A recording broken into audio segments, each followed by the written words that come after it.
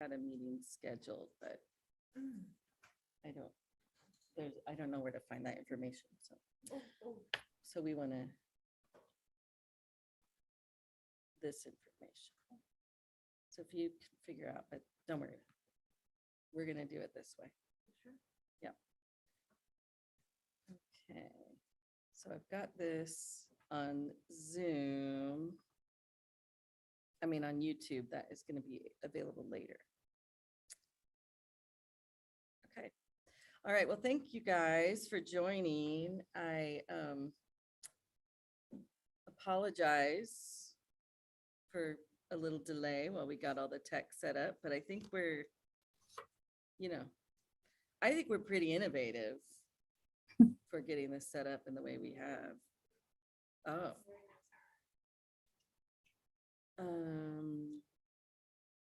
We're just one more thing. We're getting a microphone set up here so you can hear us really well.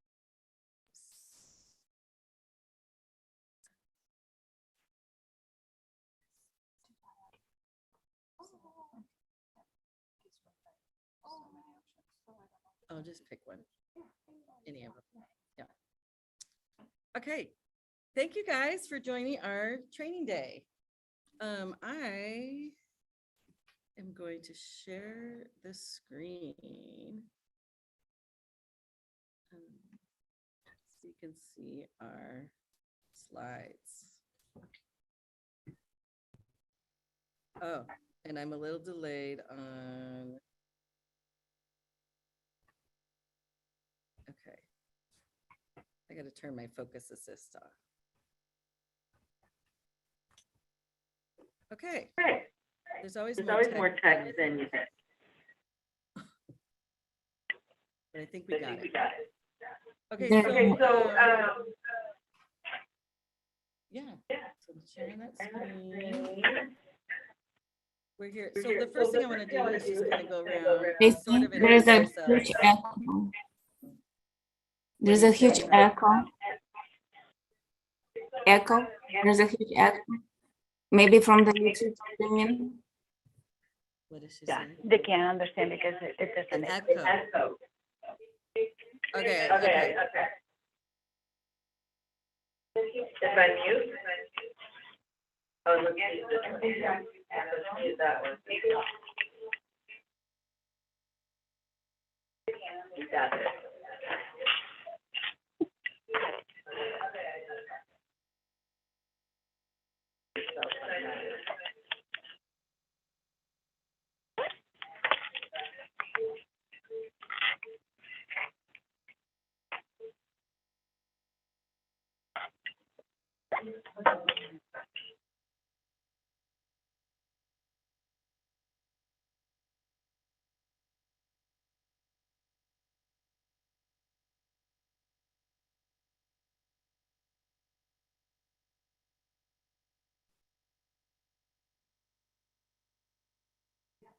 Okay, is it better?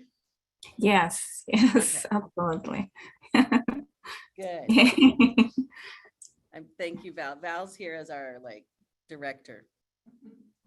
So, okay, well, we have a full day, so we'll just jump in.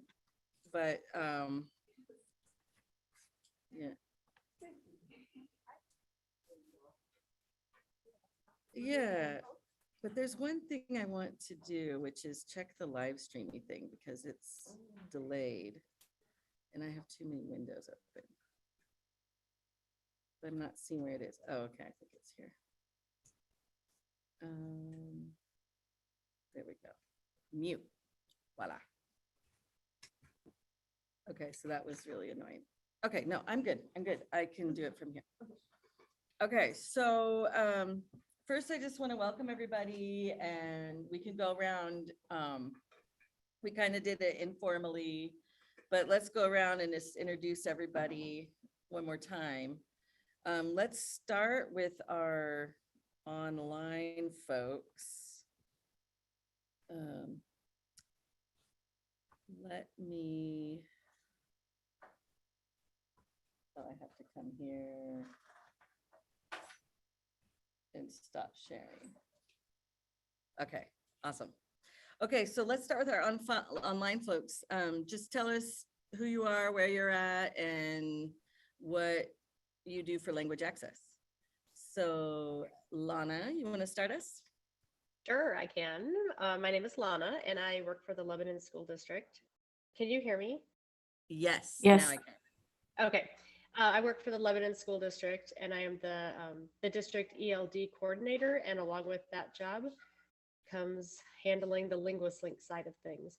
So it has been a huge, huge thing for our district this year, and I can't even tell you how many parents have been so excited to have information in their language and interpretation. So we've been so grateful for LinguistLink this year. Awesome. Annie, I see you're here. Hi, yeah. My name's Annie Toledo. I go by she, her pronouns. I work for Metro Parks and Nature in Portland. And I work on a lot of the signs projects and signs design. And so we get some translation through you, mainly Russian, Spanish, Vietnamese, Chinese translations to put on a lot of our park signs. And I'm happy to be here. All right, and then now we can go to who's in the room. So maybe Jacob can move the camera on people.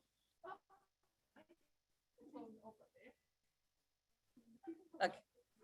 Or go up to, yeah, go up to the front. I'm Chico, and then you can call me Chi. It's like easier to call. And I'm from Japan, and I work for my A little bit away from the microphone. It's hard to hear. Oh, Come closer to the microphone. or mine. Oh, okay. Yeah. Uh-huh. Oops. Okay, we'll have Maria's for the presenters, so we have a microphone. I'm Chico. Nice to meet you, everyone. I'm the tech support. So She's more than the tech support. She does most of the development for LinguistLink. Yes. New features, and we're a small company, so she does so many things for us, so. But mostly tech related. Yeah, Right. yes. Okay, nice to meet you. yes. And before I forget, we have Val who's online. Val, do you want to introduce yourself and tell them where you're Yeah. at? Okay. That always comes a little bit of a surprise. Hi, my name is Val, and I am professional Russian translator. So I do, when we get translation requests from you guys, a lot of times I work on them myself. And also I'm the scheduler and coordinator for many projects that include schools and working with Metro and so many different agencies. I really enjoy my work at MindLink. And I live in Alaska, in Juneau, Alaska. So I work remotely for the company. She complains a lot about the bears in Alaska. Yeah. Can you imagine? Uh-oh. So Okay, beautiful. there you go. But yeah, she goes on walks and is like, oh my gosh, the bears, we can't go to that part anymore. Anyway, it's kind of a funny problem to have. But Val also does much more than she portrayed herself. She's our project coordinator. She manages all the translation jobs. And a lifesaver. Yes. Oh, okay. So she is the lifesaver. She works directly with the linguists to make sure they have what they need to be successful. Okay. So part of coming today or watching this presentation later, you will find out kind of how the sausage is made with MindLink and how much there is. So I just want to shout out to Val, how much she does for all of us and getting our projects done accurately. Oh. She's very detail oriented. I'm originally from Belarus. It's right next to Poland, and I've been in the States for about 22 years. Yes, and she does most of the Russian work too, on top of everything else. And she proofreads Ukrainian and all kinds of stuff. So she's very smart. Well, everybody is. Okay, so then in the room, I guess we have Laby. Yeah, you got to come up here. Sorry, everybody. We don't mind because we're getting our steps in. This is Laby. It's so nice to see people's faces. Hello. Hi. My name is Levy and I work at High Desert ESD with Geraldine and well, I'm the admin assistant and I just oversee all the, scheduler, oversee everything for our districts in Bend. Yeah, and I live in Bend. Yeah. Laby does a lot too, you guys. Yes. I'm like modifying everyone's introductions.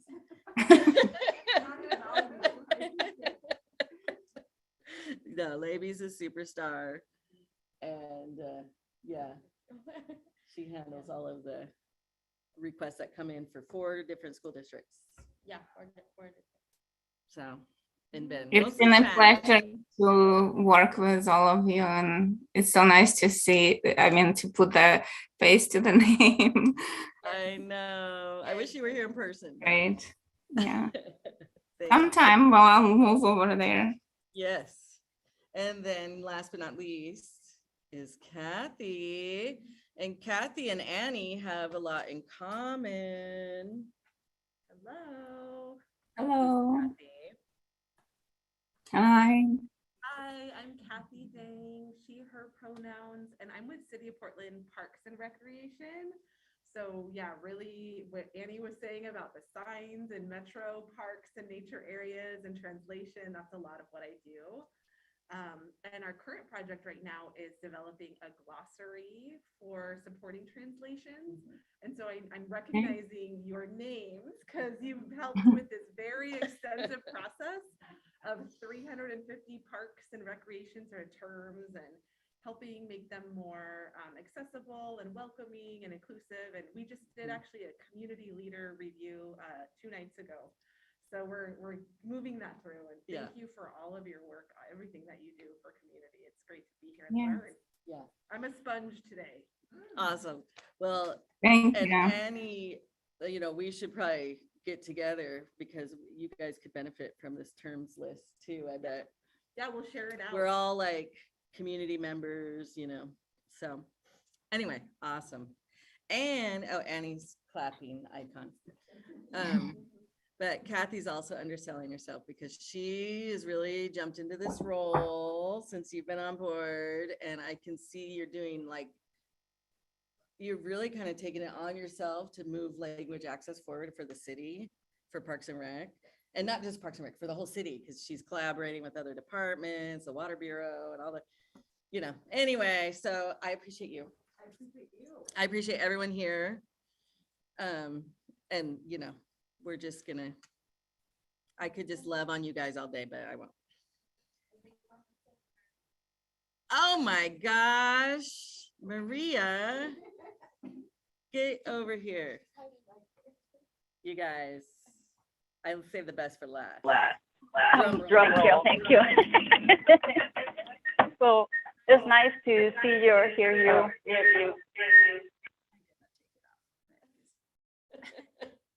This mic is interfering with the other mic and it is an echo. So Okay, I was okay. trying to get you a better voice because my voice is usually pretty, soft, but this will have to do. So I am Maria. I am the person that struggles over those glossaries to make them fit and changes things so that they sound like they're supposed to sound in the other language. I only do Spanish, so that's it. I'm not responsible for anything else. Only. So I've done some of the signs for Parks and Recs. We've discussed, this is working, this is not working. I also do interpreting, which is rare. I do both. Mhm. So She's a rare I breed. do it all. Yes, Mhm. yes. Hopefully, beautiful. Oh, man. Useful, practical. We would be Bird, lost so without Maria. This is Absolutely. Yeah, she's a very valuable part of our team. Yay. Okay. What about you, Stacy? Tell us about yourself.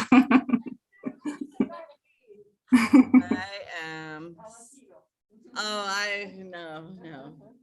I'm Stacy Brown-Sommers. I am the founder and owner of MindLink Resources. And I live in Camas, Washington. I got a wife and a kid and 3 cats. Living the dream. No, and I'm really honored to be part of this work. I had no idea when I started the company that this is the direction I would take it. I come from an IT background, and so initially I thought I was going into like consulting, contracting with technology. But what I quickly learned is, you know, there's more of a need to use technology to support, you know, the immigrant populations. And so it's been like an honor to really get to know everyone in the Portland area, all the languages spoken here. You know, working, the city was actually the first contract we ever had, 2014.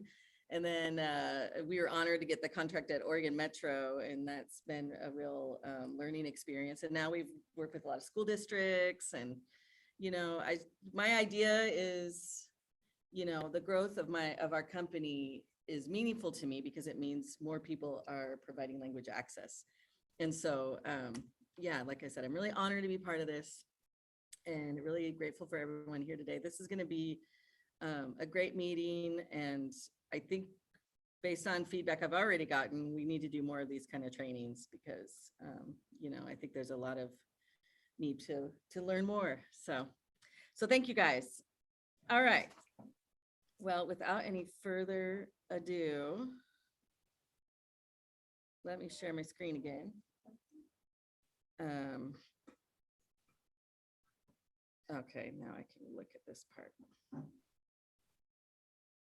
Okay, so I was kind of getting into this a little bit about our story and our mission, and I mean, I'll just kind of give you the short, just to get us back on track. But, you know, my mission and our mission with MindLink and all of us that work, I mean, the idea is not just to provide the services, but to actually help our clients like grow in their capacity to have meaningful access with the community. So it's not just like, okay, yeah, we're going to do translation for you. No, I mean, we want to like provide more of a consulting role where we're like, okay, what tools do you need to reach your people? What, you know, terms do you need to know? What, you know, how do things work? So what I always say about MindLink is, you know, yes, like Kathy's our client, Levy's our client, but really we're more partners, and the end person are the families that we're serving, right? So that's why it's a very collaborative effort. Like we work together to serve these families and these people. So so that's ultimately our mission. It's, you know, I need to put it in like fancier, you know, official words, but that's the gist. I put this little video. I don't know if anybody got a chance to see this. And I thought it was kind of fun. I'm going to see if it'll pull up here. This was our year in review. This is a 1-minute video. So don't worry, I'm not going to. This is what we did last year.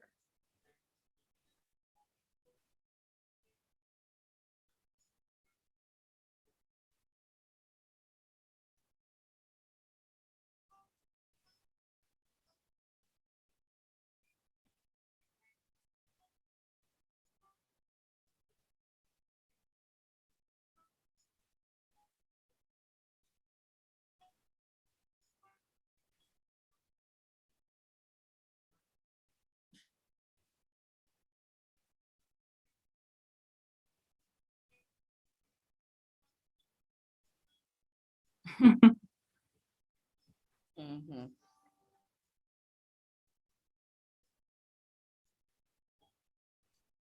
Now you guys know what I do in my spare time. I make silly things, but you know, it makes me happy. So what are you gonna do? Okay. Now we got to go back to our other presentation. There it is. Okay, so that gives you an idea of what we're about. And one of the things I wanted to just kind of have a little open discussion, and I think for those of you on Zoom, feel free to put in the chat. Val's going to watch the chat, so we can kind of get you all involved. But I just want to have a little bit of a discussion, and I made a little poll.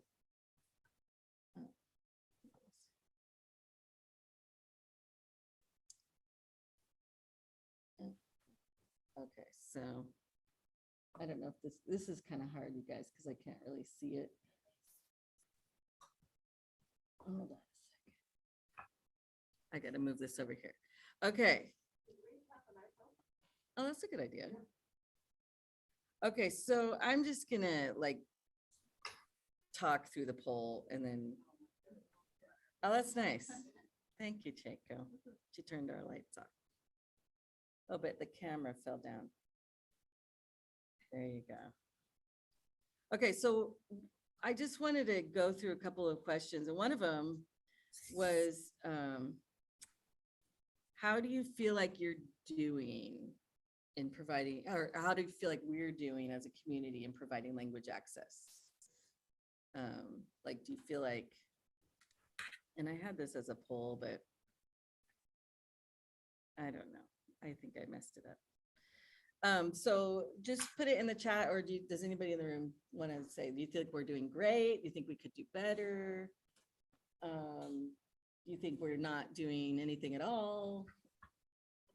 Sit over here, so I'll be close to the Close to the You don't microphone. need to see me. but Okay. That way I can jump in. Yeah, and if you do want to say what you just say, and then I'll repeat it so people can hear. So did you want to say something? I wanted to put in my 2 cents. I have been interpreting and translating for the last 25 years. I made this my career. And so one of the reasons I like to work with MindLink over bigger companies is that we actually focus on those clients. Instead of being just about how much money we can make, having 55,000 projects, which I'm sure we could manage, not just on me, please. It's more of what does that project mean for the community that is intended to. We focus on that audience, and I like to be a part of a team that actually focus on that instead of just on the business side of things, which of course is important too, and it needs to happen. So those are my 2 cents. Well, we're honored. But do you think, like in the Portland metro area, do you think we're meeting all the needs of? Since I started working as an interpreter 25 years ago, yes, that is, I mean, big increase. There's more to do, and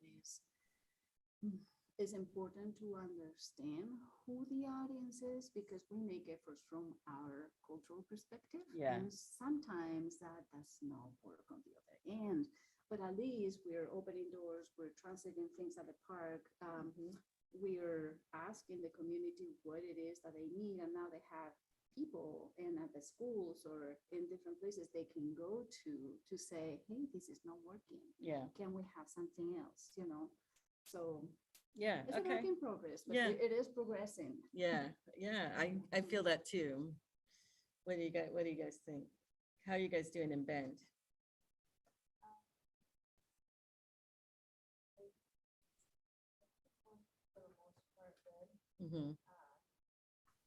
So Labie says it's going pretty well for the most part. Yeah.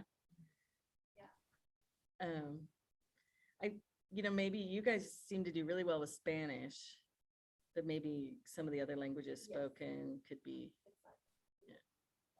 just in. Yeah.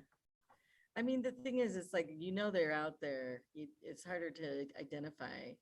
Do you guys feel like you do that with the districts? Do you have a good idea of where? I don't think so. She doesn't think they do a great job at identifying what languages are spoken where the families are. Yeah. Just mainly answer. Right, there's more, but that's part of the job. Is to figure out how to give a voice to those who cannot say, hey, I'm here, because they can't communicate. Right. I mean, Spanish gets, 80% of our limited English proficient, but it's who are those 20%, Mhm. Yeah. Stacy, we have a comment from Lana online. Yeah, So she says that our families have been thrilled and outspoken about having information in Spanish, Vietnamese, and Cantonese. This is the first time we have had any sort of organized system. So we have so much more projects that we can give to families. yeah, that's awesome. It makes a difference. I mean, Lana's in kind of a rural area and she's fighting the good fight, and like getting people on board and, it's good. Can I have Oh, yeah, please. Can I have some input too? I'm coming from a different state where language support is almost non-existent. And I keep telling Stacy that you guys are doing such a great job at the state level, federal level, school districts. We simply have no support whatsoever. And even our websites are never considered to be translated so that other, communities who live here would understand it better. So from my perspective, you're doing a really good job, but of course I cannot assess if you're meeting all of your needs or not, but you're doing a great job. Yeah, cool. You want to add anything, Kathy? Hear me over there if I speak up? Can you hear her? Yeah. Yeah, they can. Yeah, for Portland Parks, I think we're doing okay, but we can do so much better. Mhm. And I think that's why I really appreciate MindLink is it's about the quality and meaningful access and being proactive. So not showing up to a meeting where someone needs interpretation and Yeah. not a plan for it. Yeah, And so I think our big gap is kind of like planning ahead and being proactive and making sure our staff feel empowered Mhm. to like set up these services. So I'm really curious about that sort of standard practices and processes because it's been sort of like a last minute add-on for a lot of projects and jobs. And then, the quality goes down or the stress goes yeah, up. yeah, And yeah. so that's sort of, and then I wonder, because we're not tracking as an organization, like comprehensively how we provide meaningful access, it's hard to know what gaps, because we have so many languages. Right. Spanish is definitely big, and Russian, Vietnamese, and Chinese.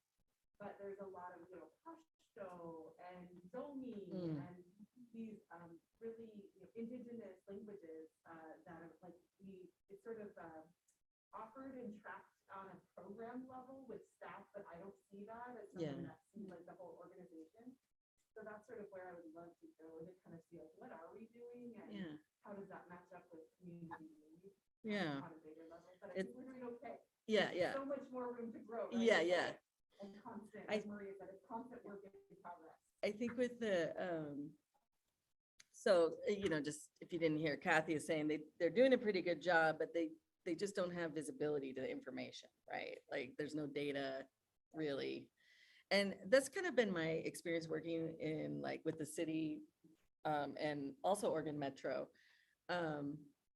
That, if you have like certain people in departments that get kind of passionate about it and think about it but maybe we could do better on an overall system, right? So it is just kind of part of okay, we're setting up an event. What are we doing for language access? Like that's kind of part of it. It's not just up to a person to kind of have that interest, you know what I mean?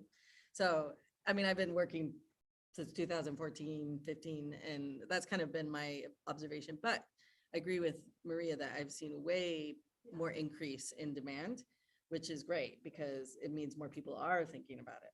Right, not only that, but the community is going to change and the needs of the community are going to change. So it's never going to be done. Yeah. Forget that. It's That's a always whole, going to that's a be whole a work in topic. Like progress. we know we're going to get an influx of like Ukrainian immigrants. What are we going to do to support them? We already are getting like Syrian people coming, so what are we doing to support them? So, there's a lot of things on that level, but I think,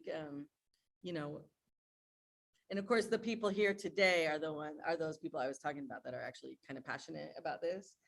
but you know, what do we need to do to spread the word, you know?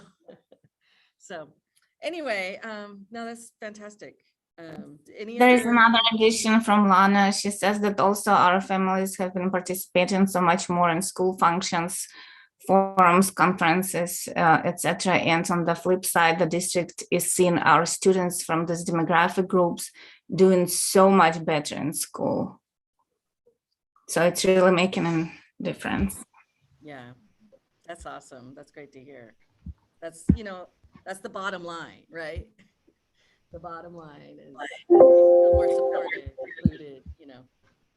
So awesome. Hey, I just let in Patricia, who is also part of the MyLink team.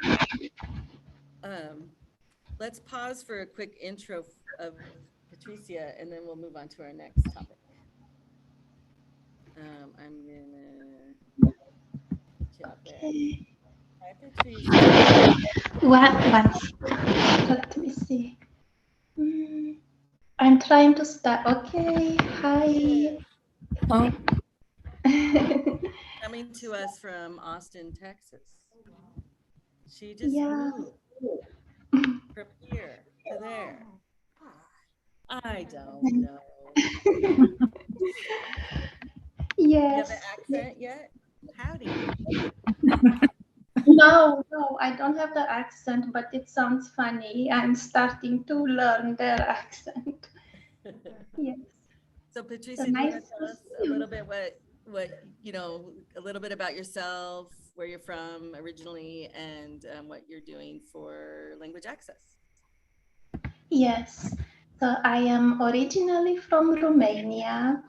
That is Southeast Europe, bordering the Ukraine, actually. And I came to US about 20 years ago, I would say, and I studied German. So I speak multiple languages. I speak English, German, Romanian is my native language, and I speak some Bengali, an Indian language, a little bit, and some French. And I studied languages in Columbus, Ohio, and then I moved to Portland, where I stayed for many years until my family and I decided we are done with the rain and clouds and we are moving to a sunny place. Yes. And with Stacy, it was really good because Stacy lets us adapt a lot. So I was able to support Stacy remotely from Texas without any problem at all, actually. And I help with mostly with interpretation projects, but also general HR. I'm helping. So in this way, I help all the teams with resource needs. And sometimes I jump into small Romanian translations and help a little bit, which is also fun. Great. Yeah. Well, thank you, and I'm glad you could join us today. Yes, of course. Part of why I love this work is because I get to work with such diverse teams, and you know, as you can see, and we also, who's not joining us, is our team member Agnes, who is in Poland. So you can imagine when the war broke out, we had several of our staff meetings were dedicated to kind of how's everyone doing, how's your families, how, you know, and yeah, but we're doing all right. So, okay, let's move on to the next topic, which is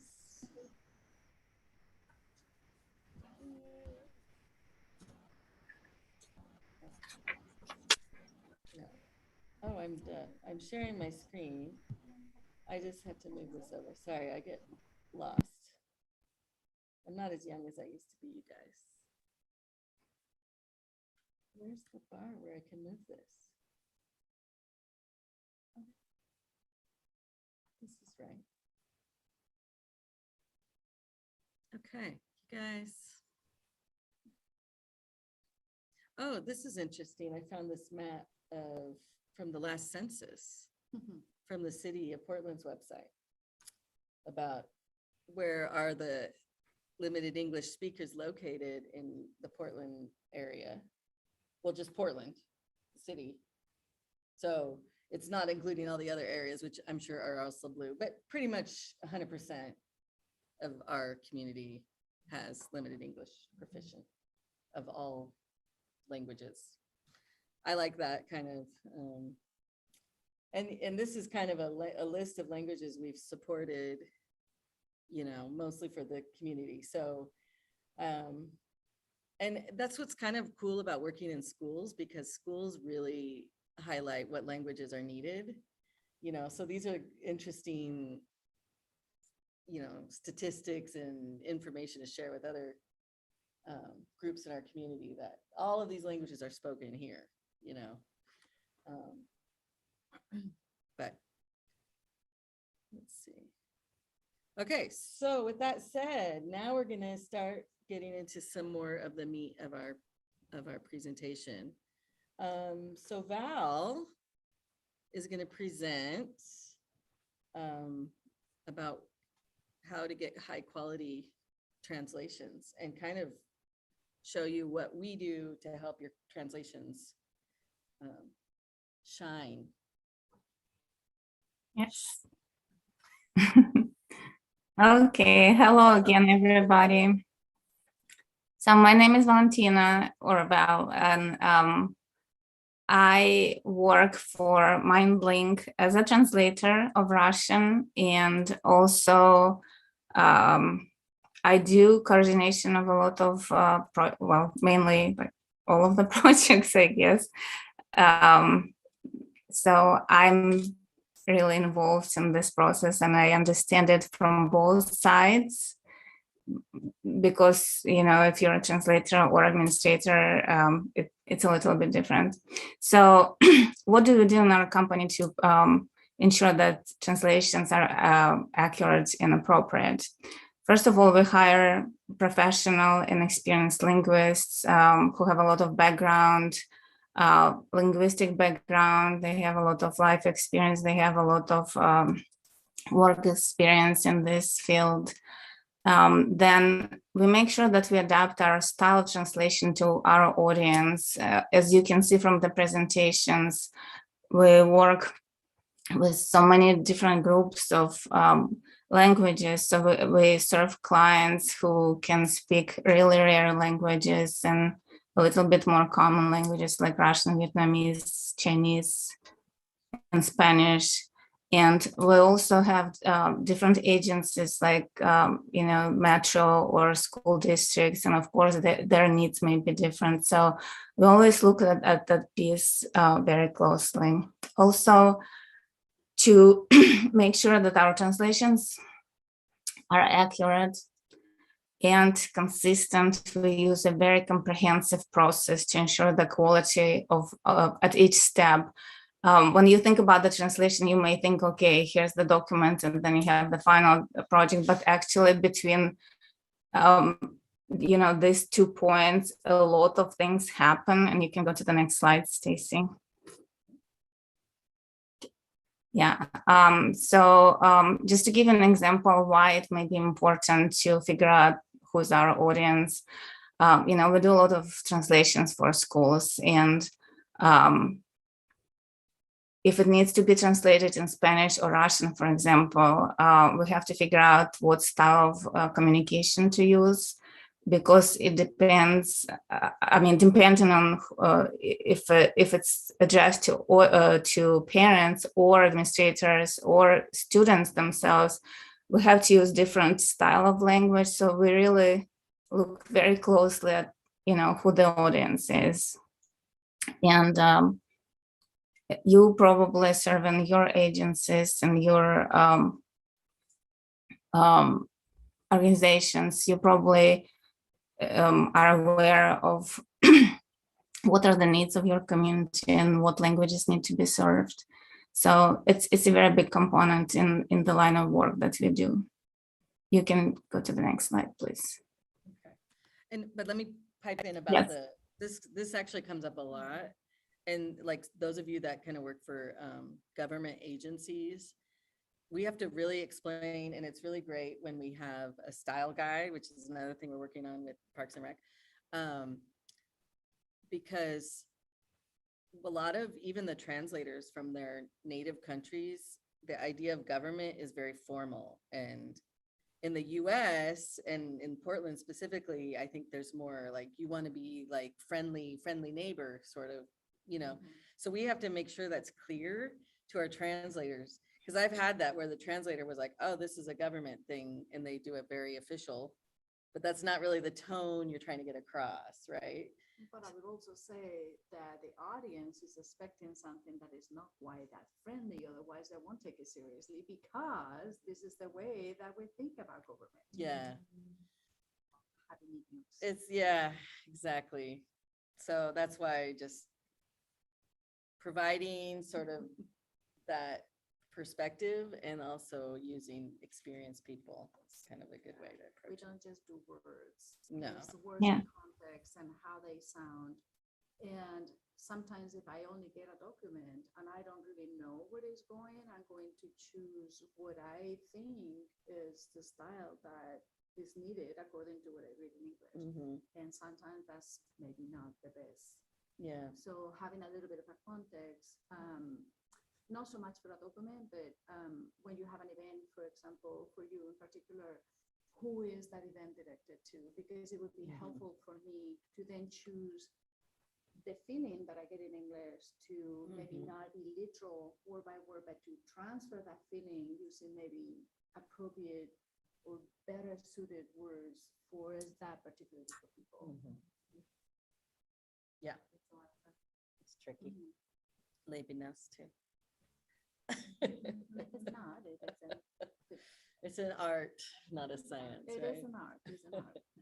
Okay, Val, sorry about that.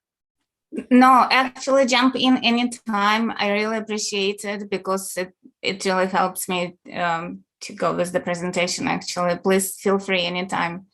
So in this slide, I just wanted to point out the main languages that are identified in metro area after English that are important because of the number of the people who speak it. So usually we get the translation request for the 4 languages listed. There are Spanish, Vietnamese, Chinese, Russian, but also I see that actually in the last half year that we get a lot of requests for the rest of the languages: Somali, Ukrainian, Romanian, Nepali, and Chukies.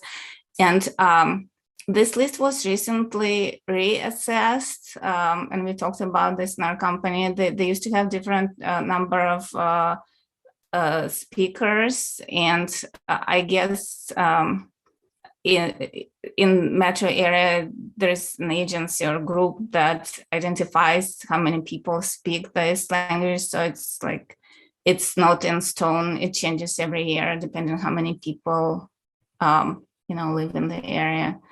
So It's updated with the census, but okay. you know about that, Kathy? Because there's a 10 safe harbor, and I noticed on the City of Portland's website, I think it's out of date. It hasn't changed. We haven't updated it yet. So there's a language access coordinator for the city that kind of works with local demographic data to update it. Okay. But yeah, like, wasn't Arabic? Arabic was included on this list, the previous one. So Yeah. there's a lot of questions like, why can't we, and I'm like, you can't. I add was Arabic. confused why we removed it. Right, because we know there's a lot of speakers. So I think that's the caution, right? Yeah. We really need to know the community because we know there's gaps and there's distrust in government. Yeah. So the census is not correct. And Right. For many reasons. So more about understanding the community. Yeah. But this is a good guide. This is kind of, But- as you see at Parks, this is like a baseline guide. Yeah, yeah. We're always adding to it, I guess. Yeah. Because I know we're doing a project, I think for parks, for 15 languages right now. Yeah, for the- And there's languages we haven't done in a long time, like French, which makes sense because of all the African immigrants. But Yeah, I got this list from Metro website. Actually, their Department of Language Access and Equality, I think it was called. I don't remember exactly, but yeah. so to get into this group, the number of speaker has to be 1,000 or more. Right.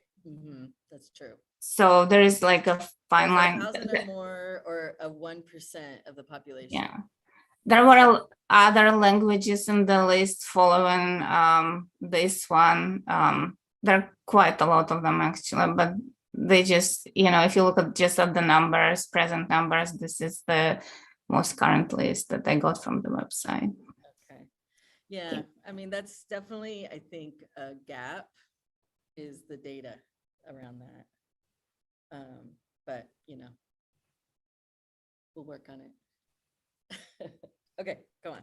Okay, next slide, please. Okay, this is just a visual presentation of how comprehensive our process is. It's not linear at all, you can see. It's not A to B. So we have different participants in the process. We have the requester, scheduler, translator, reviewers, desktop publisher, and then we have a quality assurance team. And I'm going to talk about each stage a little bit more in depth on the next slides, but this is just to give you a visual representation. A lot of things can happen with a translation project. So you can go to the next slide, please. So what happens when we receive the document? We examine the translation source document for many characteristics. So first, we look at the deadlines. We decide if it's a rush job or not. Then we try to determine if we have translated a similar document in the past. This is important because we use the CAT tool, a translation management program that actually saves the translation memory, and we never have to translate the same content again. So if you, for example, work on a water quality report this year and then come to us next year and just need to make a few updates, we can run this document through our system and figure out what updates are, and then just work on the updates and review the document as a whole at the end. So that saves a lot of effort. It also is good for consistency because we don't have to assign same context to like a different group of people. We can make sure that the content is consistent through the years. We actually have a lot of projects like that, where we just do the updates year to year or month to month, and it works really good for everybody. Then we tried for consistency, which also ensures the quality. We look at our team of linguists because we know which linguists are good with the particular content, and we try to assign that content to the same people because we already had experience working with them. Then we look at the volume of the job request. Back this year, back in January of this year, we had a very big project going on. We had 20 documents that were pretty large, and we had to translate them into at least 5 languages, I think. So we were talking about 100 jobs. And, for me to manage all the jobs, it would be possible, but difficult. So Stacy knows how to set up this process automatically so that it's a little bit easier for us to manage. So we have to look at the volume of the projects. Normally, we don't use that process very much. I just assign the linguist to the project, like per project. And we usually have a translator and a reviewer. Then we look at the format of the file. If we get a Word file, it's pretty straightforward. It's easy to manage in our system. If we get a PDF, it can get a little bit more complex. So if we get a PDF, we'll look at 2 things. If we need to do a desktop publishing, then the project goes into a different workflow process where we have the editor, and then we have proofreader, we have our QA team involved. If it's a PDF that doesn't require desktop publishing, it's easier. We convert it into a Word document and then translate it in our system. And so we look at all these things, and then we're ready to set up our internal process. You can go to the next slide, please. And because of the different nature of the tasks that we perform, our workflow can differ a lot. The most common workflow or workflows are the first maybe 3 ones where we do translation and revision, we do translation and proofreading, and translation, revision, proofreading. Once in a while, we get asked by the client to do the back translation, and we did that with our terminology list, and that worked really good for us because sometimes, especially when you translate phrases outside of the context, if you don't know what they are, the translation may be different. And people may assume different things, when working on a task. So having the back translation, then having the feedback from our clients is really good, because then we know what context they wanted us to use, and we can make changes and discuss these changes. Do you want to explain what back translation is, just for people who might not know? Maybe, can you? Because you know it better than me. Well, essentially, back translation is once you've translated the document, you can take that translation and then you translate it back into English, and then you can compare the two Englishes. And a lot of times we just use Google Translate to do the back translation back into English. It's not perfect, but it does highlight if you totally got the tense wrong, we did planting, where plant could be a verb or a noun. Yeah. And it's very different. It's good to catch inconsistencies, Yeah. not to present that document to anybody. So we don't. Yes, we're Google not. Translations. No, This is an internal use of Google Translate. So I think that's basically what back translation is. And it's some of our clients use it, especially if it's something that requires, high quality, something that's going to be permanent for a long time. If it's an event, you might not need to do that, right? Worst case, there's an error. By next week, the event's over, So it's just, but it's nice to know kind of some of the quality options that we have available, and when you might want to use those. Okay. But understand, back translation requires more work on you a little bit. That's what we warned Kathy. I was like, we'll do this if you're ready. But it was helpful because I got to kind of see a different perspective. Yeah. And see words that were really problematic, because it's coming back into English, and I'm like, oh, why do we use this word in Portland Parks? Mm-hmm. Art pod is not really, Yeah. I'm having the burden is on the linguist to kind of use the art skills. Yeah, they don't always know.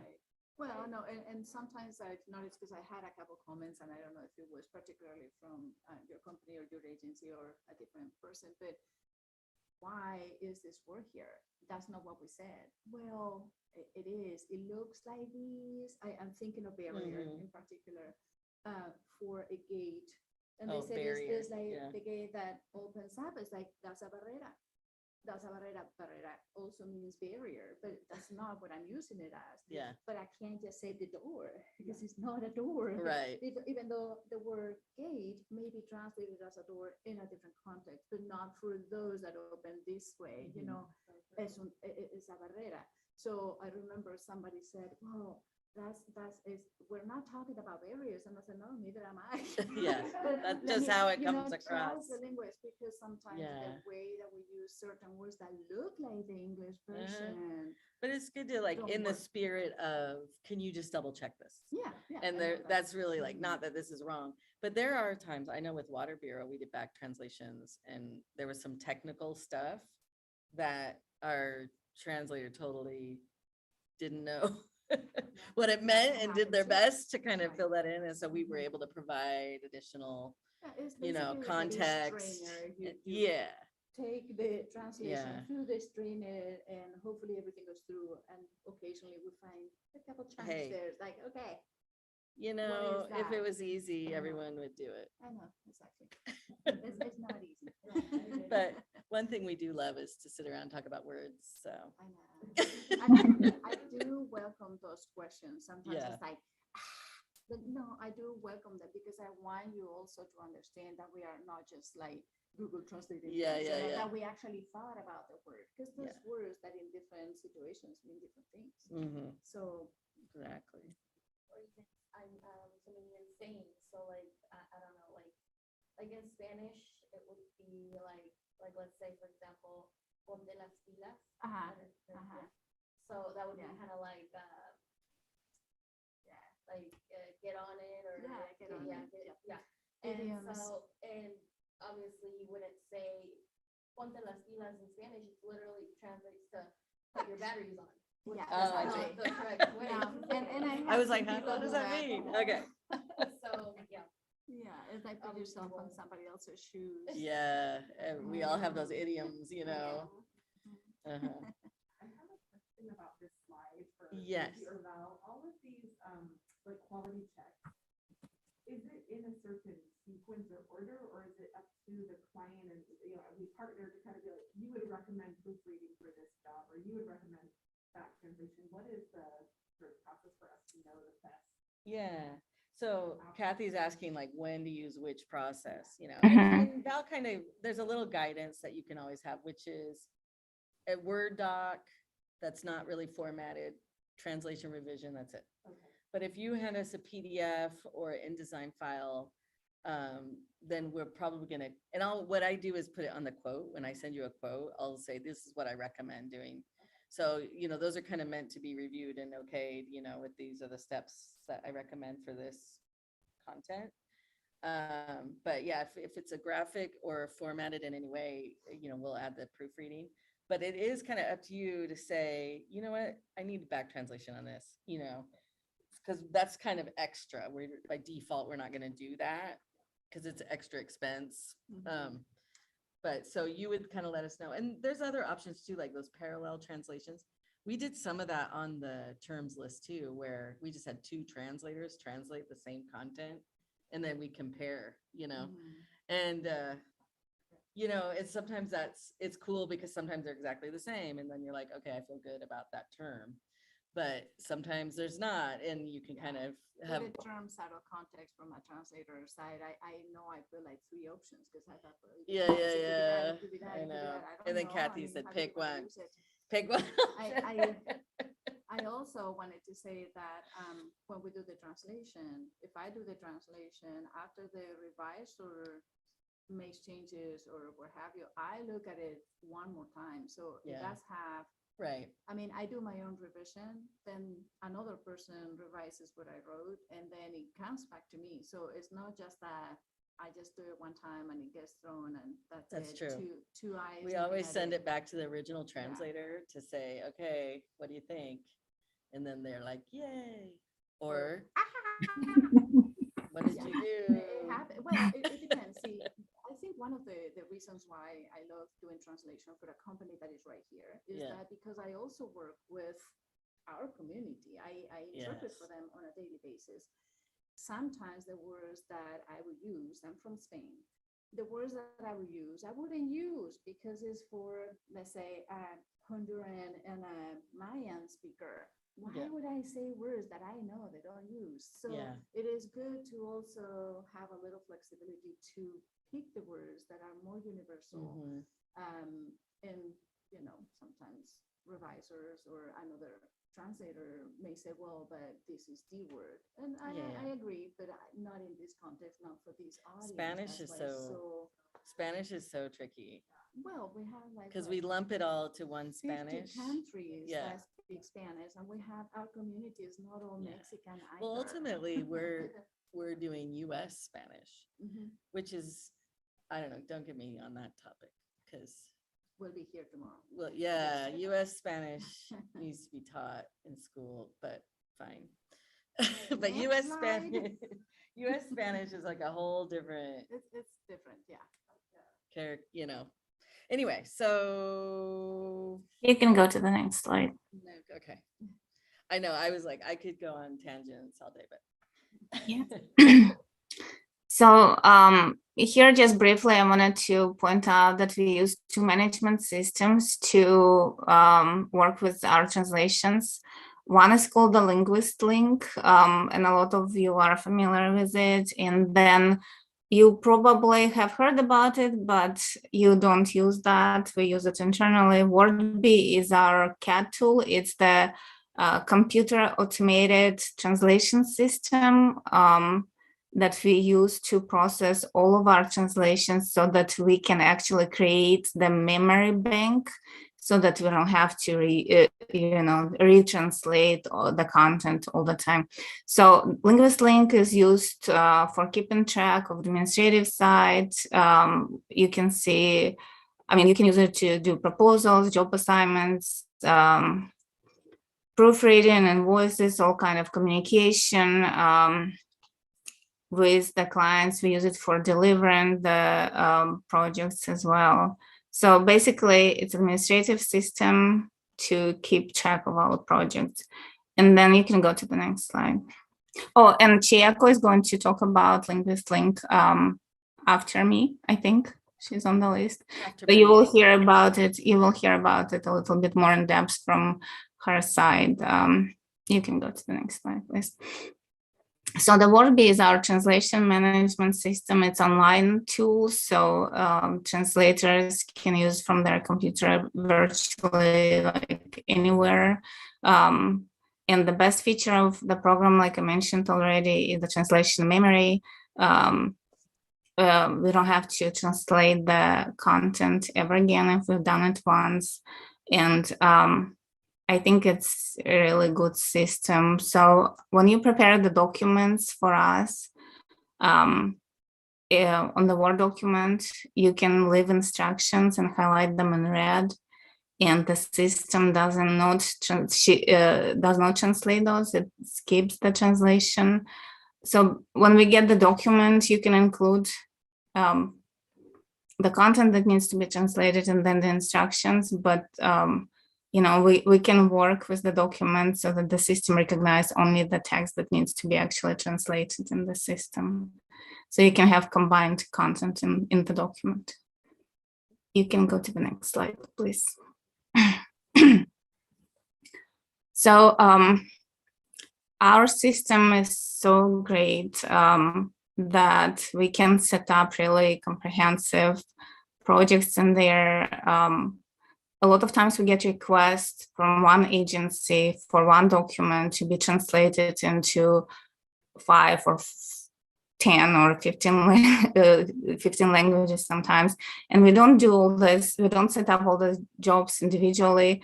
It comes under the umbrella of one project, and then we assign them to different linguists. So you don't have to create templates for each language. We just need one source document for you. And then our system is so great that it will do all the rest. Yeah, it's good for clients to know that, because I think we have well-meaning clients that will prep documents in each language. And it's like, I mean, we use them as a reference, but in WordBee, we just take an English source document and then it does the rest. So, yeah, so you can see a little bit. See people waste time when they don't. Yeah. You can see some of the tabs from the program. So basically what happens, we upload a document into the program, and the program runs it through the translation memory, figures out what content was translated, what not, does all the word count, produces a quote for the client, for the translator and the reviewer. And then there's discounts when there's a matching phrases, matching words, we discount those. Yes. And then under the jobs tab, we create a list of the jobs that are associated with this project. And then we have a place where we finalize the documents, and then we make sure that we save all that information into our memory so that we can reuse it. So all the projects that were once in WordBee, they would stay there for good forever. So we can always go back and look at them if we need to, or reuse the content. You can go to the next slide, please. So the most common workflow, like we mentioned, is the translation, revision, and then the final check, like Maria was saying. It always comes back to the translator, and then we make sure that there are no formatting errors. It looks good. We strive to make all the documents look like the originals that we receive, and it's one of the parts of the quality assurance. We make sure that we have a good document on the output.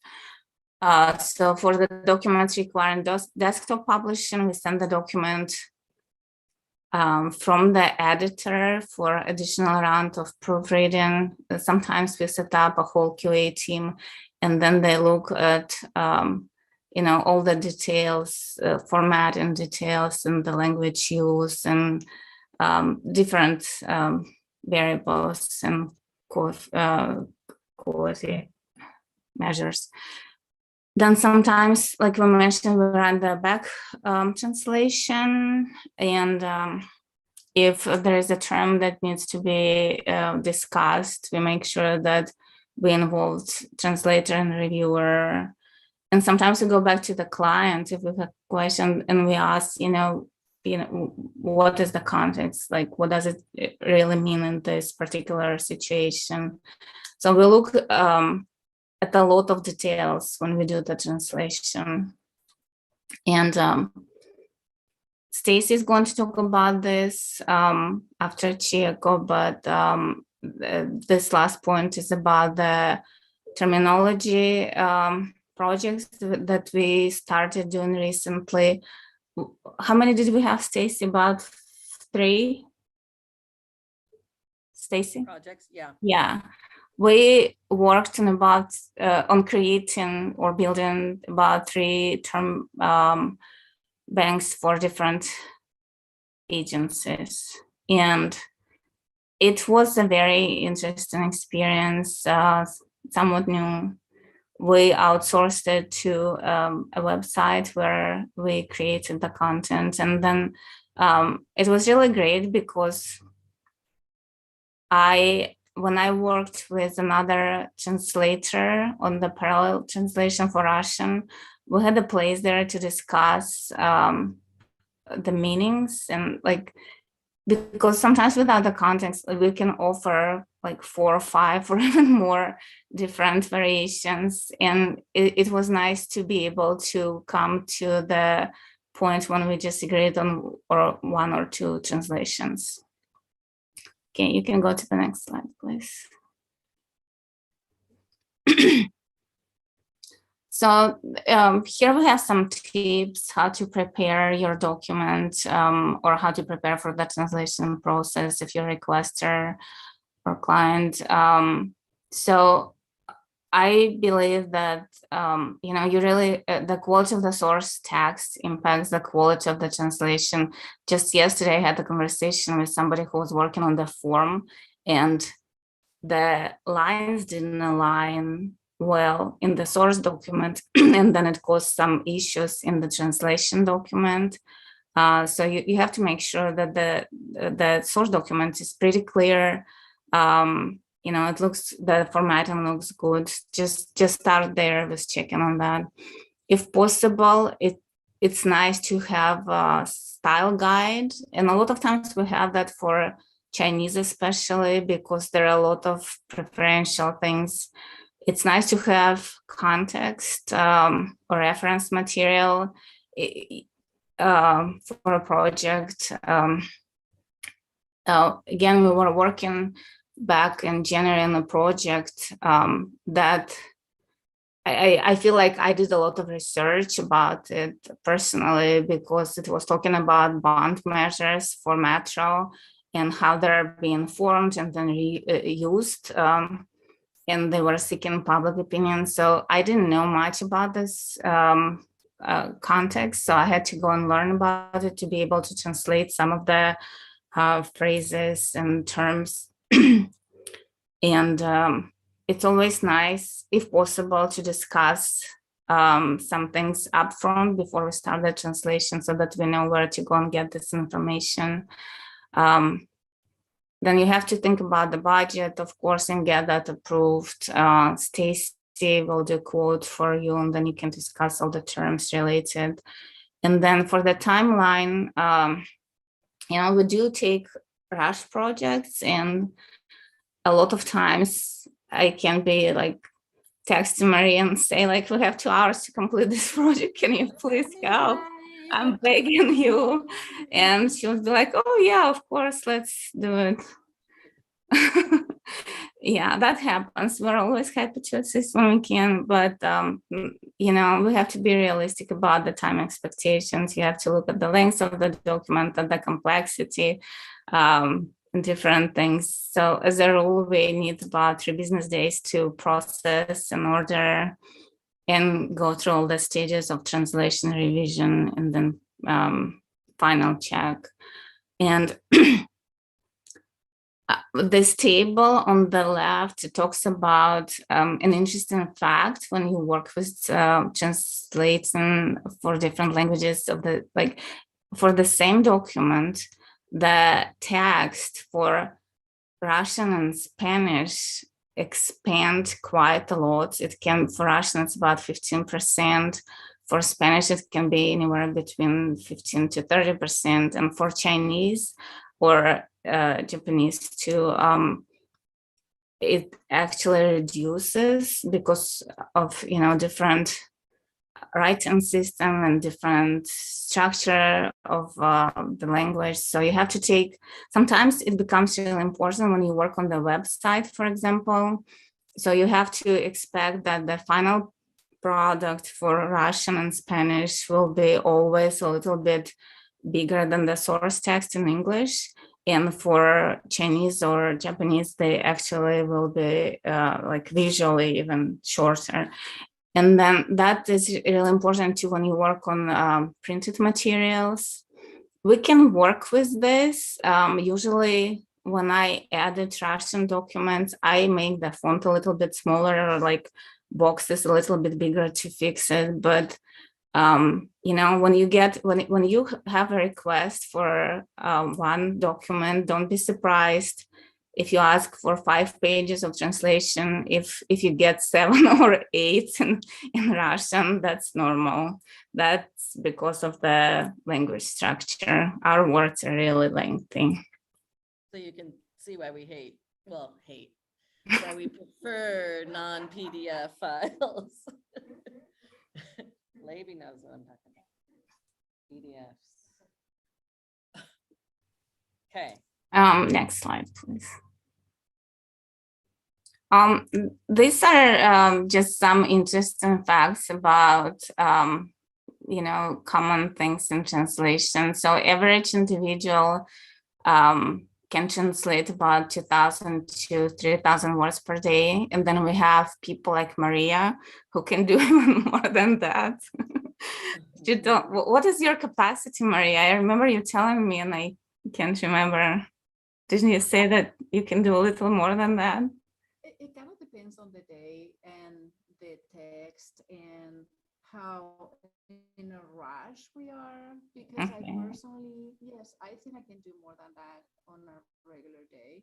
I usually do the translation at night after working on other projects or interpreting for most of the day. So if the text is not clear in English, and we do have better writers that provide better documents in English, and we have some that are a little challenging. I have to actually read the sentence several times because I'm trying to be very accurate and precise, and I'm having a hard time maybe understanding where they want to go with it. And then in our system in Wordby, the text is not all in a big, like you're going to receive it. It is cutting segments. And sometimes, most of the time it's very useful, but once in a while it makes me have to go up and down or past pages because cutting the text takes away from that flow and that context, and I had to go back and forth. So it kind of depends, but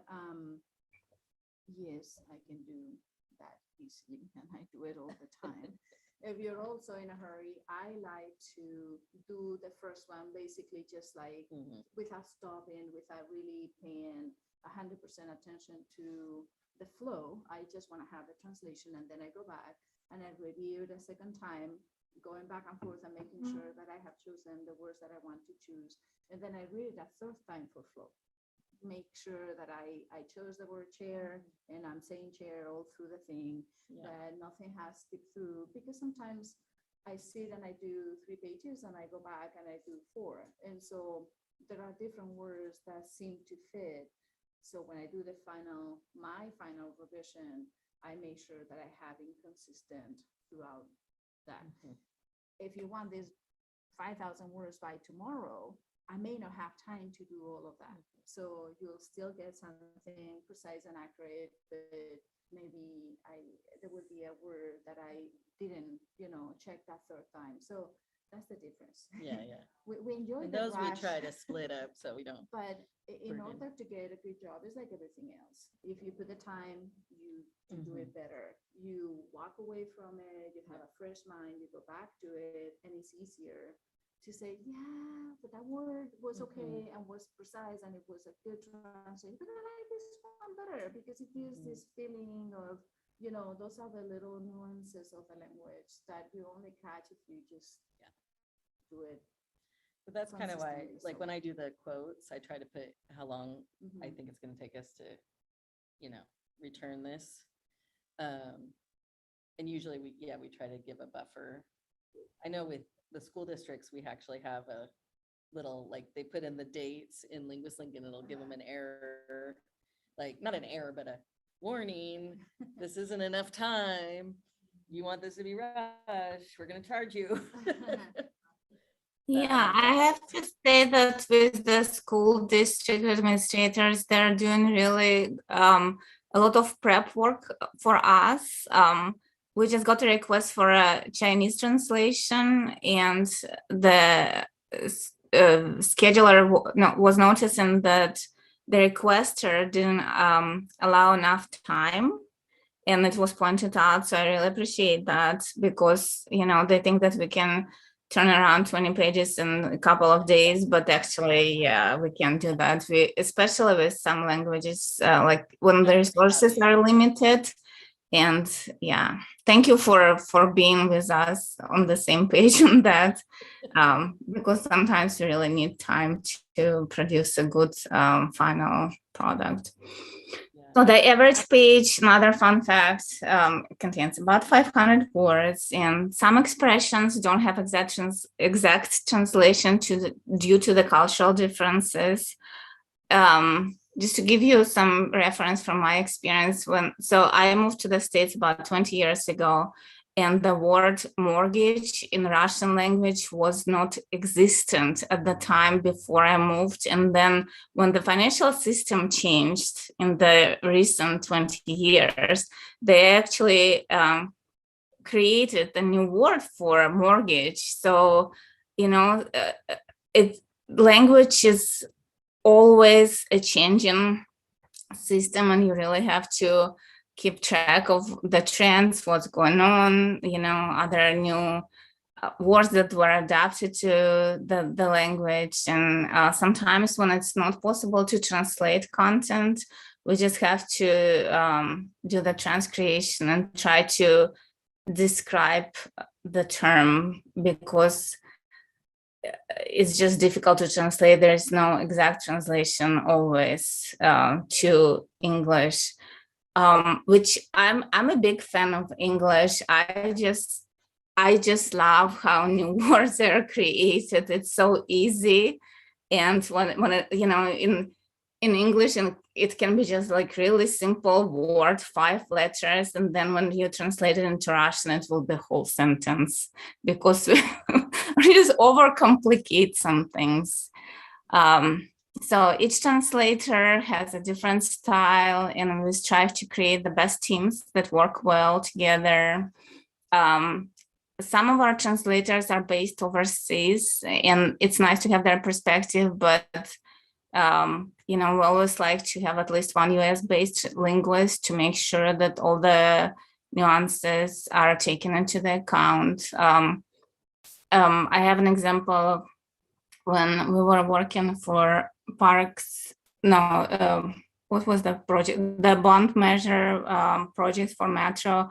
I remember that translators who are outside of the United States, they were translating some names of the fish, and actually Maria and her colleague reviewer that are US based, they know how these terms are being used in the community here. So they were given their feedback on that. It's really important to have people who have experience living here in the US when they do the translation. Yeah, another example is like Vietnamese. If we try to use US based as much as possible, but we have gotten feedback before from clients, community members, that we were using. It was almost too new because the people immigrated in the 70s here, and the languages evolved to Vietnam. And so I think there was some project we had to use. We were using both there and here, and then it was like, yeah, we don't talk like that here. Like, it's just really, language is so interesting once you kind of dive into it, It is alive. It's like if I did a translation in Spanish from Spain. Yeah. That would be very accurate, very non-useful. Yeah. Because that's not the vocabulary that is being used in our community. Right. Well, we even provide UK English because English is differently spoken. Yeah. In the different locales. But I like to tell people they changed, we didn't change. We speak the original. I'm pleading the fifth here. They changed. No. I'm one step to get in trouble here. So I think it's important to keep in mind that who is the audience, right? you got to know the audience. Yeah. The audience, where they are. Yeah. That's always even the Right. the translation. Yeah. Audience in mind, Yeah. It's interesting because some of us on the team have experience working with Intel, and they will take their products to the country. And it's like a totally different approach to translating it, because you're like, okay, now we need an in-country review. It's like opposite. So we have in-country reviewers in the US, So, it's just kind of a different approach in knowing that audience for sure. Okay, I believe it may be the last slide. Yeah, I think so. Excellent, Val. Time for questions. If you have any, please do ask. Questions, or put them in the chat, or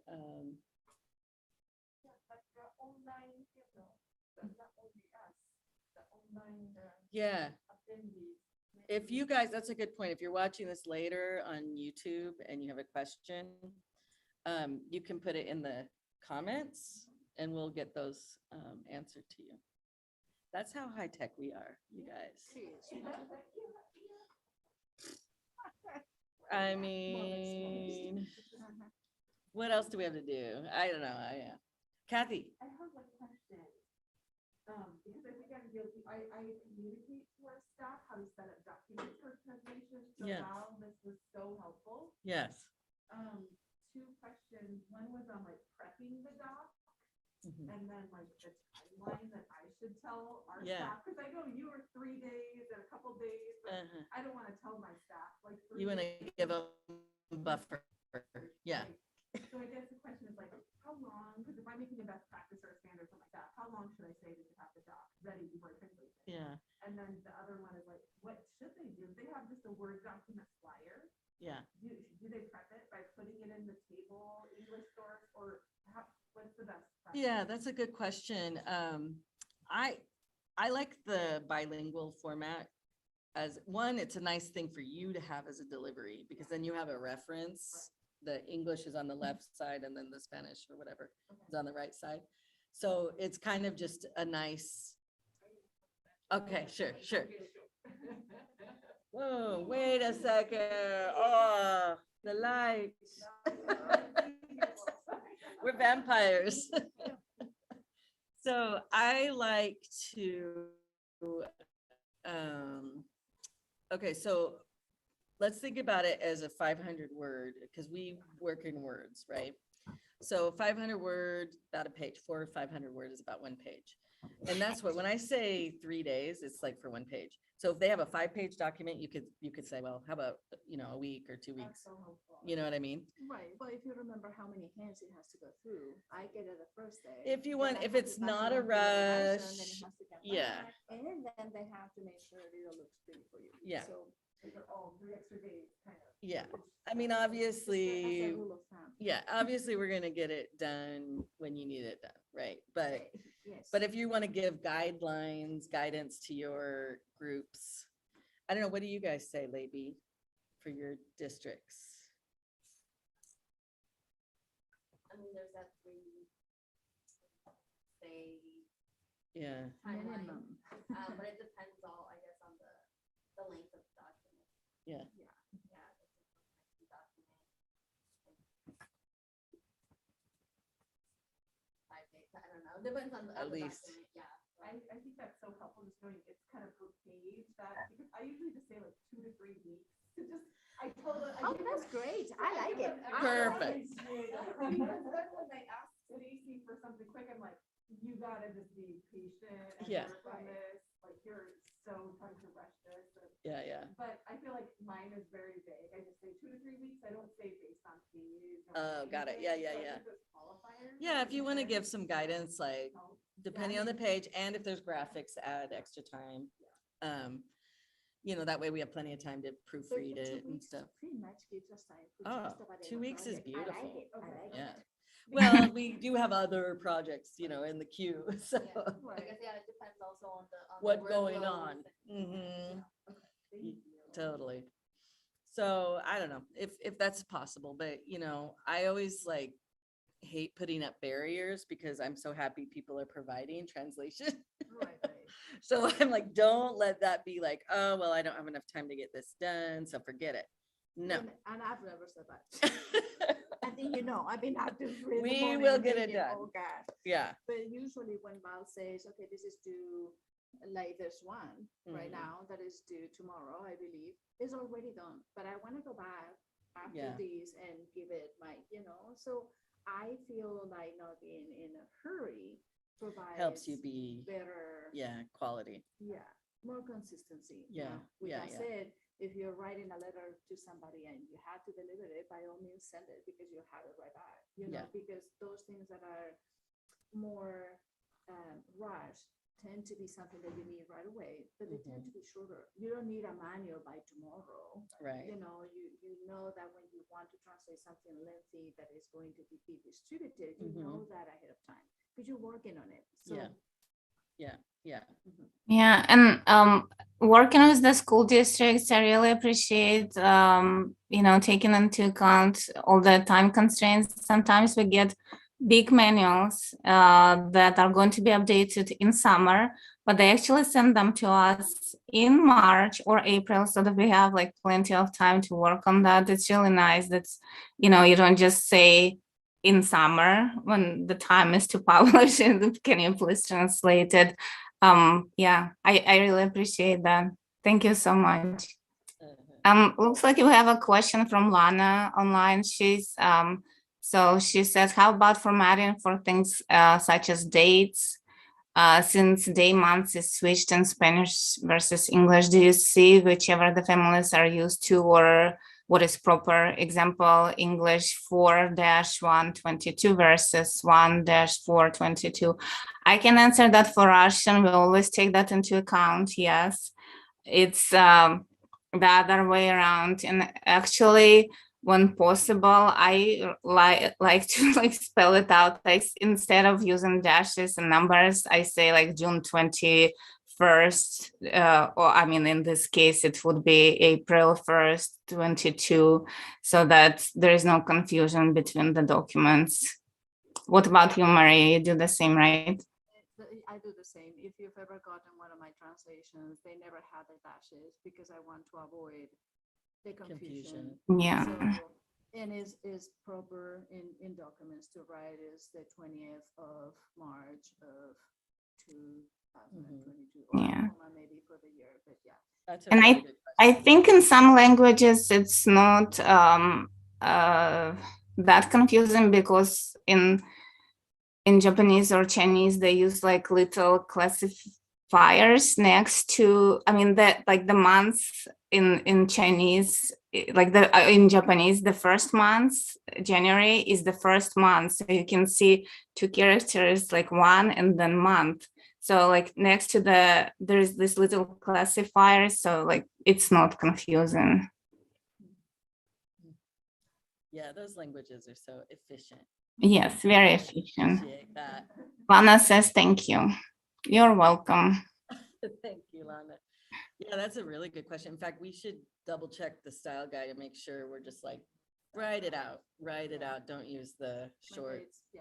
Oh yeah, and same applies to different things like dates. I mean, sorry, not dates, the time.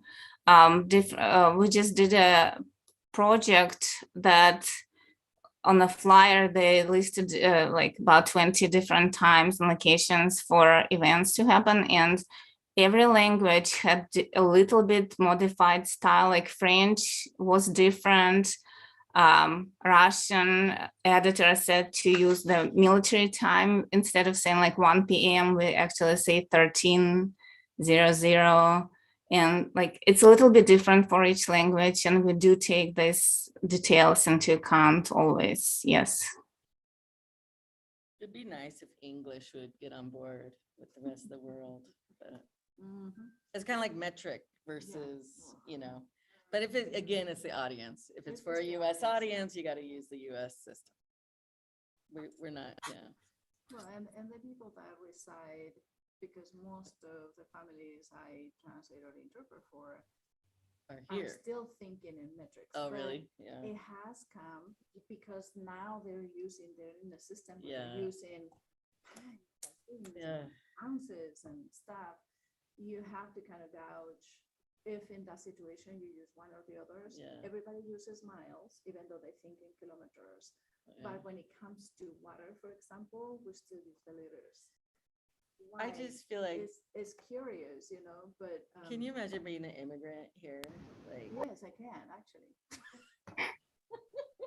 I mean, I guess I've experienced it the other way because I lived in Europe for a while. But And it is a joke, but I have to say, I think this is why some of us can identify with a need and can guess Yeah. at that need. I don't read minds, but I've been there when I moved and I Yeah. said, why?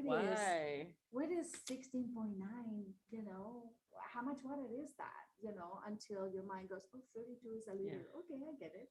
Like, That why makes does sense just to me. everything have to be different here? Like Fahrenheit, Celsius. I have a funny example about that. One time, you just have to experience it sometimes. One time in winter time, our heating system in my home in Alaska broke.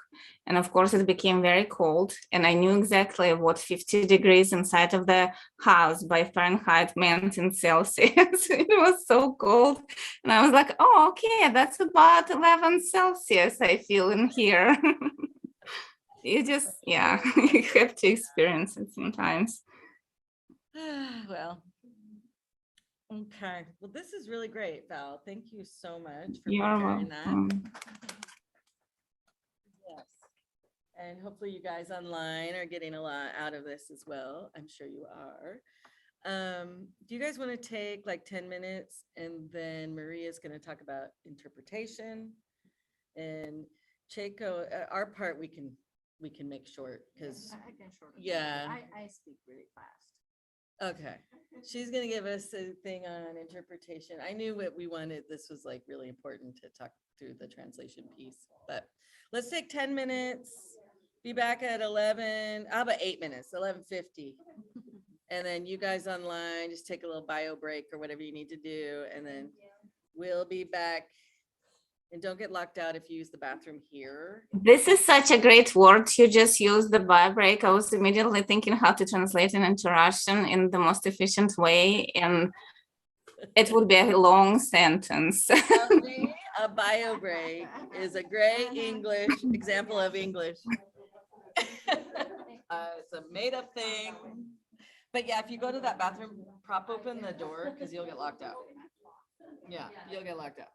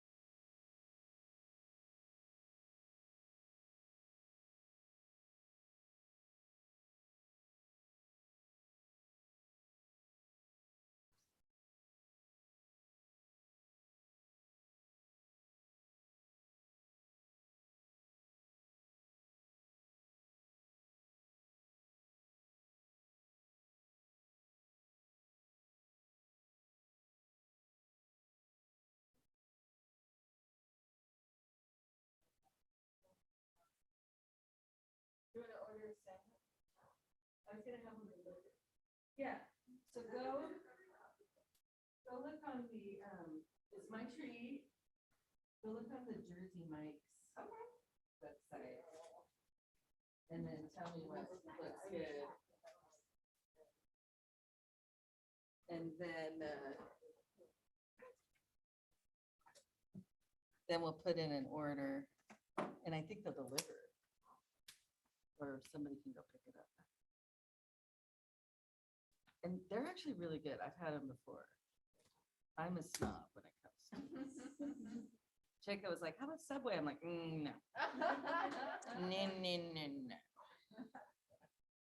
That is not. Can I specify the sandwich? Yes, you may. No dressing, nothing, just fruit and pepper. Just spread. I would probably eat the contents of the sandwich, not the bread. So let me see if they have. They might have something salads. With Yeah. that would be better. Yeah, I thought about that too. Sides, drinks, desserts. Yeah. Or maybe you can make them as a salad. Veggie. I think they call it the naked sandwich. Yeah.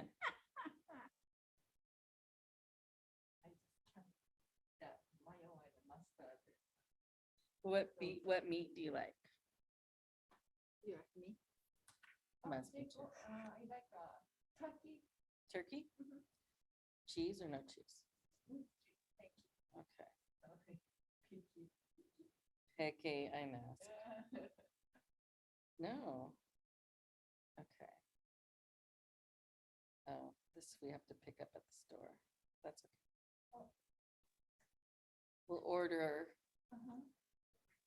Yeah, and then we'll send somebody. Okay, what are they called? Again, so I can look. Jersey Mike's. Like the Jersey cow. I know.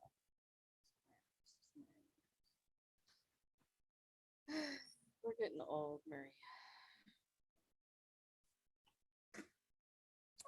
Did you see I brought bagels from Cedar Street? I did not. Well, you don't eat carbs, I know. but Cedar Street in Camas. Is in Camas. Mhm. Yeah. It's okay. This is kind of lame. Okay, come on. All right, we got to start up again because people are going to be here. Maria. Maria. How do you solve a problem like Maria's not a Maria? problem. Not a problem, except for eating. Find me something that. Do you want to sit here or sit at that's okay. Chaco's? Sit at Chaco's so they can hear you. Okay. You wanna put the You have a good. presentation here? She's got the presentation. It so she's should gonna be do here. that. Yeah, I just kept it. Yeah, I have it right here. Well, they can hear. Okay, me, yeah. so, oh, you want to sit there, but then they can't see you. I know. Oh. She looks so good. Well, we could put that on mine too.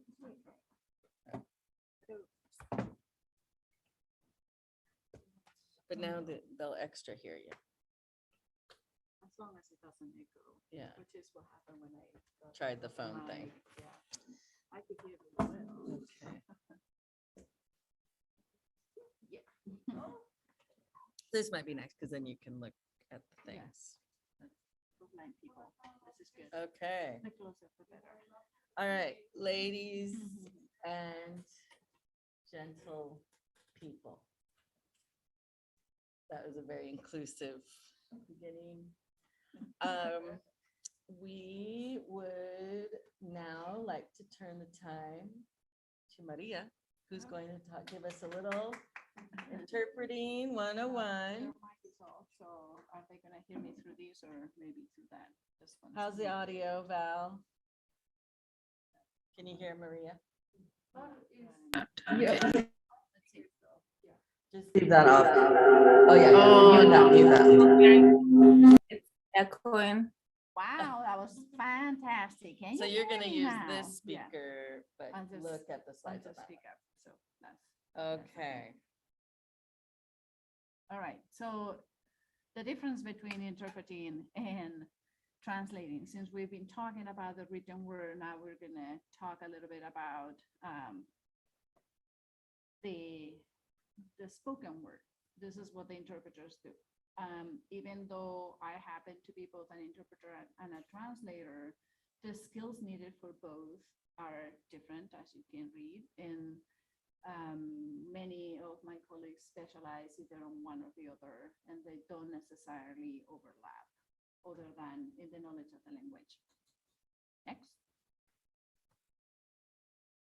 I'm going to go fairly fast through some of these for both our time and because I assume that most of you have worked in some manner with interpreters. So some of these things you will have seen and are familiar with. However, ask questions or ask me to stop and clarify something if you need to along the way, and I can fill in or can give you specifics or examples as we go. But basically, an interpreter does facilitate communications. They clarify things that may not be obvious, like the barrier example that we talked about before. That was a gate and not a barrier. And they add this cultural piece to do a better communication, to open the door to that possible misunderstanding when somebody comes from a culture, whether it is the person that needs the interpretation or the person asking the provider, or the, some kind of disconnect that will exist. This is why you need an interpreter. I would say that there's a fourth thing that we do, but not probably, well, maybe on the school settings. Sometimes we advocate for our clients when there is a misunderstanding that we can see a systematic breakdown, when they think, for example, that they cannot ask for an appointment with a teacher. They think that they just have to follow. It happens on the medical field, but on the legal field, sometimes a little more often. But it is a fourth thing that occasionally happens to be our role. We see the breakdown. It's up to us to say, I believe this person needs something that they don't know exists, so they can't ask for it because they have absolutely zero knowledge of how that works. This becomes part of our opening the door to inclusion, So, next. These are the manners, especially the last two. They used to be rare. Now they're very common thanks to COVID, which is here to stay. And I think we are asking our agencies to help us through the process, because some of us were not used to doing all these technical things. How do you as an interpreter feel about going on site right I now? have been going on site. Okay, I have been picky about where I go. okay. Like, Well, for example, I don't go to the hospital unless it's Okay. for something related to someone not being sick. But I have enough experience and enough work that I can be picky about where I go. Because I find it's hard to find interpreters that are willing to go on site. Okay, Yeah. Well, another thing that happens is that I don't mind traveling 20 miles per se, unless you start paying the mileage, because, hey, gas is $5 a that's the other gallon. thing. As an independent interpreter, you have to cover those expenses today and be paid whenever. So for some people going to a remote area, baby, just like I can't do that. So having video interpreting and over the phone are good things to have for some of the things we do. I prefer in-person interpretation. Part of the reason is that if I can see your face, I know I can tell there's understanding, something went wrong. I can read the body language. I can clarify things that over the phone is impossible to know. The tone may not correspond with the conversation. A lot of the things we do are much richer face-to-face. And those of you with me here, I can't stop moving my hands. I miss all that over the phone. So I can't tell if someone's getting irritated or, the tone doesn't always tell me all those things. I think it might make sense to update our guidance. If you want an on-site interpreter, you need to make a request a week, 2 weeks out. Would you agree, Lady? If you want an on-site interpreter tomorrow or even in 2 days, It's gonna be hard. you're not gonna find anybody. And part of the reason is the way that we work. So, as an independent interpreter, I have my calendar and I start booking things up, usually with a week or 10 days in advance. So there is a chance that there is some space to add an on-site appointment, but A, it has to be somebody local, which in some remote areas is gonna be very difficult. And B, we need to calculate the time. So this is how we do it. You need to be specific and tell me if there's an IP, it's not going to last an hour, please ask for an hour and a half minimum. Yeah.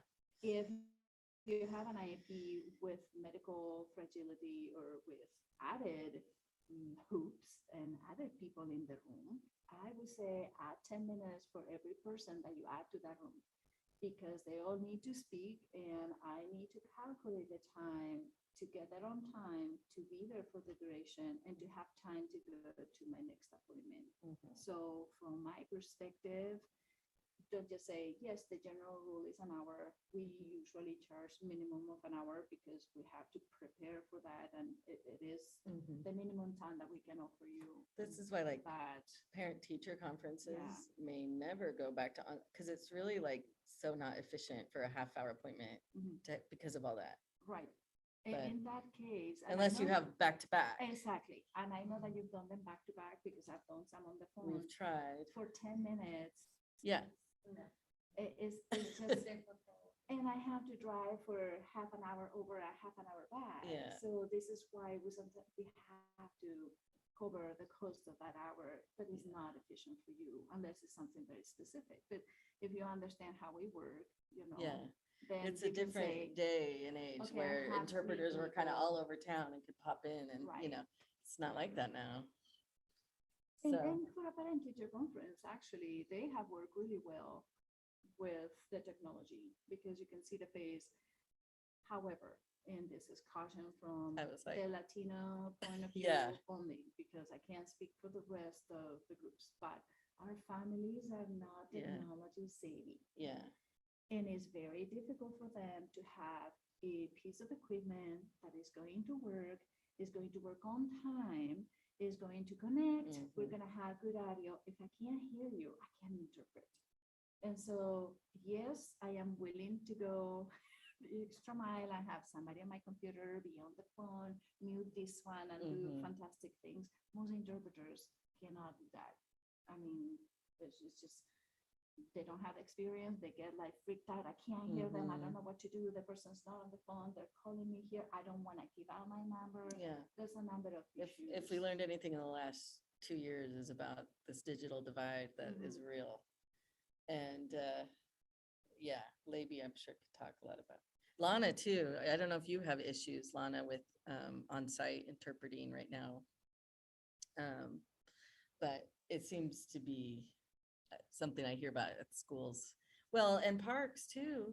It's for Because you do everybody. trainings and we try to get people out there, but it's like, Frontline staff has maybe a home mobile phone, and so we don't want them to use the technology that isn't provided by the business. yeah, It's hard.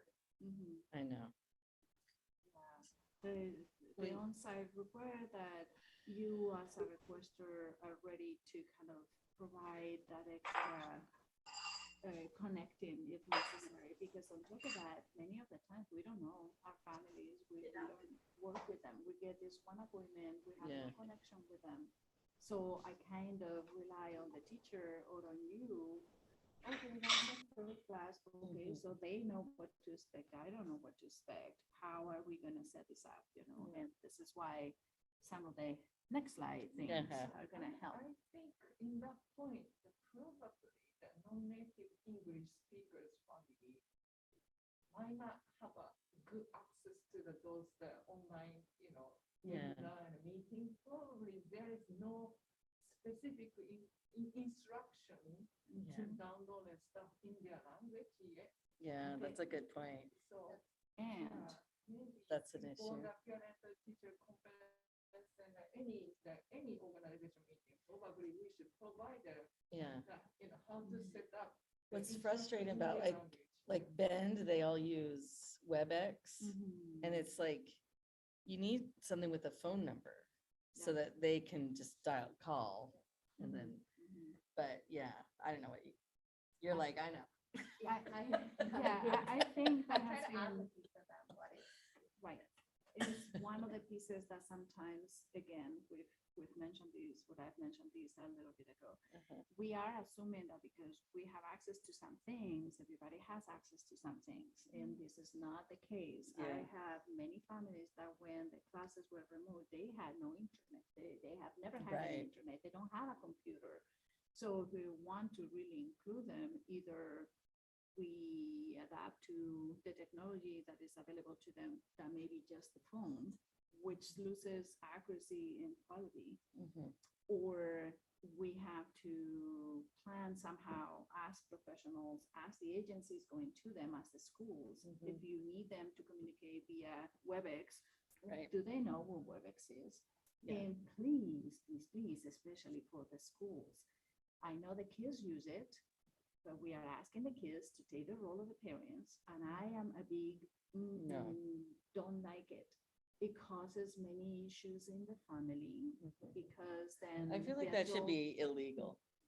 Kids should not interpret. No, but it's not just interpreting, because you're asking the child to set it up, because they use yeah. it in school, but you're asking the child to do the role of the parent. Yeah. And it has a name in social work, is the role Abuse. reversal. It causes, that's my second career here, so. But they come together, because we have, if we want to work on inclusion, we have to do it the right way. It's like not spitting words, is a whole lot of, how do we bring these words so that they make sense in this situation for these families? So, Yeah. This is gonna be, I think, our challenge for the next few years, is kind I of think so. supporting this, figuring it out. I don't know. Do you have more thoughts, Leighton? You're in it every day. It will be different for every agency, because Parks is going to be leading mostly for adults. So they might be able to Well, work they with do a the lot for families. kids. They do a lot for kids. But not independently. It's usually family, True. the notice goes to the parents bring the kids. But on the schools, it's like, it's mostly directed to the kids, and you have to bring the parents in. Yeah. So that mechanics, is a little bit different. But I feel like the schools maybe could work more like parks in that, like directly, work with families. I don't know, you guys. I don't have a solution to that. It's just, something that needs to be seen from your perspective, to see, okay, knowing that this is on the other side, how do we open that communication? Well, for sure, I think a couple of things for sure. Allow more time for on-site than we used to, for on-site scheduling. That's it. The world's different now. We have to allow more time and more expense. Reality. Well, and this is the thing. You can ask for an appointment, let's say, the last 2 hours, and you might need to negotiate, are we going to charge for the 2 hours, or do we have a minimum, and then we bill in increments, and maybe the appointment lasts an hour and a half, you just pay for the hour and a half. Some places have a 2-hour minimum, especially when you're remote, because you have to cover the travel time. So either you pay for mileage and travel time, or you have to pay for time. We do a 2-hour minimum. That covers, that Right. implies that travel time's covered. That's for stuff. Yeah, but that's just what we do. Right. And I have different interpreters who have different requirements. And so I usually just pass that along to the client. Well, if you want this person, they can do it, but it's, da, da, da, da. So, so you have to communicate that. But then the other kind of observation is we need to be sensitive to, again, the audience and what technologies they have available. Everyone's got a cell phone. And every Zoom call has a phone number. So they could always dial in to a conference or a meeting. But if it's a training, if it's something like that, how, so it's kind of like talk through it, like what are our options? I think for the trainings, it could be a good thing to actually call these individuals with an interpreter and discuss, okay, so you signed up for these, or we're offering you these. What technology are you familiar with these? Do you have a cell phone? Do you have a camera on your thing? What can we help you with? We What could can do a provide? hybrid like we're doing today, Right. you know? But And- that conversation needs to start with the Yes, person in up particular. front, we need to plan. It And needs to with the be, families, when they come up for open Mhm. night, you could ask that question. It's like, are you familiar with these? If we were to go back to remote, what was your experience? What Mhm. did you have available? What would have been helpful? Mhm. Just in case. The teacher or organization, the English speaker, they have the computer to, do the meeting. Correct, yeah. So the person who is not native speaker goes to their office or, for Right. a meeting. And the interpreter doesn't have to go to the place because at least one people, the English speaker, should have the internet connection. They should have So- an online meeting. But the reality is, and I think Lana would agree with me and Levi would agree with me, in school, some of the educators are not savvy. Yeah, that is it. And so then you're like double whammy. Right, but at least they have the school support. There's somebody in Somebody school in the that could help them school get should there. be there to support those. In their same language. Yeah, what I find multiple times is that they're expecting the interpreters to take that initiative Yes. to help out. Yeah. And then the it's interpreters think there's a miscommunication. something- Yeah. Yeah. Oh, because like Maria can do it, like figure it out, Well, but not every interpreter. I have, it's not really my job, but I care about that client. So I will try anything that I can, but it takes out of my time. Sometimes it kicks me out of the meeting in order to Right. reach over the phone with the person. Yeah, But I see a room full of people for an IEP. I know it's important. I will try. But as I said, it's like you may find interpreters that don't know how.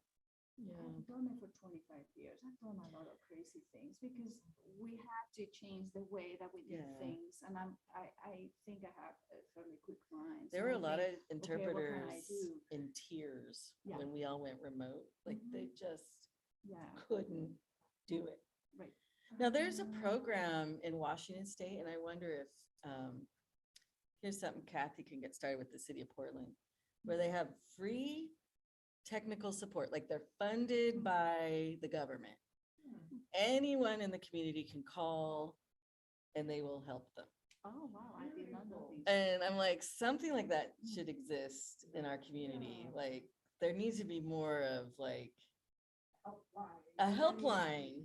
Actually, the Portland metro area has it, and my area, In Hillsborough, yeah. Washington County, the library. I had provide that a- thought. I'm like, libraries. They provide the online, not online, in class, but they teach you how to use the online meeting. Yeah. However, many people doesn't know that program. So maybe that's, we could all like help find out what's out there. Let's communicate it out. Yeah. For High Desert ESD, we have, I think that, like, it's called like the Oregon Help Desk. Yeah. And so they basically can go in there and ask in, whatever language. And I think it's like they go into each school site to check like how to log on to, for example, and then they use like Canvas. Yeah. And stuff like that, like, and they have like instructions and they're able to help them over the computer, but obviously they're not tech savvy, It's still, yeah, It's you're still still kind of, it's kinda not hard. perfect, Yeah. but it's something, Now, that's very clear what's going on. Yeah. Each, the school district or, organization, they have a different level of the Yeah. difficulty. Yeah. So I want to include our online folks. Do you guys have any thoughts or solutions? Let us know. Val will tell us if you comment, or you can even unmute yourself and tell us. I just unmuted myself. Okay, that works. This is So Lana. yes, so as far as on-site interpreting. I am very lucky to have 3 staff members who are willing to do the in-person ones. And we have had to schedule around them, like schedule those meetings and stuff around their schedule. But I mean, it is allowing us to do the in-person interpreting. And a lot of the parents, prefer that for a lot of the meetings. So they're pretty flexible and willing to work around the times. And then as far as some of the tech stuff and things like that, I think I've had more times I've wanted to beat my head against the wall because of staff members not knowing how to use the technology than anything. But I did, I did some training with my staff who did the interpreting and translating for us on how to use some of those technology pieces like Zoom. And we kind of went through and tried to, a bunch of different things. Okay, scenarios, this happens, how do we fix it? What do we do? So that they weren't caught completely off guard. And sometimes there is something that happens that you just, it's completely new. But I tried to make sure that we at least have 3 or 4 that I usually use for those types of situations who are pretty savvy on the technology side of it. So that's just kind of what I've done. I figured I can't help everybody, so I'm going to go with my team and start there. Yeah, I think that's good.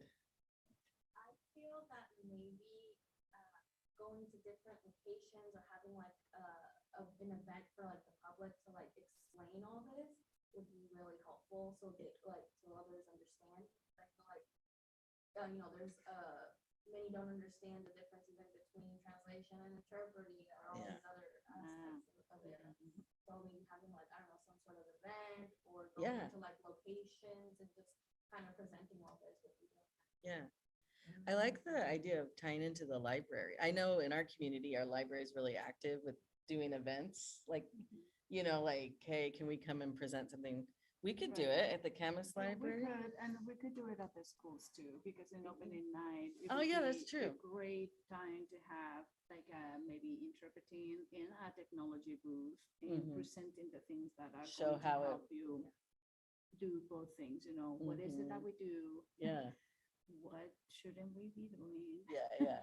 And Do's how and to don'ts. access, well, because it is true, sometimes you're expecting this person that just go here online to know what's going on, which sometimes we don't, because sometimes we get an appointment, you have to be here at 3:00 on such day. Okay, it's a school, I don't know if it's an IB, if it's a reprimand for behavior, if it is because there's absenteeism, and it's not the same thing.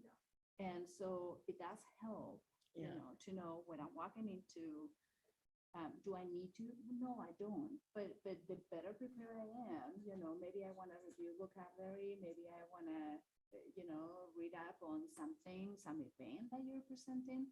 It will be much better. The more information I have as a professional, the better job I can do for you. The bottom line. Yeah. Can I jump in? Yes. But Yeah. it's like doing a translation for tomorrow. Can it be done? Yes. Will it be done wrong? No. But will it be as good as I want to give it to you? Probably not. Just. What would be cool? I mean, I'm really I was thinking about your community sessions. And part of me is like, I wish I could be like a fly on the wall for those. Maybe I should next time invite me. I'll just sit quietly. But I think that there's a lot of value to bringing together the native, well, I hate to use the word name, the English speaking population with the immigrant population. We need to come together so people like me can learn to empathize and kind of imagine. Well, I think if you invite members of different communities, there will always be somebody who is not represented. But the more representation you have, the more points of view, the more information you have, the better you're going to get an idea of what can be done for the most people. We can't touch every single one. I'm really excited for our speakers that are coming this afternoon after lunch, because they have they're in Washington. And part of me is I'm manifesting in the universe, because I think the work they're doing there should be done here too, like in Oregon. I mean, we're on the border, right? So we Yeah, love work on both I work on states. both sides of the border, so. So that's why, we have the advantage of bringing our Washington people that are working on, to like, what are they doing? Okay, anyway, this group is doing a lot And to as a matter of address fact- that intersection of like, hey, people don't speak English and they have kids in school and they have kids that have special needs Yeah. and they have, like all the things. Wasn't it Lana told me somebody she works with didn't know that a Spanish speaker could be dyslexic? Like- Yeah. Yeah, and on top of that, we have so many parents who are illiterate, even in their Totally. home language, and that just blows a lot of people's minds in the district because they just don't. I don't know. They just don't think about it that way. But Yeah. That's lack of So- knowledge, but on the professional side. It of the doesn't mean they're interpretation- dumb either. No, it Just doesn't never at learned. all, Yeah. no. On the professional side, on the certifications, which is something we might touch upon, especially because we have bilingual staff, like it sounds like Lana is fortunate to have, and then we have certified interpreters, which is different. But because we are two different states, the things that we did on the Washington side are now carrying over to the Oregon Yeah. side. Oregon wasn't requiring certification until now Yeah. because Washington has it. So Oregon's, sorry, and interpreting a little bit behind, like the pay is crazy low here. yeah, it's a In lot. Washington, they could make twice as much. Mhm. And Which means sometimes that if I get to so, yeah, choose- somebody like her, she's gonna be in Washington. Yeah, I may not take that Mhm. appointment because to me it means I have to drive more and get paid less. Yeah, Even though it's not the only reason. I mean, Yeah. I do take work that doesn't pay me as much, but I like it. someone better. else, another interpreter might make that Right. decision. Yeah, it will happen. The Yeah. reality is it will happen because if I can make $50 on a day or I can make 150. Yeah. And I think there are groups that are kind of working to make it better for But interpreters it is here. working. But I wasn't criticizing Oregon, but what I was Yeah. saying is that it does, No, I it does mean- transfer. What we do in Washington, that's Yeah. eventually come to Oregon and. And I Oregon's think- ahead of a lot of states. Mhm. Don't get Yes. me wrong. No, Like mhm. Val said, in Alaska, you know, Georgia. I mean, Go find an interpreter in Idaho, Georgia. Idaho. Yeah, if I can just chime in for a second. I have kids in school system here, and we have almost like no support for ESL, and they have zero language support for parents. That's really so different from your states. Mhm. I'm very well You're aware. doing great. And we see it as we have more to do, so. I know, hopefully right? It'll be contagious. too. We want to be the leaders. Yes.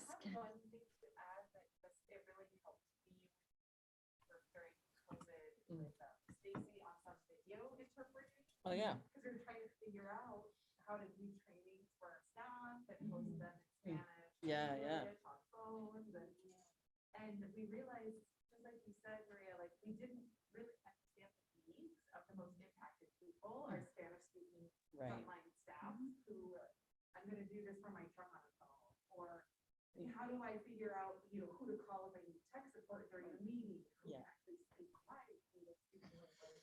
And so what we started to do, what I'm trying to tell people is when they book interpretation now, whether it's in person or especially video, like add on time on the beginning to coordinate with the person. Always. Like Maria, who's like, oh, we're doing this thing on irrigation, technical. Yeah. expertise. Right. Send glossary, send link, kind of like, so you know Yeah. what to expect. But also on the back end, utilize the interpreter after the meeting and the Spanish speaking staff to say like, what worked, what didn't work, how do we improve Yes. this? Because that's how we can get better next time than always kind of like doing this last minute thing. Right. So I've been trying to do that, like adding on time where we're actually training for before and after a meeting to utilize the interpreter to help us improve Yeah, Yes. that's great. And it's needed, you know, because you're asking for a professional job to be done. So, Mhm. so the person, we need certain things and in the pre-session, which we'll touch on briefly, Mhm. but it is important. The better prepared you are, the better it flows when you are Yes. on your conference, you're teaching, you know, your training. So it will save you time, frustration, and money. Yeah. Because you do these a couple of times and then you don't need them. You know exactly how to get to them. You know exactly how much time do you need. You could create some kind of questionnaire at the end, so you don't have to sit there for 45 minutes. You know, there's a lot of options that once you understand, okay, this is what I need, how do I get it? Mm. It does save everybody all of that. Ideally. English linguists has a review after the meeting, interpretation or translation, so, you know, everybody can Right. save the. We need to improve that, but yes, Yes. do a little feedback after the session, Right. Yeah. you know. Now I heard her, you know, saying she keep, you know, keep the record of feedback, you know. Yeah. Thinks it's important, and I think we should encourage our users to Yeah. use the, you know, feedback review. Mhm. I think I like that because it honors the work that's outside of the 2-hour training meeting that Maria's coming to interpret for. Yeah. It honors like there's so much required to get there and then follow up and sort of make sure, like, if we're gonna have an evaluation in Spanish, send in or in English, Right. send in an email, what are we doing that's meaningful Uh-huh. access Right. for the Spanish speakers trying to have this training? Yeah.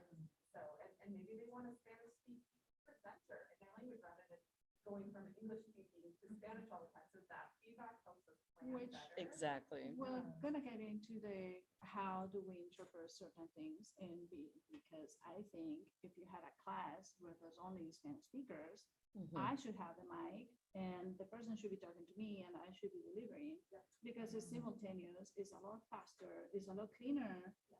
And some of our ADP clients do understand some English, so it's very confusing to have both going on. Mhm.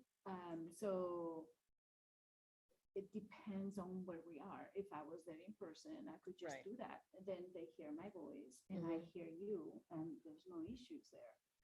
If there's a class where you have both English speakers and Spanish speakers, we need equipment. The equipment is there to help. Yeah. You know, you put your earphones on, I'm interpreting here, I can hear clearly over there, or I have the headphones on because people talk. Do you guys have the equipment in?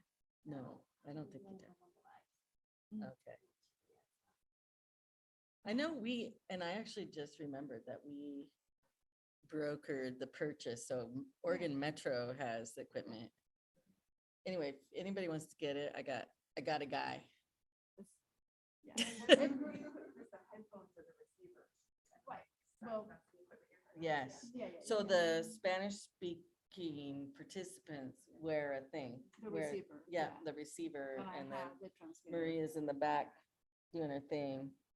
Which And is. it's nice because it's really inclusive, like they're part of it. Exactly, and I don't have to be shadowing anybody. Yeah. Because this is. Otherwise, you're for- like whispering to them. Exactly, Yeah, and you're distracting yeah. other people. Well, that's the thing too. You can so- keep 6 feet apart and, Yeah, yeah. exactly.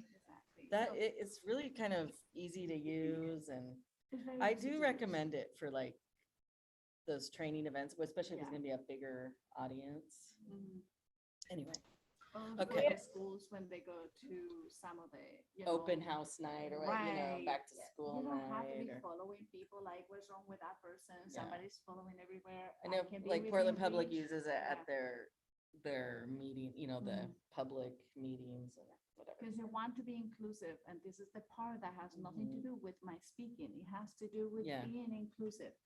You know, you want to put a big sign at the person's back. I need that. Mhm. No, you want them to participate and be able to be independent. But and you to guys know hear. on Zoom, there's features now. Have you used those? I haven't used them, but Yeah, I've used them a couple of times, and I actually have this organization, part of that does ASL on it as well. And also the captioning. Mhm. So I don't know That's not something we've done in the past at MindLink, but it's not to say we couldn't find someone who could do it. But they'll have somebody like doing, I don't know, whatever they do to caption the meeting on They Zoom, have like a different room. a Because captioner. when we do it with some of our clients, Yeah. they get us in and then they take the interpreter. Right, and right. My voice goes.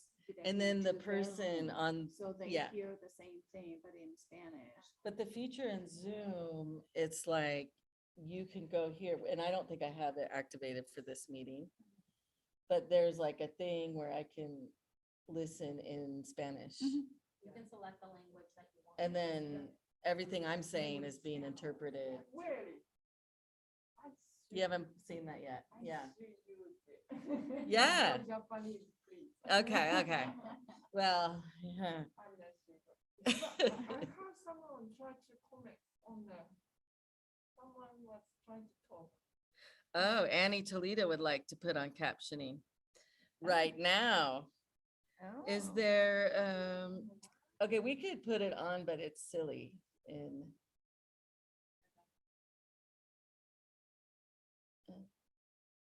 Let's see, assign a participant to type.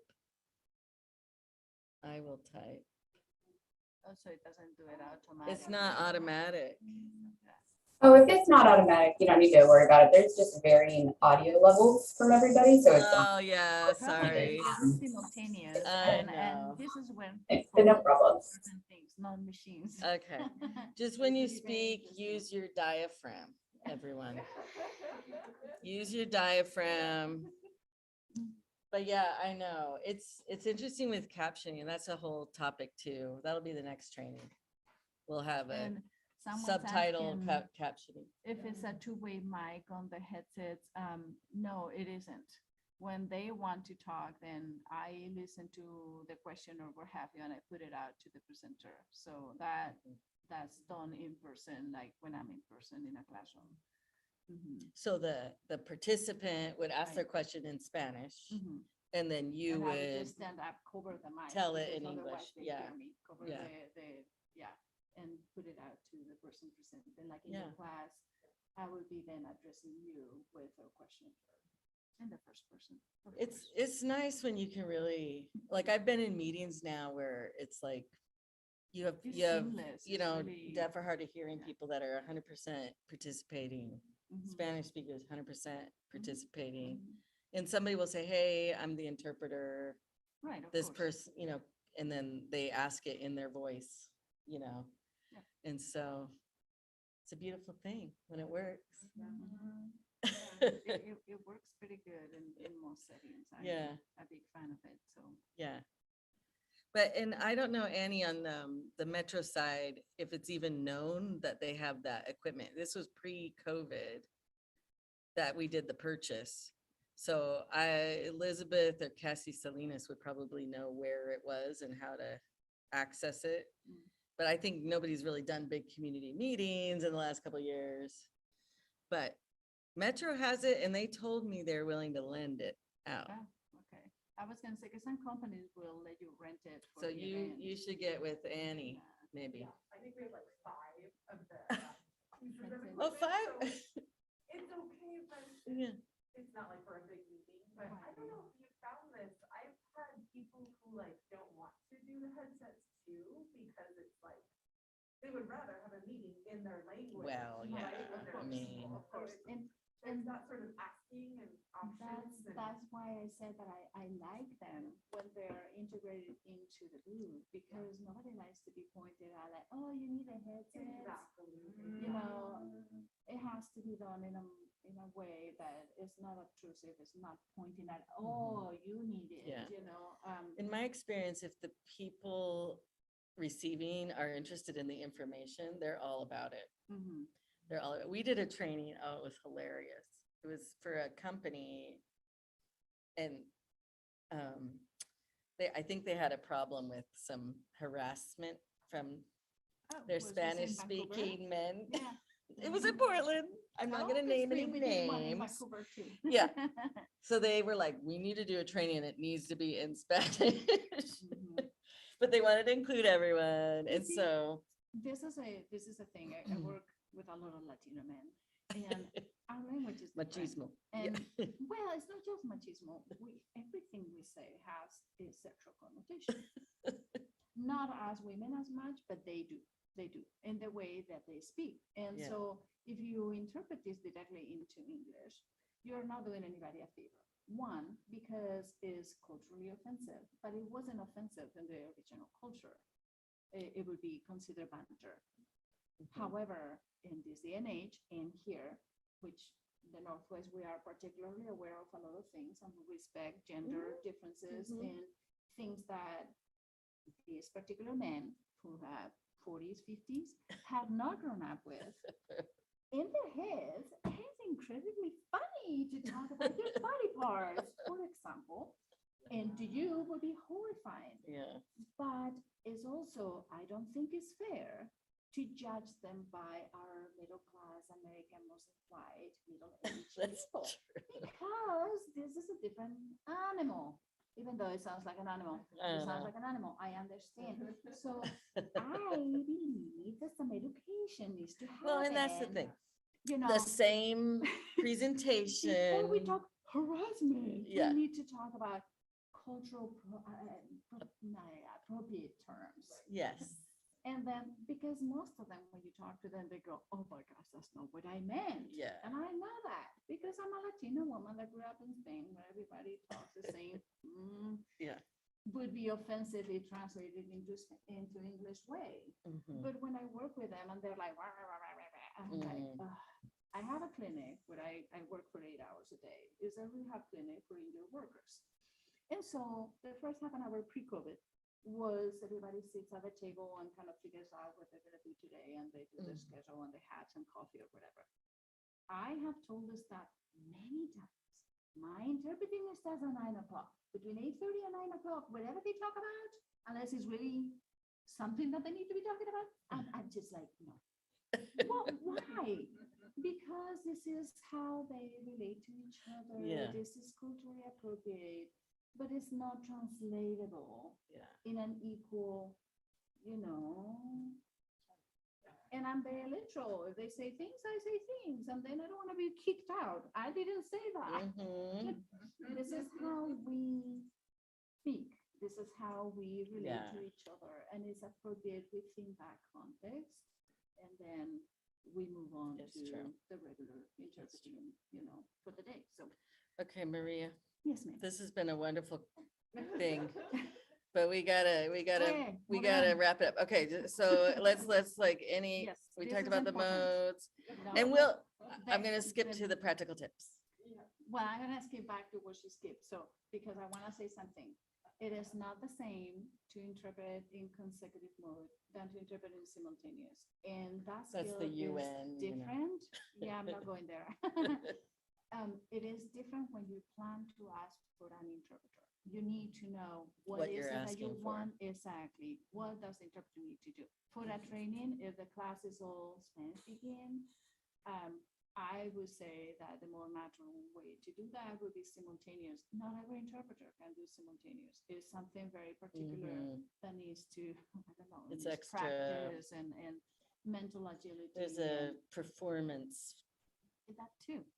And to for it. that, the interpreter kind of needs to know the terms that you're going to use. So having a guide, especially if it's irrigation, my terminology would need to be studied before that, because I'm not sure what exactly in technical terms you're talking about. It's not the same as the Water Bureau talking about something else that I'm familiar because I was lucky enough to be the translator. But Right. I may be a different person and they've never seen any of your information. So it is important to provide what's needed for you to get the best experience that you want to have. Consecutive is different. Let's say that you have a worker and you need to have a meeting, there's an issue with harassment. So you bring in the interpreter in person and here's you. Then you're gonna talk in 1 or 2 sentence segments and you're going to see the reaction of this individual. That is different. Until they get upset, and then I had to switch to simultaneous because they start spitting out things in Spanish. So I want you to be correct. But Yeah. so tips. What do you need to prepare for simultaneous you need to have experience. That is something that. To yeah. do it or as the requester? Oh, well, for example, in her class, if it's irrigation, we don't know every word as interpreters. So I would say if it's a simultaneous class, I don't have time to think about how would I say this? If you're talking just one-on-one, I have more flexibility, more time to think, okay, I don't know how to say that word, but I can tell you it's a piece of furniture where you sit in, and I'm good, even if I don't know how to say chair. But for that, it may be very important that some terms are we using them in English or in Spanish? Because sometimes on the technical things, even the individuals that work for you don't call them in Spanish. So I kind of need to figure that out beforehand, not I have 30 seconds to repeat what you said. If I But if start thinking there's- about it, I lose something. Yeah, so terms, if there's an agenda, you want to get that. Yeah, the agenda's fine. It's Mhm. mostly what are we talking Who's gonna be about? there? Yes.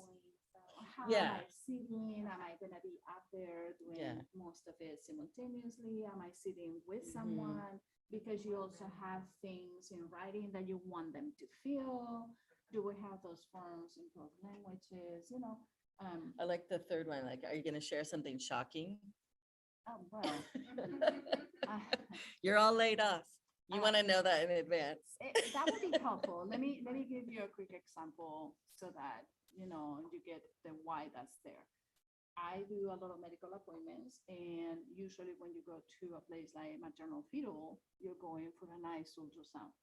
And usually it's happy. Yes, So you put everyone's on there, happy. relax, happy face. I mean, not like, but you walk in with that expectation. Well, and is somebody deciding to end a pregnancy for whatever the reason, and everybody is like really upset. I need to know that. I have walked into a situation where I was like, what is going on? Something's not adding up. What's going on? Mhm. Because I have so many years of experience, I can catch on to those things fairly quick because we are used to, something's not what I would expect.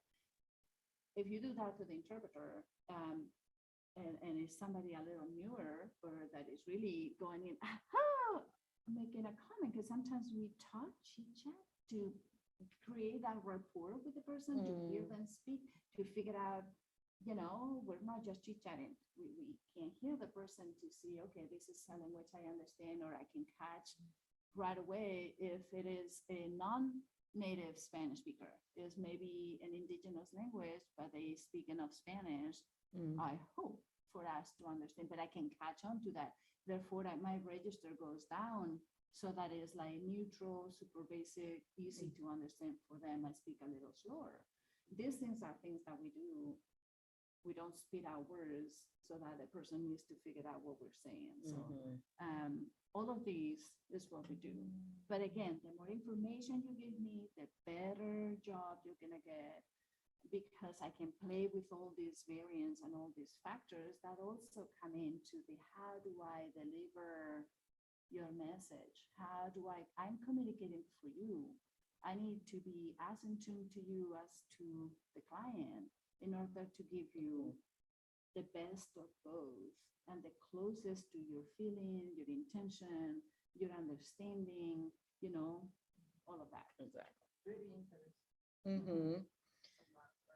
It's Yeah. a lot of work. And the speak in first person. I mean, Yes. I think a lot of people like have an interpreter there, and they'll be like, tell them Yes. to This happens. I don't really exist. tell lady that. And that is, of course, I don't, this is where your professionalism also kind of goes over and patches up certain things. I'm not going to be disrespectful to the person and say, she says to tell you. Yeah. I will just pass the message like you did it on the first person. The only exception is that sometimes the client is not a professional. You are, and I am. Yeah. They sometimes don't understand that I'm speaking in the first person for you. Yeah. And I had some clients say, why are you telling me that? What is she saying? Yeah. In that case, I usually go, And she says, and then I start on the first person. There you It's go. very quick and very short because I am not giving you advice. I had clients that came back later, oh, but the interpreter told me. It's like, No. no. I didn't tell you to take those pills. I was interpreting for the doctor who told you to take those Yeah. pills. Let's make that very clear. Yeah. We do not give But advice. it's a good interpreter too Yes. will ask for what they need. Like they might say, they might raise their hand in a Yes. session and say, the interpreter would like you to slow down or something like that.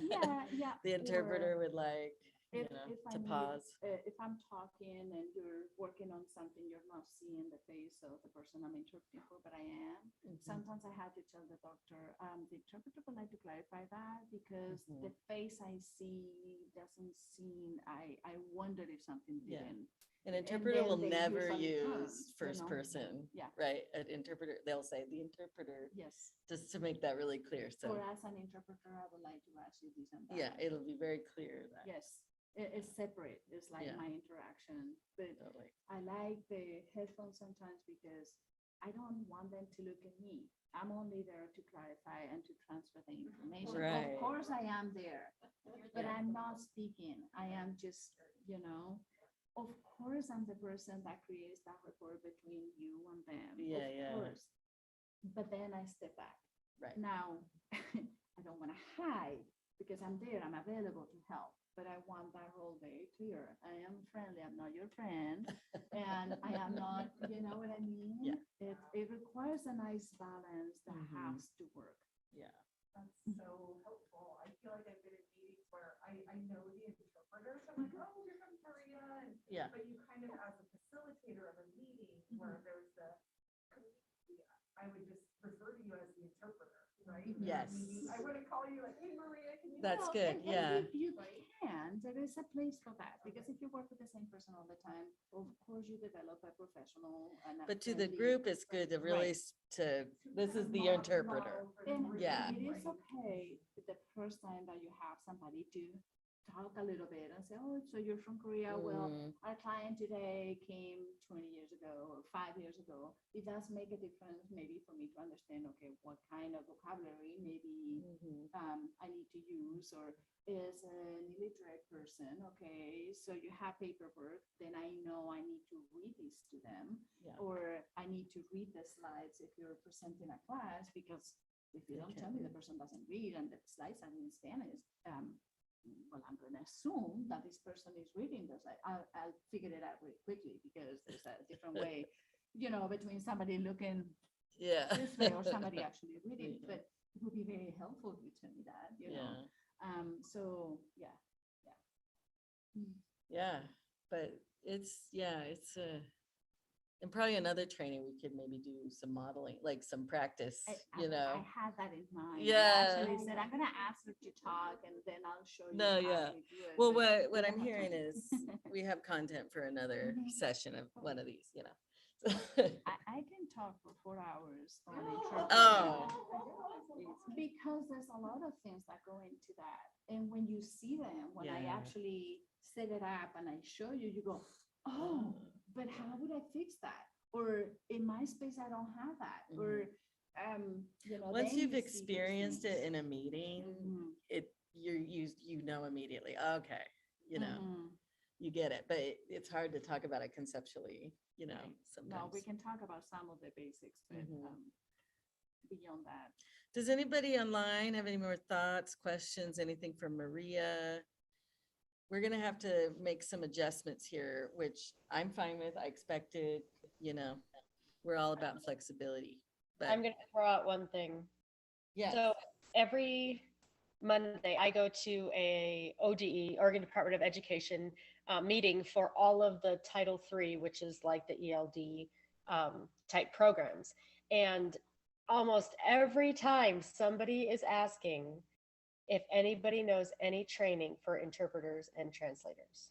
So I'm throwing that out there because even if you guys don't know anybody, maybe you guys could do one. I have co-facilitated actually training courses in Washington and Oregon. Well, I mean, Oh, full really? disclosure, this training Maria's doing today, this isn't the first time No. she's done it. So if you would like us to go on the road, we are more than happy I take just know our there's show so on many the road. people out there looking for assistance, you know. And the same with the translation, you know, we could scale back and then, you know, do this kind of presentation for, yeah, we happy to. Just, you know, contact me. We'll work it out. Yeah, and like in Laby's case, you might be one of the presenter of, this could be, you know, you're like, they don't listen to me. But, you know, or, you know, I've done it with you guys too. We've come out and talked about these issues. So yes, Lana, we would be more than happy to come. We could even come in person. There's more stuff that goes into that. Yeah. As prepared, you know, like what does it mean to be, or what do you need to be a simultaneous interpreter? That's a whole. Yeah. Yes. Yeah. Exactly. But no, we would love to do it. We could come in person, or we could do it online and do some modeling of how it works, you know. So we'll talk. All right. And Thank you. we've done this for even Metro. We've done a training a long time ago. You know, so yeah, we can definitely help with that. Perfect. Thank you. Okay, you guys, now we have 10 minutes for Checo and my portion. I think I'll skip mine to the afternoon. Yeah, totally. So Checo is going to, and then so she's gonna talk for 10 minutes, just real briefly, and then we're gonna break for lunch. Does that sound good? And then.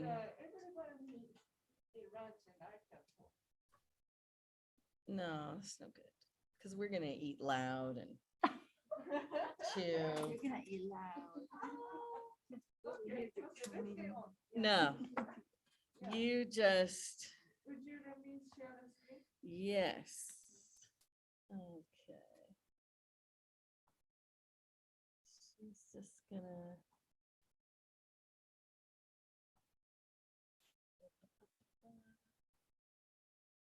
Yeah, you can share it.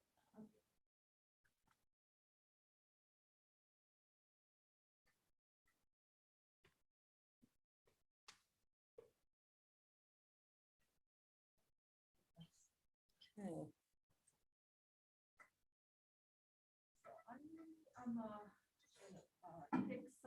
Wait, can they hear you?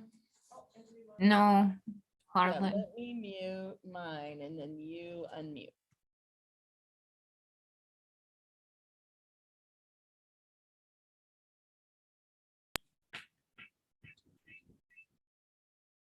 Okay. Oh, it's no good. No, it's not.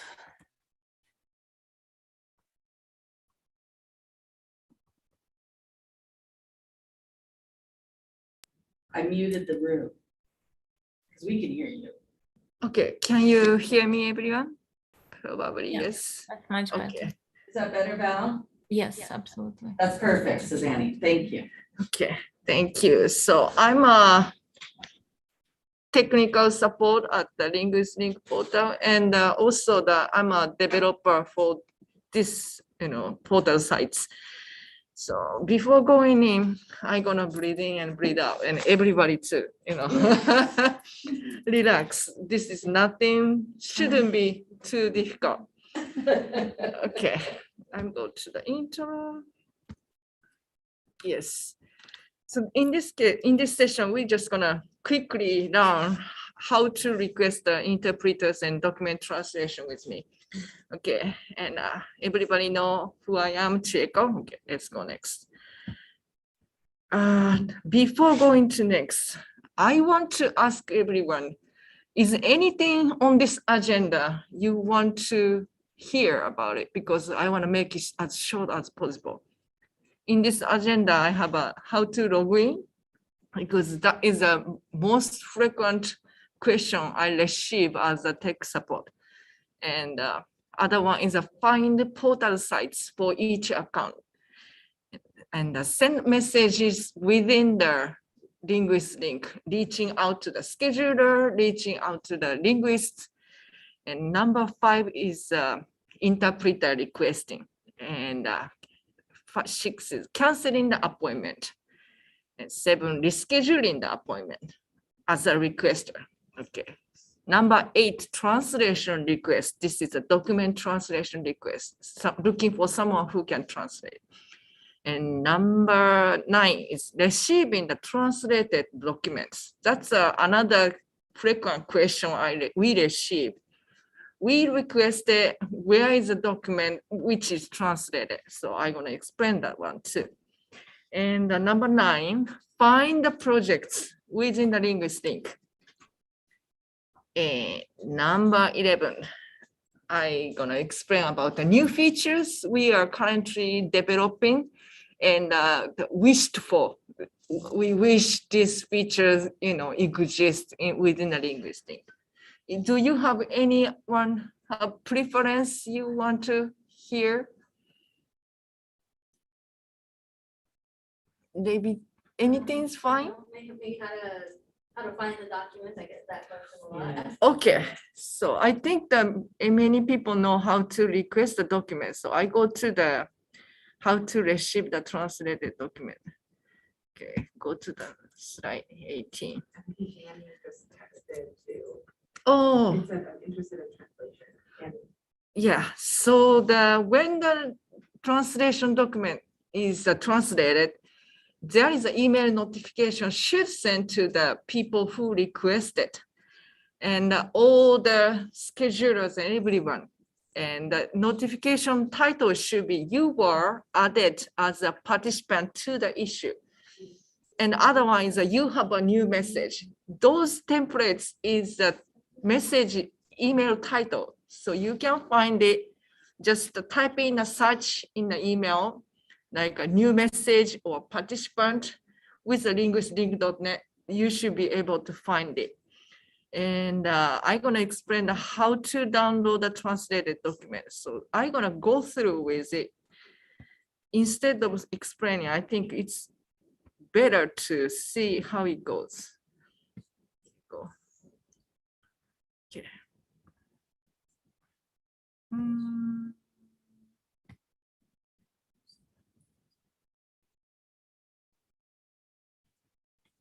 Anyone can see this page? This page is showing my projects. I think I can make it larger so everyone can see clear.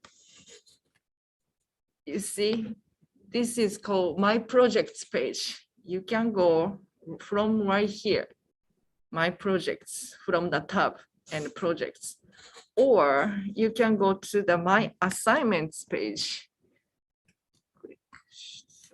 Smaller. So there's a two differences between the my projects and my assignments. My project is just have the one project for each, but assignments meaning if you request one document translation for 3, 4, 5 language, sometimes 10 language.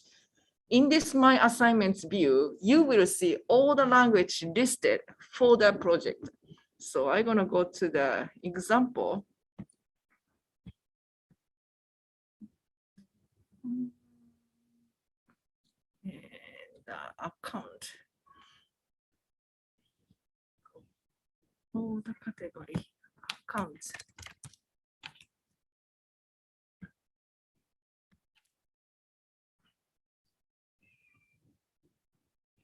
So I'm in the right now my projects page, showing the account with the test account. So right here.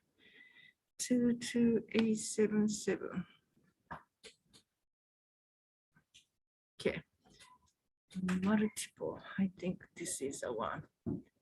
Test translation projects.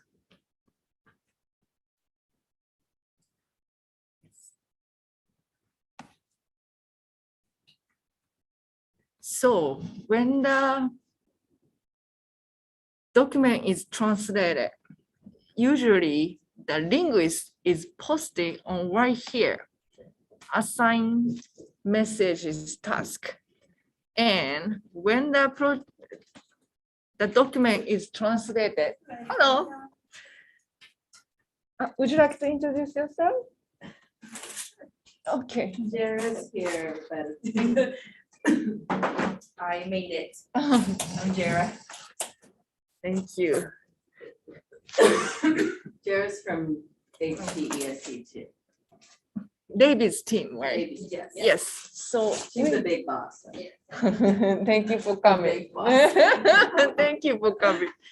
And I'm explaining right now the how to find the translated documents. Many the linguists posted, translated document on the project page, and then the scheduler, check the document and okay, this is accepted, and it's gonna be open to the requesters, and then requester will see the email notification. This document is translated. So, for example, I'm gonna go to from a project admin. Okay. So Thor, THOR, this guy translated the document, but he didn't attach any files here, right? So for example, I gonna document. So he sent the email to me. Something is, so right here. Should I? It's okay.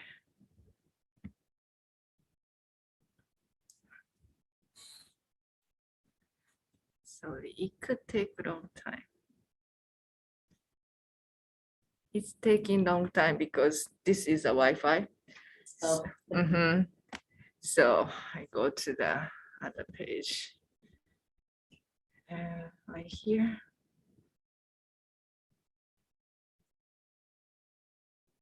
This person is also didn't submit the document, but however, so you can find any message from the subject, and the project requested user should be able to see all the message. And here, when you click view, and if the file is submitted, they usually say that blah blah language is submitted, and you can download from this page. Yes. Do we have little time? Can I log in and? Yes, Okay. just a little bit. Okay. Thank Just you. cutting into our lunch. And it might make me Yeah. cranky. Okay. Well, But please start eating. I'm Yeah. trying to order our sandwiches. Okay, thank you. So I log in as, so I'm a linguist right now. He gonna message to the scheduler that I finished. So I think he's doing the Spanish translation done. Fine doc. Okay. Documents. You see all my the music. Probably this one. Oh my God. Didn't. Okay. Here you go. I'm trying to pick the lightest document. Okay, so linguist submitting the document. And project detail. Have you seen the top one? Spanish translation is, done. He submitted the document. And now I go into log in as the requester. Okay. 220120.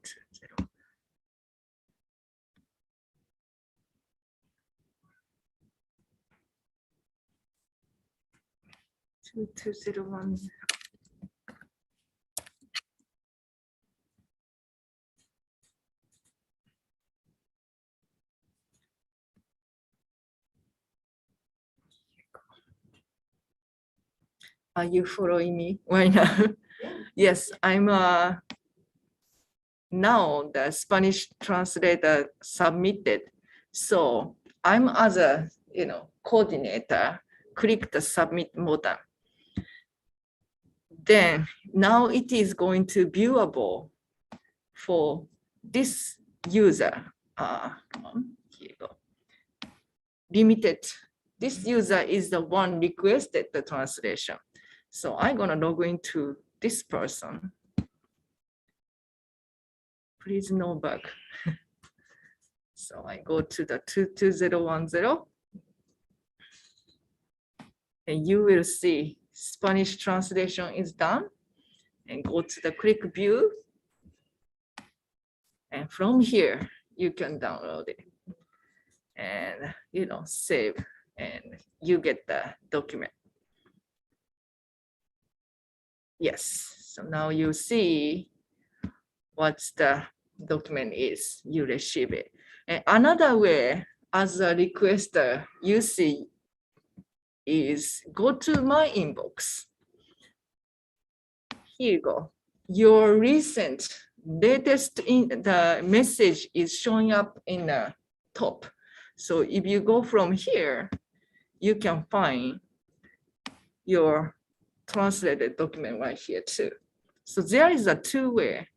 From the project page, go to projects and find which one. If you know project number, type in the project number 22010, and they let you go to the project page and view and open and find it. Another way is go to this my inbox page, and you can from here the Spanish translation done. Okay, let's view. So there is a two-way. Actually, there is a one more way to do it is from my assignments. This is the interesting part. The 22010 actually has a 3 language, Norwegian and Spanish and Arabic. So as a requester, you can see what was being requested for 3 language. Are they in progress or not? And you can view each project assignments as well. Yeah. So who is assigned, you will be able to see. But just getting the documents from there, I recommend from my projects or my inbox. Okay, hope you get it. Is that clear? Is that clear? Okay, thank you. Clear to me. Okay, so that's the translation request, document accepting. And I think I want to explain this one. Find the portal page, because the portal site is different. The name of the project, like the PPS have like 3 type of the interpretation, and the translation documents has also some variety of the project, and they have a different fields they need to enter. So this is very important to select the correct project type. So I want you to go to the portal page. Stacy, is it okay to show some account page? Is that okay? You should go do theirs. HDSD is okay. Okay. So I'm gonna log out. While she's doing that, remind me your sandwich order. The phone glitched, so I have to do it on that. And Kathy, you got the Italian? Number 7, I think it was just like turkey. Okay. And yours is on the mini. Yes. And then same, you had the Italian mini. On white, yes. On white, yep. So from the Very important. yeah, yes. We're on the side, so. 43, I'll do the 43. Okay, so this presentation, I'm gonna send it to everyone after today's meeting, so you can come back. So go to click the username and open the my account and the portal page should be shown right there. So I'm gonna show with the HDESD.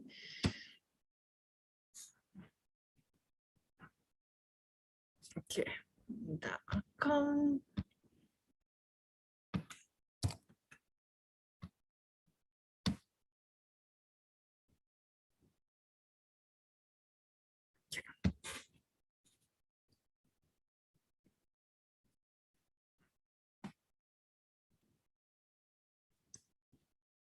I'm gonna log in as this requester.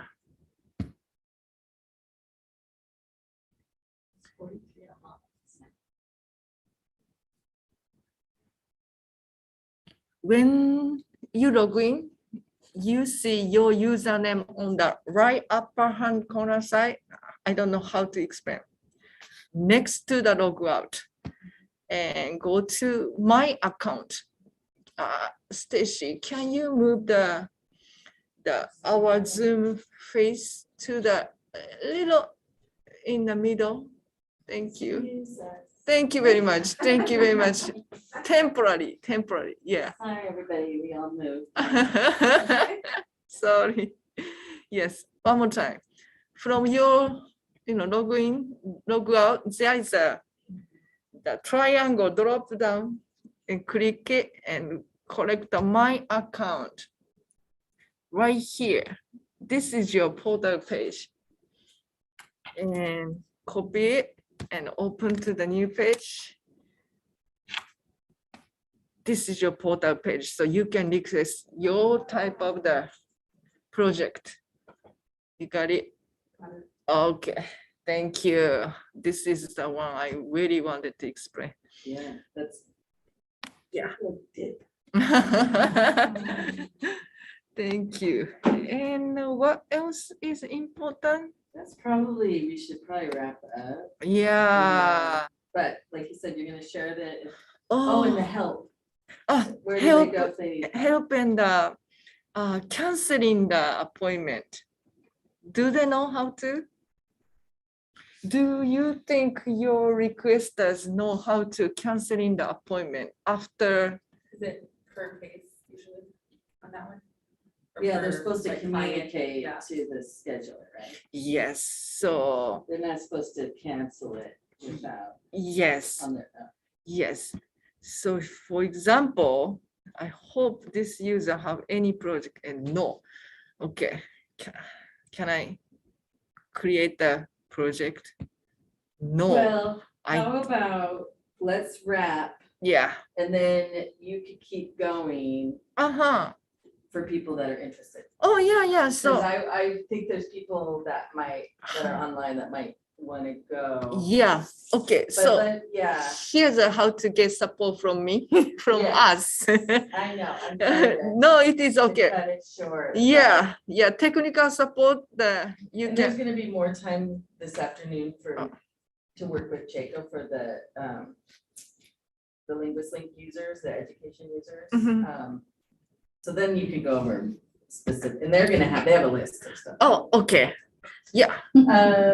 Reach me this email address right here. Or linguistlink.net Mhm. is a great way to get support on the system. But I mostly checking this technical support URL. It's going to my ticket. So if the ticket created, I'm gonna work on it, and it has a time sensitive. So if it is more than 24 hours, it alarms me. And so this is appreciated. And if you have any suggestion, please change this. This is so inconvenient. Or just, compliment. Oh, I love this feature. Anything, please send me the comment on the suggest improvement. Thank you. And that is it. So far, this is a number of people. Yeah. The project we helped last year, 2021. Yeah, 11,041. The project number is much less, but this is a time we get in the thank you. So thank you, Yeah. everyone. Okay, this is it. That's awesome. Let's have a lunch. Thank you. How can Yeah. you pull that for us? Like just our account? But we can, how? We'll show you, okay. Mhm. You will know. Yeah, we want to get everybody on LinguistLink so we can, it gives us so much data to kind of know like what languages are being requested. We know this for you guys too, because every request goes through it. Mhm. So,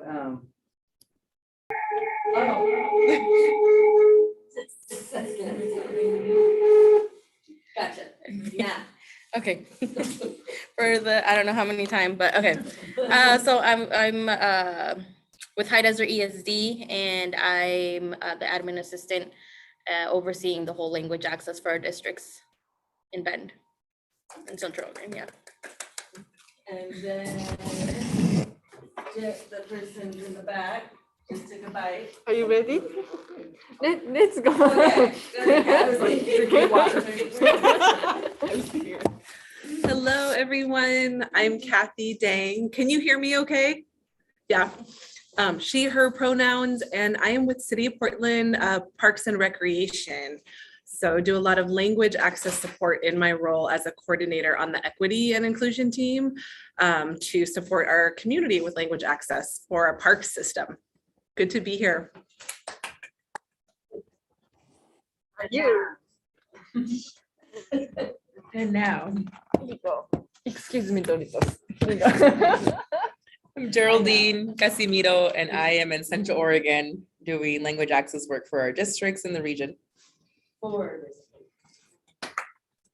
Thank you. Okay, I give back to you, Stacy. Oh, well, what about you? You guys met Jacob, yeah. Yeah, I'm Chico Duncans, and I'm a tech support and web developer and system developer for the LinguistLink. Also do the other, knickknacks, but mainly tech related. Nice to meet you. I'm from Japan. Hajimemashite. Oh, hajimemashite. It's nice to meet everybody. Yeah.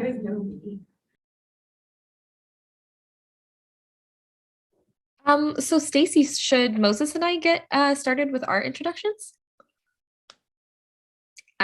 You're on mute, but I saw mouthing for yes, please, sounds like. Okay, good. Well, I can get us kicked off here. My name is Emily Fung. I'm with an organization in South King County in Washington called Open Doors for Multicultural Families. I am a coordinator for advocacy and civic engagement. I work closely with Moses here, who is our program manager, and our organization engages and partners with people from diverse backgrounds who also have a disability. So that's individuals and families. And I'm going to turn it over to Moses to give his introduction and say a little bit more about that. Yeah, gracias, Emily. It's so good to see every one of you that had the ability here to present or to introduce yourselves. It makes me feel like I'm home. It feels like there's a lot of you that are here for the right reasons. And yeah, so I'll introduce myself. My name is Moses Perez. I use he, him pronouns. As Emily mentioned, I also work and serve here at Open Doors for Multicultural Families in Kent, Washington. Fun fact about Kent, it's consistently in the top 10 cities in the United States for being the most diverse. It hit that list again this last year. So we definitely have a need for language access. It's not like a want or a desire, it's really a need. And I know that all of you have those similar types of needs where you're all at. But yeah, just excited to be here, and just want to thank Stacy for this invite. As she mentioned, her and I serve with the Washington State Coalition on Language Access, or better known as WASCLA. And Stacy and I are seen as a little bit like maybe like fresh blood, young blood. What would you say, Stacy? Because there's a there's a lot of people on that board that have been on that board or working with that board for over 15, 20 years. Language access has been an effort here in Washington State. From what I remember, going back to like the early 80s, late 80s, people were already starting to craft policy suggestions or legislative suggestions. So Stacy and I have been working with the WASCO. We came on right around the same time. We've been there almost 2 years. And it's really exciting to be serving with Stacy and to see what she's doing in her business and her community. Because as we need, schools to be on board and parents to be on board and other community stakeholders to be on board, we also need the services. We need the people that can put down the infrastructure and the systems to actually, make these solutions actual, possibilities and reality, otherwise just pie in the sky. So thank you, Stacy and Checo and all the team there at MindLink for what you all are doing. So yeah, I'll go ahead and give it back to Emily. And I think we're ready to share our PowerPoint if that's okay, Stacy. All right, I will go ahead and share my screen with everybody. And let me just play this. Let me know, can you all see my screen okay? Yes, I'm seeing some yeses, which is great. And my little computer really struggles with the presentation aspect of this. So just bear with me as we go through. So as we stated, we are from Open Doors for Multicultural Families. And today we are here to talk to you a little bit about our primary piece of legislation this past season, which was House Bill 1153, Increasing Language Access in K-12 Schools. This is just a little bit about our organization to get you all started. As we said earlier, Open Doors, at Open Doors, we engage and partner with culturally and linguistically diverse individuals with developmental and/or intellectual disabilities and their families. So we use a cultural brokerage model, which is to say we employ staff from the same culture and language groups as the people that we serve. To help them navigate services, provide specialized programming, and advocate for systems change. Moses and I are part of the advocacy and civic engagement team, which you'll hear a little bit more about in a second. And we deal primarily with this advocating for systems change aspect of our work. The people that we serve really live at the intersection of racism and ableism. So the people served by Open Doors are people impacted by racist policy and ableist policies. So we kind of pursue legislation and different systems change efforts that address those kind of two pieces. This is a brief overview of our programs that we offer. As I said, we're in the Advocacy and Civic Engagement Department. You can read a little bit more about our legislative priorities, but you can also see that we really support individuals and families from birth to adulthood. We have our early learning team, which supports people at any age up to 6 years old. They provide early intervention, developmental screening, and home visits to make sure that new parents of people with disabilities feel supported early on and they can get on the right path. Then we have who we consider kind of the quarterbacks of our team, our family support department. They serve people from age 0, but really kind of above 6 years old, I would say, to 26. So kind of very young children up to kind of young adults. And they really are the backbone of our direct service provider programming. They provide cultural service navigation for families, including special education support, and also homelessness prevention. So this culturally relevant service navigation is a really key piece of the work that we do.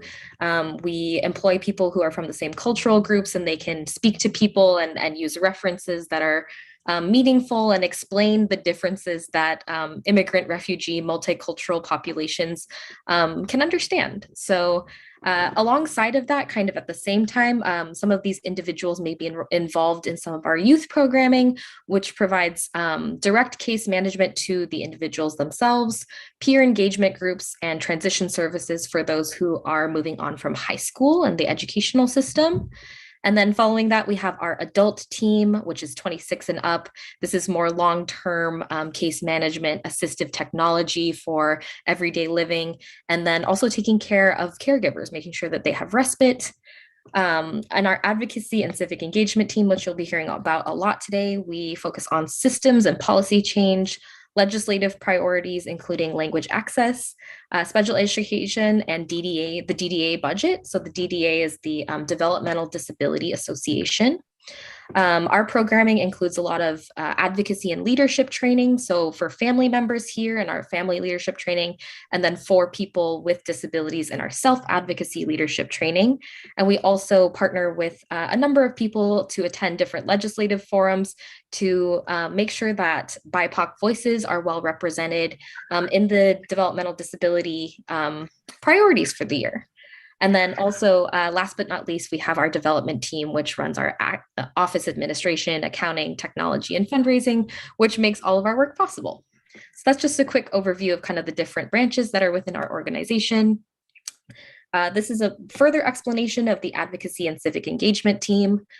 We work to impact systems and change policies to create inclusive communities where all of a person's intersectional identity can be seen and celebrated. That word intersectional is very key to every aspect of our work. And we do this by providing families and individuals with resources, trainings, and a safe space to develop and express their stories while being supported on paths to advocate for the change that they believe in. So this is another really key aspect of our work, is that we work with people with direct lived experience and support them in advocating for the things that they care about. Our model for change. So I let you guys know just a slide ago that we do a lot of advocacy trainings. So what that means is supporting people in telling their stories and making sure that they can become leaders within their own communities. Advocate leaders are people with disabilities and family members who serve as leaders in their communities to maximize mobilization. So we know that this work cannot be done by our department alone. We also know it can't be done by Open Doors alone. Our hope is that these people gain the skills that they need to advocate for what they want, and then go and spread those skills in kind of a grassroots movement to other communities. So that's kind of our philosophy there. And then we do this for a number of different issues that impact people with disabilities and also BIPOC multicultural communities. But our key priority area is language access. So this is defined as making sure families have language supports in public schools. And I'm going to turn this back over to Moses now to talk a little bit about the House Bill 1153 and some background information for language access. So take it away, Moses. Thank you, Emily. Appreciate it.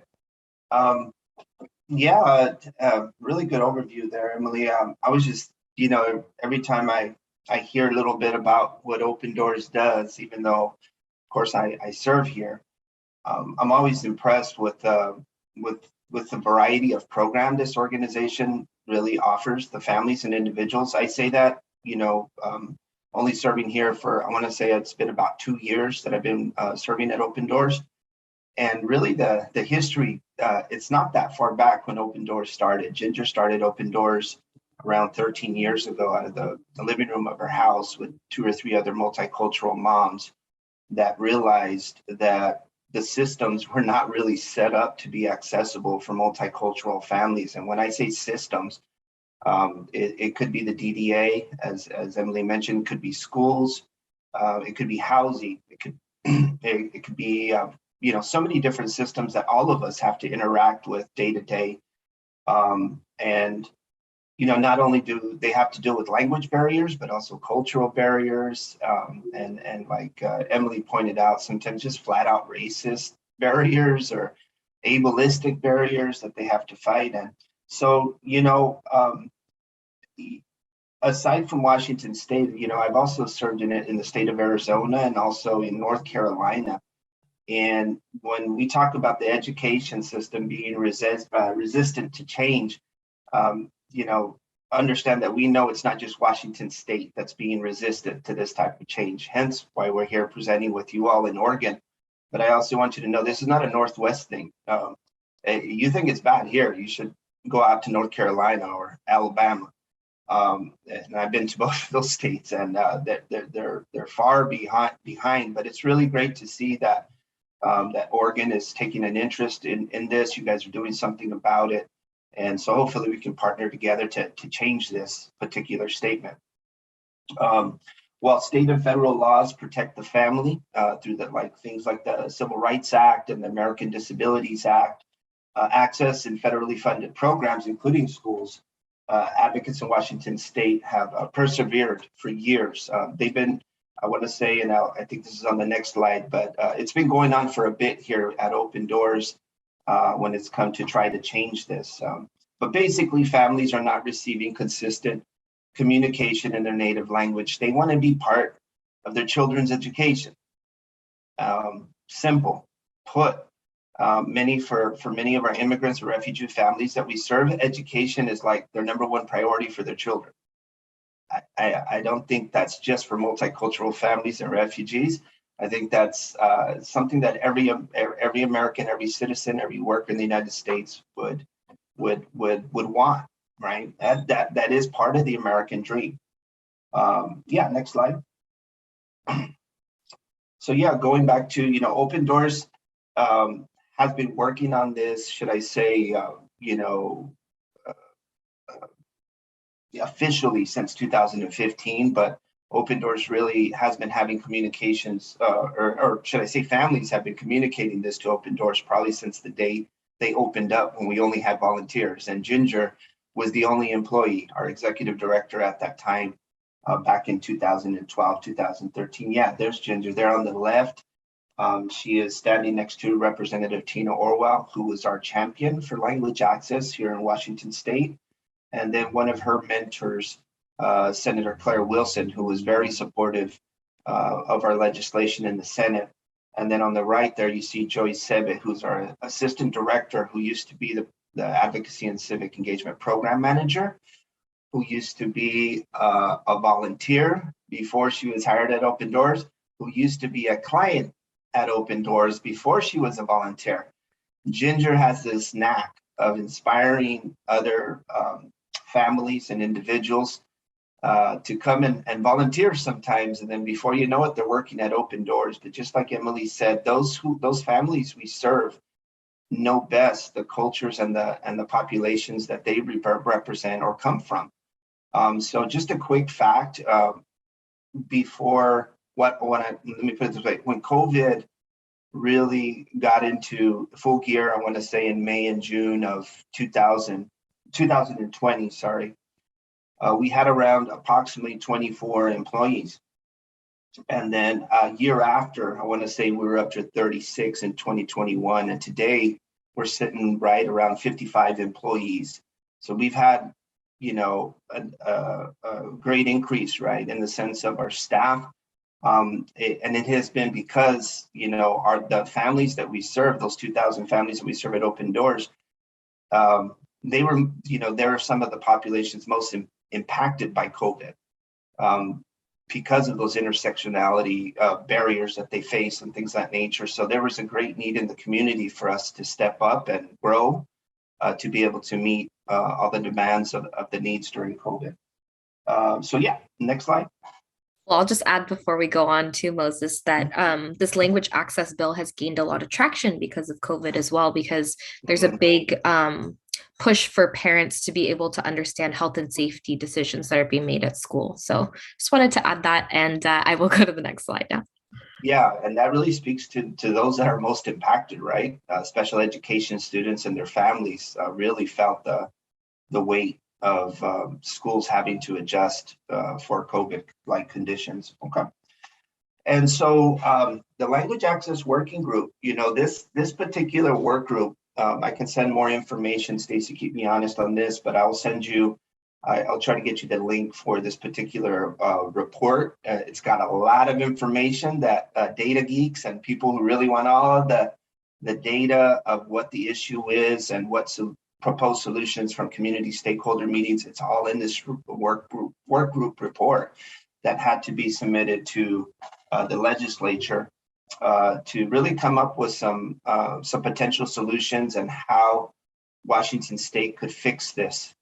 So yeah, with that said, this last particular, the short session legislative session that just passed, we really came back this legislative season with these two pieces of information that we didn't have the legislation the legislative season prior to this one. And they asked us, hey, go back and do a little bit more work on data collection for families and how would that work? When would that happen? Because, you know, forget about schools, you know, like going back to my business background and working at Intuit, it's really hard to understand how to serve your potential customer base if you don't know who they are, what language they speak, and what their wants and needs and desires are. Nobody would ever like go into the next operational year of a company and say, hey, we're going to go and we're going to service these populations without knowing who are the populations. Again, what language do they speak? What cultural considerations do we have to have? How many are there? So we know how to better forecast for funding and bandwidth and things of this nature. You can't do that if you don't have data. Now, I don't know if this is true in Oregon, but in Washington State, it would really the only language that was required is of the student. And that's what generally a lot of school administration or districts would say, well, we're not really required to report on the family's language, just the student language. Now there is the home-based survey, but I remember getting that in 4th grade and throwing it away before I got home to give it to my mom, who spoke primarily Spanish, because I didn't want to be labeled as, you know, just, oh, we can only speak Spanish. You know, that's what I was thinking when I was in 4th or 5th grade. So those home-based surveys are, in my opinion, excuse my language, but a joke.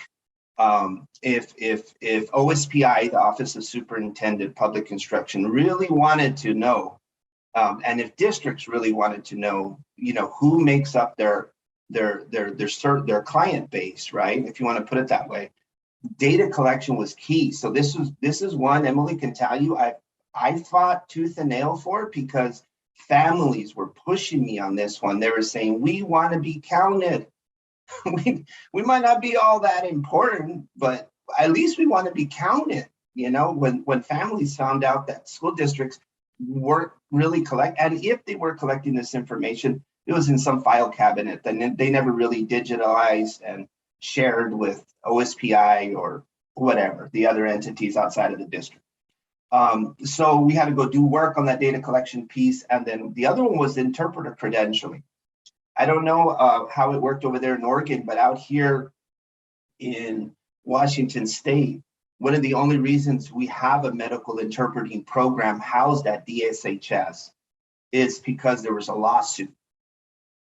And then the state had to put in this type of interpreter credentialing for medical, and it was the same story for courts and the same story for social services. It's usually a lawsuit or multiple lawsuits, and when it really hits the bottom line and it affects the political capital of the leaders in charge or that are going to be in charge, why changes are made. That's unfortunate, right?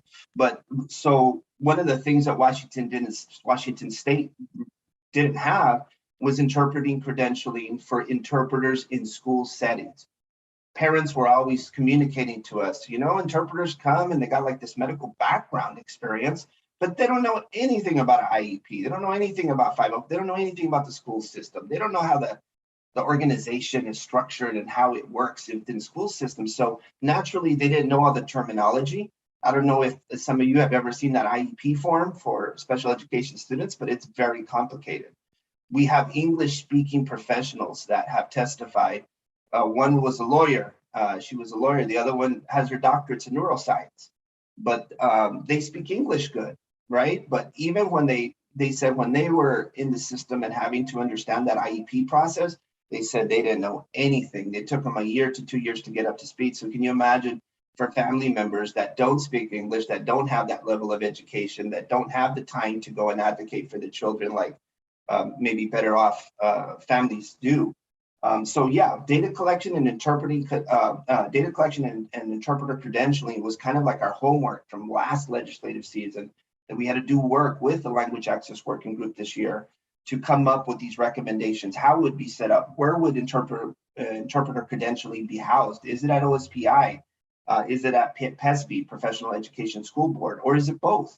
And it turned out being that both of them are going to work on this credentialing piece. So this report was published in December 2021, as this mentions, and and it really helped to inform the last version of the House Bill 1153. Because I want to say it was like by the time it was passed, it was like second substitute engrossed House Bill HB 1153. You know, because it went through so many variations. Okay, next slide.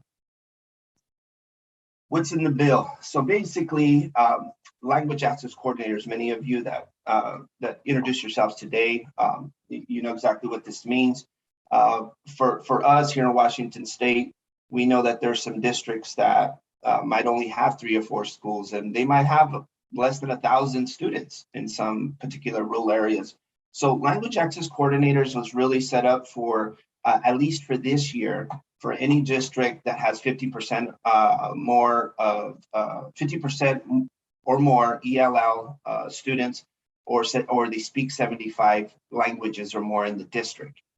And you would think that we would have 100% support on that the first year we came up with this. You know, it just makes sense. You got 50% ELL students or 75 more languages, and we still got pushback. We still got pushback from various stakeholders saying we can't do it, or you know, we're fine. We don't need this official position. It goes on and on, right?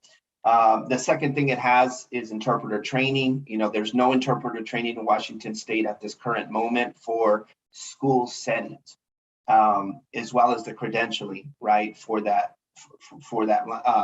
sector or that area of public sector. Sorry.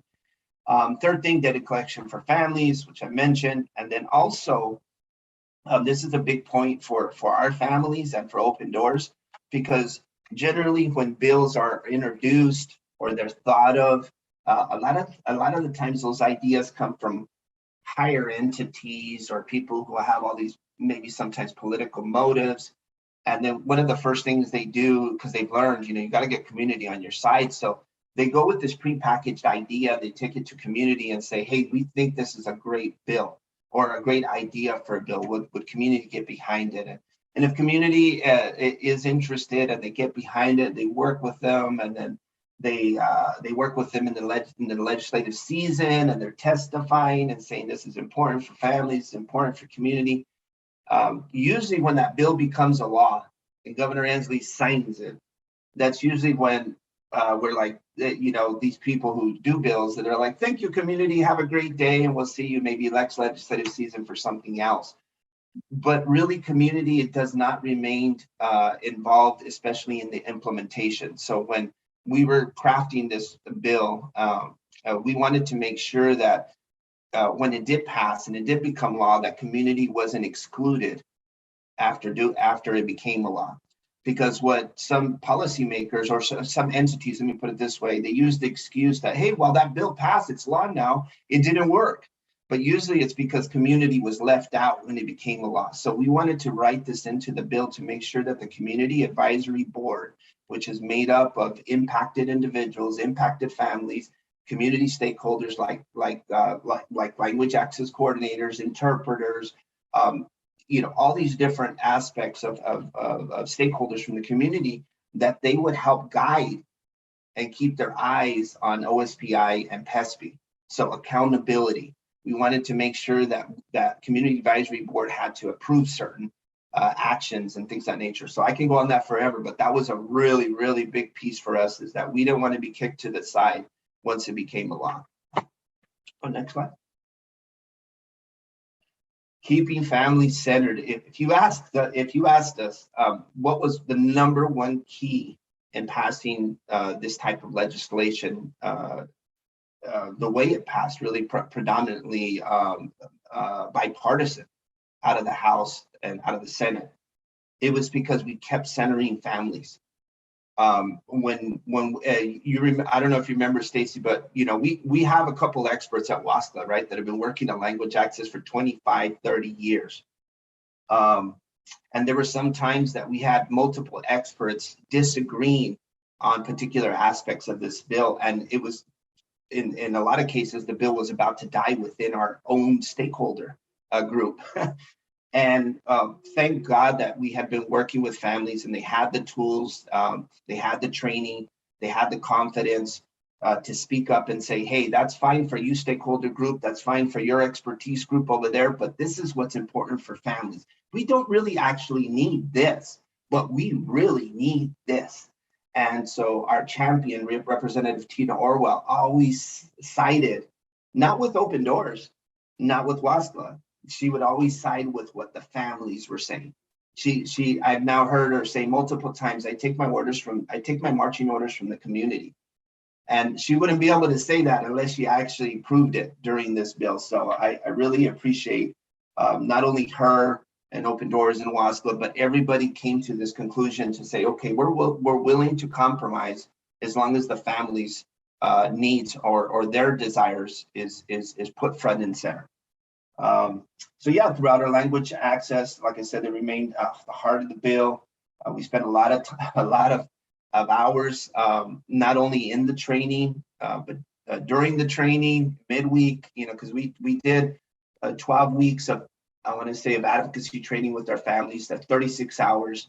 But that doesn't really cover it, because midweek in between trainings we're explaining things a little bit more and making it a little more accessible, supporting them, saying don't give up, don't quit the training, keep going.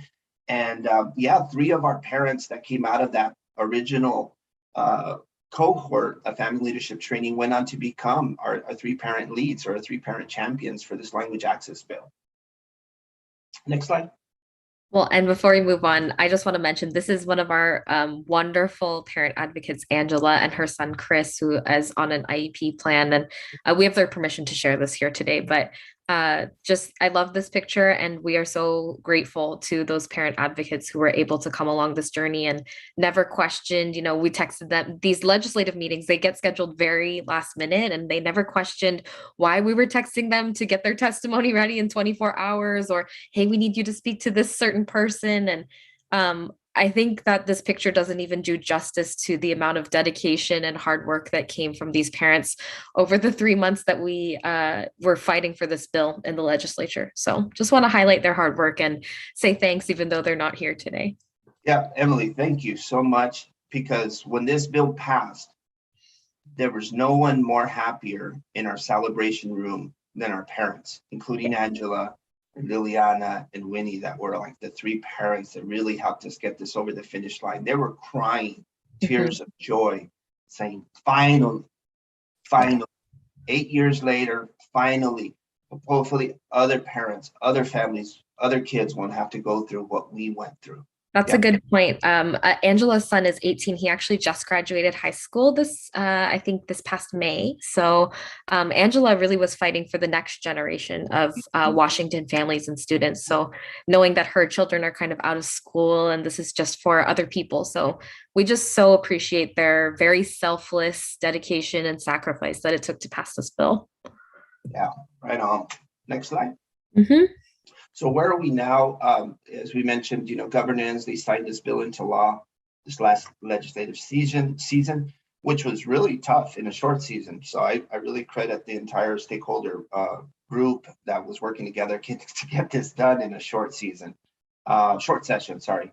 And and like I said, Open Doors and other advocates, family advocates, self-advocates are going to remain vigilant and sober to ensure that the accountability is that piece is there, and that solutions that go when they go to be implemented, before they're implemented, we run them through those individuals that are most impacted to ensure that it's actually applicable and doable. Next slide. I think we're at the Q&A portion, Stacy. I don't know if you want to go right into that or if you want to do a break. It's up to you. Can you hear me okay? Little low. I can hear you though. Okay. No, that was fantastic. Do you guys have questions in the room? Checo can go around and get you on the microphone. Yes, in the traveling circus. Yeah, if anybody has any. But I think one takeaway is, I think having the families and the parents be advocates is, getting some visibility from that point of view, I think could be really valuable. Because I know you guys, I hear from you and I hear from Lana, that there's struggle sometimes to get that support from your leadership or the district's leadership. And so getting those families to kind of step up, I mean, to advocate could really help. What other questions do you guys have about all of this? Okay, come over. So Kathy is gonna come over and ask a question on Chico's lap. Oh, I guess I'll be turned on. That's okay. Oh. It's an echo. Okay, wait. Okay. Right, oh, I need to. Mute the room. Okay. Okay. I think we're good now. So you can talk. Okay. Awesome. Thank you so much for just facilitating this and like the tireless dedication, right, and effort towards just this justice and equity. But I think my question is like, how did you get the parent support? You know, like what were some tools or strategies to get that trust? Or parents don't have a lot of time and resources, and I'm just thinking of the meetings and the, you know, just what sort of tips do you have for engaging the parents and just honoring that labor and building that trust and facilitating through this process with those relationships in an authentic way? You know, I'll take the first stab at this, Emily, and then I'm sure you'll have some other Wait thoughts. a second. This is. Yeah. I think you're muted. No. No, I can hear Moses. Can you guys hear it? Yeah. We have a trick we have to do. Oh. Okay. Yeah, I'll speak to that. Really great question there. And I'm glad you asked it because it helps me kind of, I think, put this in context of how this bill really originated, right? It didn't start from like school staff. It didn't start from language access coordinators, or it didn't even really start from interpreters, right? This started because families were knocking down our door, our open door, so to say, and saying, we need help in schools. Well, you know, when they started coming to us in 2015, we didn't have this advocacy team that we have now, you know, 4 or 5 staff currently. We have one person, Joy. And so when, if you can imagine, you know, all these parents coming to Joy saying, Joy, change the system in Washington State to allow, that's a lot to ask, right? Especially for a CBO. However, the parents were persistent. They just kept bringing it. And every year, well, it's the number one. So, you know, I want to say after like the second or third year, we actually had some resources and some bandwidth to start working on this. And they had started working on the if I can put it, language access bill light, you know, the light version, which was HB 1130. And that was pretty much just like some type of proclamation more than anything, saying Washington State is way behind the times. We're not in line with federal guidelines and things of this nature. And so Governor Bill Inslee signed that, and it went into law, but there was no mandates, no funding attached to it. So that's why it was good, because it got us out there. People are talking about it, but we really had to come back with the bill with some teeth. And that's when we ran into some issues right away, and we failed the first legislative season. Well, I don't say failed, but it died in the House Appropriations Committee, and then this legislative season we got it through. So going back to your point about parents, how do you get parents involved? Well, it was really parents trying to get us involved, parents trying to get their schools involved, parents trying to get their legislators involved. And we just happened to be that CBO that did have trust, that community-based organization, because of our quarterback program, which Emily was talking about, our family support specialist program.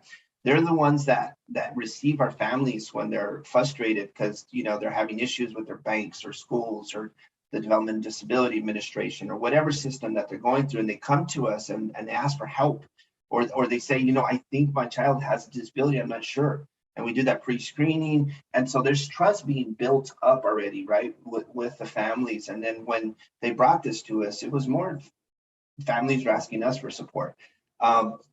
So I did want to mention this as well, is that when we first started the language access program, we didn't have a lot of school staff on board with us. For some reason, we didn't have a lot of school staff reaching out to us, or school administrators, or even language access. If you remember, Stacy, I don't remember a whole bunch in the beginning, but I want to say this last year, we started seeing more school staff become involved, and partly that might be because of us, right, Emily? Is that we just thought, we didn't do a whole bunch of aggressive outreach to school staff or school entities, because we had heard so much feedback on the opposite, that they don't want this, this and that. So this is very encouraging to see you all here, to hear you all interested on this, asking how can we get families involved. I don't think you're going to have that much a hard time. I know, don't get me wrong, I know they're busy. They got multiple things going on. They got a lot on their plate. But this is super important for families. I'm just going to say that. I'm going to reach out there and say this is probably in the top 2 priorities for multicultural families in schools, because everything starts and ends with language. You can't do nothing without it. And you mentioned Angela, Emily. She was absolutely horrified and so mad that she didn't know about transitional services until almost like the last half of the year of her son, or the last year. And by then it was too late, she said. So even things like transitional services, right? How is that being educated to parents and families that that's something that's there for them? I'm talking about special education students and their families. Also, my last answer would be is look for community-based organizations that already have trust with families, multicultural families, and then do some listening sessions with those community-based organizations. Make sure if you can get funding to provide stipends for those family members, so they don't have to make the decision between tortillas and doing something good in the community. And I say tortillas porque yo soy Latino, but I remember my mom didn't have time to do this stuff because she was worrying about putting tortillas and frijolitos on the table instead of being out there in the community. But if back then in those days, they would have had stipends and all this stuff to kind of help buffer, that experience. That's huge. But yeah, I can go on for more. Emily, I don't know if you have anything here to add on around trust with family. Yeah, no, I think you said it very well, Moses. And I'm just like you, very pleased that this question is even being asked, because I don't know that we've been asked this question before. We get asked a lot about why families wanted this issue, but not how to keep them engaged. So I think I agree with everything that you said. And if I can just give a little bit of practical interpersonal advice about working with community, is just that you get out of it what you put into it. And so there's been many times where it's 5 o'clock and I want to go home and I don't want to, deal with anybody for the rest of the day. But really, it's a lot of late night and last minute phone calls, and hearing about things that are not in the scope of language access as well. Sometimes you're just hearing about complaints about an insurance company, or that somebody lost a job, or that somebody's kids are not doing well in school. And it's a lot about just building those foundational relationships and being available, because if you're available, they'll be available then when you need it. And it sounds very intuitive, and of course, like, people give what you give, but it's been really a lesson that I think the corporate world and the educational world and employers don't teach us how to do. So there's been a lot of unlearning and relationship building in that aspect. So that's the only thing I would add. And thanks for the question. Yep. Thank you. So I have, just because, and I have a little insider knowledge, but, just to point out about the law itself, it still seems a little broad in the sense that 50% of the school, like the requirement from the civil rights law is meaningful access exists for every family. But even if there's one family in that, So, but you're saying a language access coordinator needs to be available for schools with 50% or more, where the student population is 50% or more from LEP families, or whatever the requirement is. But that seems really broad. I mean, but I think there are, and then like smaller districts aren't even required to have it, which is a little frustrating, because a lot of them are in rural areas where they do meet that 50% or more. Yeah, but they're, a smaller district. So it doesn't, so what, and like I said, I know I have a little in, because we talk about this a lot at WASCLA, but maybe you could talk to that a little bit and kind of like Yeah. how you're Yeah, addressing that and how we want to, what you would do differently if you had it to do again, seeing that in Oregon, we would be starting from scratch. Yeah, and that's a really, that's not a softball question. So I appreciate that, Stacy. That's hardcore, right? Because that's where we got into that's where we had disagreements on the language access stakeholder, meetings, is that some people were wanting it in every district. Now, when they say a language access coordinator in districts where they speak 75 more languages or 50% or more ELL enrollment, they're saying that you have to have a full-time paid language access coordinator that is only dedicated to that specific work. They cannot be an admin, like half-time that, or 3 different roles. They have to be dedicated to language access coordination for those districts. Now, for all the other districts, they still have to appoint a language access kind of representative for that district, whether they're 50%, 75 or not. They have to identify at least one person that's going to be working with OSPI to turn in that data on the families and how much they're spending, and things of that nature on language access. So even though that they don't have to have this full-time person paid, every district in Washington state eventually will have to have one person identified to have that relationship with OSPI. They'll still have to collect the data. And really, so the whole idea behind this was, let's take care of the districts that absolutely 100% need it, that make these qualifications, so we can get some language access coordinators dedicated to this. Think of it like as a pilot, even though it's not. We know it's not going away, but it is kind of sort of a sense of a pilot, in the sense where it's a pilot for those districts that qualify, but more overly for the state, it requires all districts to report on who are the families of the children they're serving, what language are they speaking, because that gives us the knowledge and the data to actually build a business case. I was so frustrated during this process because when they're talking about spending and revenue, incoming revenue for this, I didn't have the data. I couldn't even present a business case to say this is going to save money. This will increase student score. It's going to benefit in a whole bunch of different ways, but it doesn't matter because I don't even know how many languages, how many families, how many students, because of that. So kind of, that's why for families it was so important, is like we want them to count us so we can really start to work on what that picture is. So that's a kind of long answer, Stacy. And I would just say this is only the first implementation of language access. Think of it that we're probably going to be working on this for the next 5 to 7 years, Stacy. And we're going to be improving it and adding, but it's a lot easier to edit and approve like additional things inside of the language access bill than it is to get one passed that already has everything in it. So I don't really have a lot of regrets on this one passing the way it did, because I think it opens the door for us to really get what we really want. And speaking of funding, by the way, when you talk about Oregon, in Washington State, I asked a question to Senator Christine Rolfes and Senator John Braun. They're very influential when it comes to the money in Washington State in legislature, right? And I asked them the question, does Washington State get any specific funding for language access supports from the federal government or the state? Do school districts get specific funding for language access supports? They took them about 2 or 3 months to verify this, and they said, nope. Washington State will get some money from like bilingual education, the bilingual education fund, and then they get certain amounts of money, I think, from the federal government on ELL enrollment.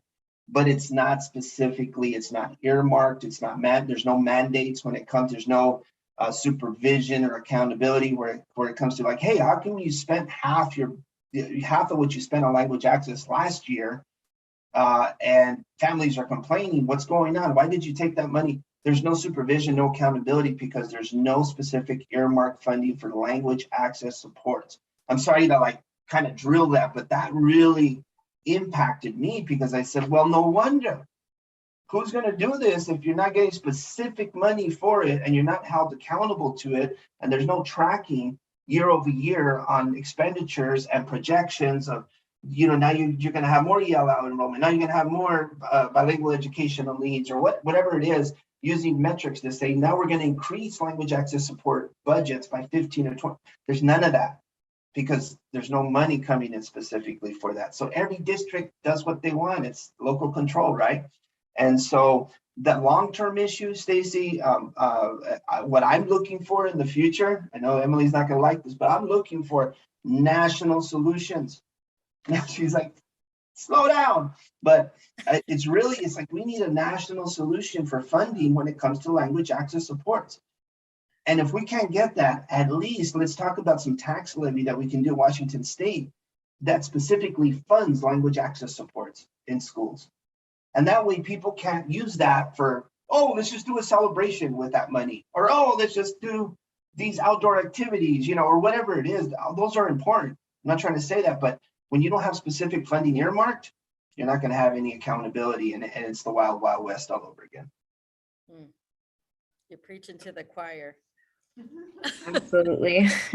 And also, this question, this question has been posed to our bill champions as well. Like, what happens to people who are exempt from these requirements? And what our legislators always say is they may be exempt from these certain requirements, but they're not exempt from the federal requirement to accommodate families, and they're still held to that. So whether it's through this bill or through other action, they're still on the hook to do those things. So yeah, I would think so too.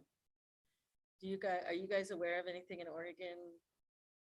Any community organizations that, in Central Oregon, that are working towards something like this? Yeah. So we got to find somebody and prop them up. We're manifesting it right now. That's where we're going to start. Lana, Hey, do you want to add anything? Stacy, Yes. to that point real quick, I just want to share, I shared with you all because I'm going to tell you, this was a major piece for us to help before we submitted. I shared with you a link for our ACE program page, right? Advocacy and civic engagement on the open doors, the first link. But the second link is actually a link that goes to our family feedback report that I helped head up in the fall of 2020 that was to be submitted to the legislature in 2021. And we already knew this. We already knew all the issues because they had been telling us for over 5 to 7 years, okay? But we had to do an official listening session. And so we did a listening sessions in 4 different multicultural groups, 4 different languages. It was administered in their language, and then we had an interpreter for us if we didn't know that language. Specifically, I'm talking about the ACE team. But you'd be surprised how much this report kept coming back up, and people were asking for it. So what I would recommend, Stacy, is have your group link out to the CBOs that I told you about, the ones that already have trust, the ones that are servicing the population, and then maybe you guys can contract some kind of listening session with them and pull multiple cultures, multiple languages. You might have to do 4 separate groups because make it accessible for them. Don't do English and then interpreters. No, do it in their native language by someone from their culture, and then have them interpret for you or for your group. Because then this report will give you solid recent information that they just can't discard. And I say they, but I'm talking about those who are against this change. That's it. We know who they are. And I just have one more thing to share. I think we alluded to this earlier, but we are just so interested in getting the kind of educator perspective on this issue and working towards understanding that, because I think a lot of times unfairly, community stakeholders and educators are sort of pitted against each other as 2 sides of the same coin, but really it's kind of the same thing. So we're always interested in getting the educator perspective at Open Doors. There's a survey which I'm going to Emily, you're on mute. You went on mute when you say there's a survey. Oh, okay. Sorry about that. I don't know how that happened. But there's a survey in the chat that anybody who wants to can take and share their thoughts with us. Stacy, Chieko, I invite you to share your thoughts as well if you'd like to. And yeah, we're just really interested from hearing from folks. You can also sign up for our mailing list to be involved in any kind of implementation efforts, updates, things like that. We're always in communication with lots of different people. So just wanted to plug that as a way you can stay connected if anything, really resonated with you here today. Fantastic. Thank you, Emily, so much. Yeah. I wanted to give Lana, who's another language access education, who's online, an opportunity to comment, question, anything. Thanks, Stacy. Yeah. I actually had a question about you mentioned credentialing. Is that the linguists who work in the district are credentialed? Is that some type of credential that the language access coordinator would have to have? Like, can you give me a little bit more information on what you're meaning by credentials? Yeah, so for credentialing, that's for freelance interpreters who are primarily the ones who do the interpreting and translating for school meetings. So And just also like ensuring. staff interpreters as well, like. Well, typically what we've encountered in our work for this bill is most school districts in Washington do not have on staff interpreters. So almost all of this work is on that. Yeah, almost all this work is done through independent third-party contractors who were part of the stakeholders that helped us pass this through, the interpreters unions and things of that nature. But yeah, is for sure if a school district has somebody on staff that would be available to them. But by and large, we're seeing that this is a third-party, credential for interpreters offered at no cost. Oh, nice. Yeah, that's thank you for that question, Lana. And this is kind of a little murky, as kind of you can feel right now, is that there is like a couple districts already have a couple, I say a couple, very few have some language access coordinators already. If they wanted to get certified to be an interpreter in educational settings, they could do that. This is for anybody in the community that wants to do it. Jay Inslee wanted to be certified in interpreting and credential, and have those credentials in educational settings. He could do it. However, when it comes to those freelance interpreters, or also those interpreters that are contracted or that maybe are part of a union, they were the ones that we were focusing on, because that is naturally the largest workforce for interpreting services in schools in Washington state. So one of the things that interpreters push back on with us is that the representation was that, hey, we don't have more money right now with everything that's going on. In fact, a lot of interpreters left the field in Washington state during COVID, because many of those in-person meetings were no longer, the technology took a while to catch up. So we're also trying to attract interpreters back to this field. And so one of the things we did for interpreters is we're making this credentialing system, credentialing cost free for them. Now, if there's someone in the school that wants to get this, I'm sure there's probably some funds in training or some type of things of that nature in the school that would help pay for that. But I still think it's going to be very reasonable, maybe under $100 or something like that. But yeah, I don't know if that answered your question there, Lynn.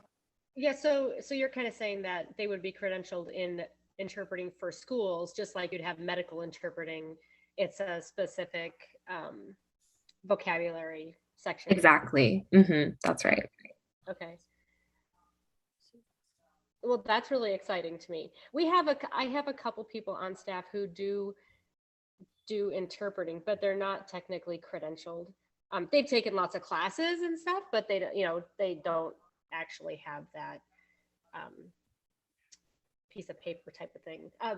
Well, they've passed the seal by literacy. That's not really the same thing though, is it? Because it's not an interpreter's program necessarily.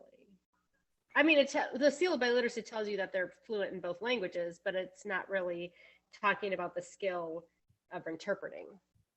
Yeah, that's right. We've worked with the interpreter unions quite a bit, and they've explained that nuance to us a couple of times, that just because you're bilingual does not mean you're able to kind of switch between one language quick enough and at the same time. So yeah, I think it's slightly different. Okay, Yeah. thank you. Well, I want to respect your guys' time. Are you still there? Stacy, are Yeah, you there? okay, there you Oh, are. I was just gonna say, I know that Emily has shared a link for the survey, but I'd really like to get some in-person, if you don't mind, I'm being selfish here, but Yeah. some in-person feedback from your people there. Like, how does this make you feel seeing this presentation? You know, was there anything that impacted you? What are some thoughts going around in your head when you receive this information? Like, how are you feeling right now? What are some ideas you're thinking of? Just off the wall, just if we can take a few minutes. Okay, Chico's coming around with the microphone. Jara.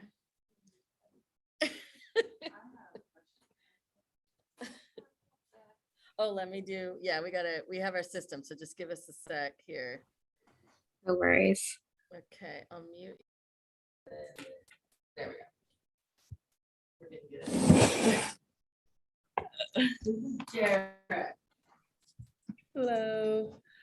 I have a question regarding this training that you're talking about, in the sense of, is it for, because I know like the certification is like a little tricky piece for a lot of like the medical interpreting, and how within the education sector is not as professionalized, and there's not like, we're called community interpreters or linguists, right? Like, it's not very professionalized in the sense that there's some sort of credification or a credibility and certification nationwide per se. So I was curious on that, like what kind of training were you speaking to, or what that involves, even if it's just within Washington, but that could go nationally? Because I was curious, because I'm like, most of the things that you are like getting certified or credentials for here, it's medical related. It's not really within the education sector. Yeah, I would say that we were actually looking nationally to. Okay, so now you said it. Okay, hold on. Okay, I was gonna say, our language access work group actually was looking at national credentialing for this if it was available, and we couldn't find it. But we also had a lot of experts that said, I don't think we want to go with national, even if there was. And there's a group right now, there's two groups that are working on it. It's gonna be a while before they get it. But we have some Washington experts, interpreters that have been in this profession for 25, 30 years, and say, we don't know if we want to go with what national is, because they're not always as good and as accurate as what's accurate for our state. So that was kind of one of the things that really pushed Washington State to say, hey, we're not going to wait for national. We need to establish one now here in Washington State that we can have co-creation control over to adapt it for the needs of our state. With that said, PESB, the Professional Education School Board, which really kind of helps with all the credentialing of other roles in schools. So they would, that's why that credentialing piece is there. But OSPI is also in charge of also trainings, for school staff, various different roles. So they're teaming up along with, some of our experts to find out, what is that training going to look like? What are the key components? One of the things I want to mention is that when they do that credentialing, they're not only going to see how well you can speak. Let's say in my case, I'm more proficient in English than in Spanish. I'm pretty decent in Spanish, but they're going to test me, of course, in Spanish, because that's what I'm translating for that population. But they're also going to test me on my English skills, because if you read that family feedback report, that link that I sent, you're going to see that many families said they didn't know English enough, the interpreters. They didn't really have a good understanding of the American culture. And I knew when they were struggling to interpret, because they weren't really proficient as in English as they were in Somali or Spanish. So the credentialing is going to work on both of those to make sure that they have good domination of both languages. And again, this is all to improve the experience for the parent. especially in these IEP meetings. Did that answer your question, or I'm not sure if you had another one, or if there was another piece I missed? Kind of, because I've done a training with California and they focus on community interpreting. And that's kind of what I was alluding to in a sense, like I'm not certified clearly, but I do have this training that is more specified. And that's what my question was. Is that what you're going to provide? I know that it's not like this certification yet, or you're getting to that, but is it more education based rather and not certified yet, but it's a training that's specified toward interpreters working within the education sector? Now, they would actually get like credentialing for interpreting in school settings. So it's not just a general community training for interpreters. No, it's like actually you're gonna go through a formalized process, formalized training with all the different modules, including things like ethics and professionalism, all the different key components that you would see traditionally, like in a national medical program to get certified, but it's going to be for school settings in Washington State, specific for that sector. So even people who are certified in the medical field or certified in courts or certified in social services, if they want to translate or interpret and translate or interpret, in school settings, they're going to have to get the certification as well. And correct me if I'm wrong, Moses, but I think this is going to be an ongoing sort of renewal process as well, contingent upon code of conduct, accuracy, things of that. Like there's going to be a means for this certificate to be revoked. It's not a certificate of completion. It's actually like an ongoing certification process. Yeah. So I have a kind of follow-up to Jara.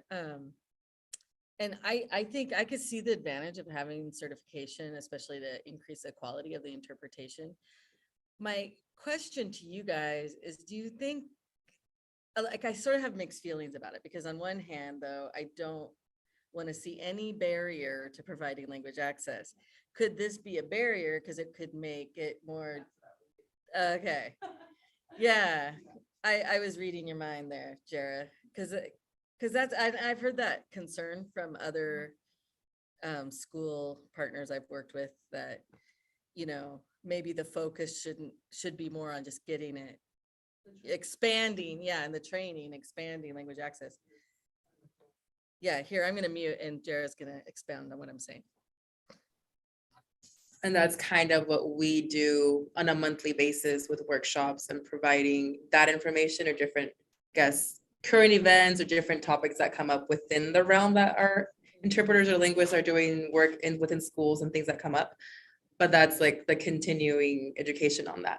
But it's like, we call it like a mandatory meeting or interpreter training, which is not technically this module unless we started out through the beginning of the year, like fall to summer. But it's this like ongoing where, okay, like if these scenarios come up, what are you doing? What are we doing? Like, what's the best practice, yada, yada, yada. So it's like, in that sense, yes, like I consider it training per se, or workshops within our field. But I can see how if having to be certified to work within this industry can almost create more barriers, especially for atypical applicants. Like, let's say I want to hire someone that's living in a different country and they know the Spanish really well. I need them as a translator. Like, I can't hire them because of these other different barriers that we're already creating. So it's just kind of like, okay, here we go. Like, this is great. But then looking at the different perspectives or how that can lead to that, I guess. Like, and not to play devil's advocate, but kind of. Softball questions here today, I'll tell you. Feedback, right, is I've kind of expressed this at WASCLA, and I know they listen to me, but it's better to hear from you. We want to remove barriers, and it's hard enough to recruit people. Oh, there you go. It's hard enough to recruit people to do the work, without adding that. So. Yeah, well, I mean, that's a great point. And I'll tell you that we had some community interpreters as well as certified interpreters saying, we want to do a better job in the schools, but there's no program, even at DSHS or at OSPI. So how can you judge us if you don't even give us an opportunity to get official training and certification? So I think again, we're gonna, we always try to center the families, and the families weren't asking, oh, I struggle in getting an interpreter for meetings. Can we just like, my aunt's been wanting to do interpreting for a while, but she can't go through all the hoops, but she knows the languages more or less. We didn't hear that a lot. We heard, hey, they're using, when I went in for my IEP meeting last time, they used the halftime PE teacher who took Spanish in high school, but doesn't really know the language or culture too really well. And so schools were just using kids. They were using other extended family members, cafeteria ladies. So if you don't have anything, any type of control there, again, it's about quality and efficiency, because the families that we were talking to, they have one IEP meeting per year sometimes, right? So it's a very high stakes meeting. That meeting is going to determine the education for that child for the next year. If you were the mother and you didn't understand English, what would you want? You would want the best. You would want accuracy. Just like in medical, right? My wife who's in healthcare, she told me the other day, this, and she never said she could speak Spanish. So she's a nurse. Interpreter comes in, she's Caucasian. And when they start going through the process, didn't even know the word for heart attack. She said crisis of the heart. Crisis del corazón. Ataque del corazón, those types of, it's not medical terminology. So I do want to give you like a consolation prize and say, we are going to have credentialing for interpreters in school settings. We're also going to, OSPI is also going to publicly post glossary and terminologies and learnings for people who are maybe not a professional interpreter, but they're school staff that need some tools, seeing some general tools, some best practices. So Leonard, who is the supervisor, the language access coordinator position in language access supports at OSPI, who our bill helped to fund his position.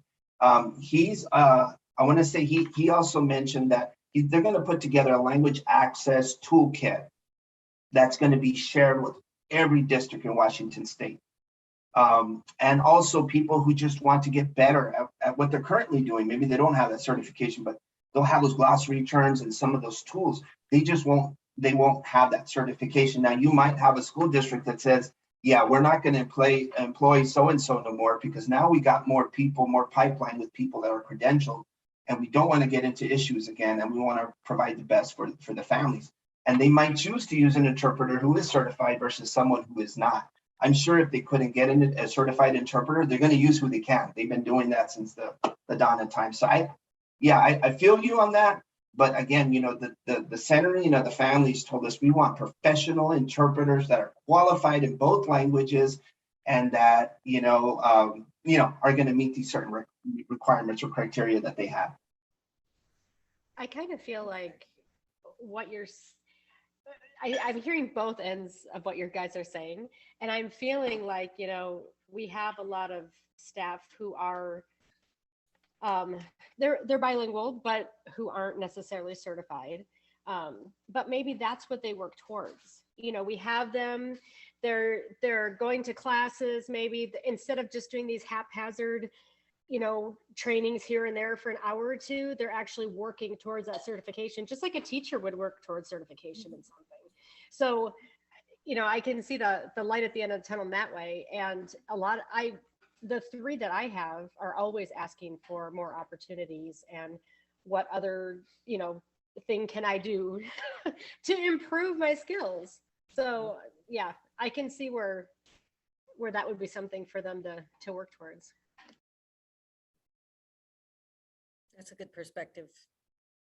As long as it's not, maybe we're on the same page in that way. Like we're for credentialing, but not as sort of a limiter. Like you can hire someone and put them on that path, to get them credentialed, but it's not like, yeah, I don't know.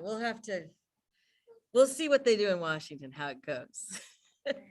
I should specify the bill does not say that the interpreters must be credentialed. This just Oh, okay. establishes a program for credentialing in educational settings. That's way better then. That Yeah. feels way better. Yeah. Yes. Phew.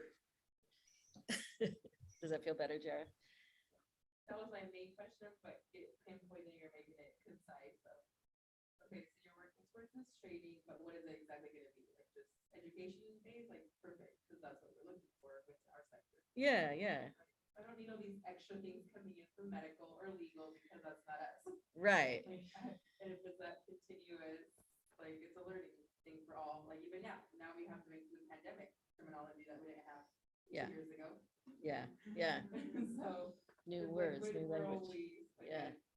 being innovative or incorporating new terminology and even just the acquisition retain that. But at the same time, it's like we've never really had a concise education-based interpreting training.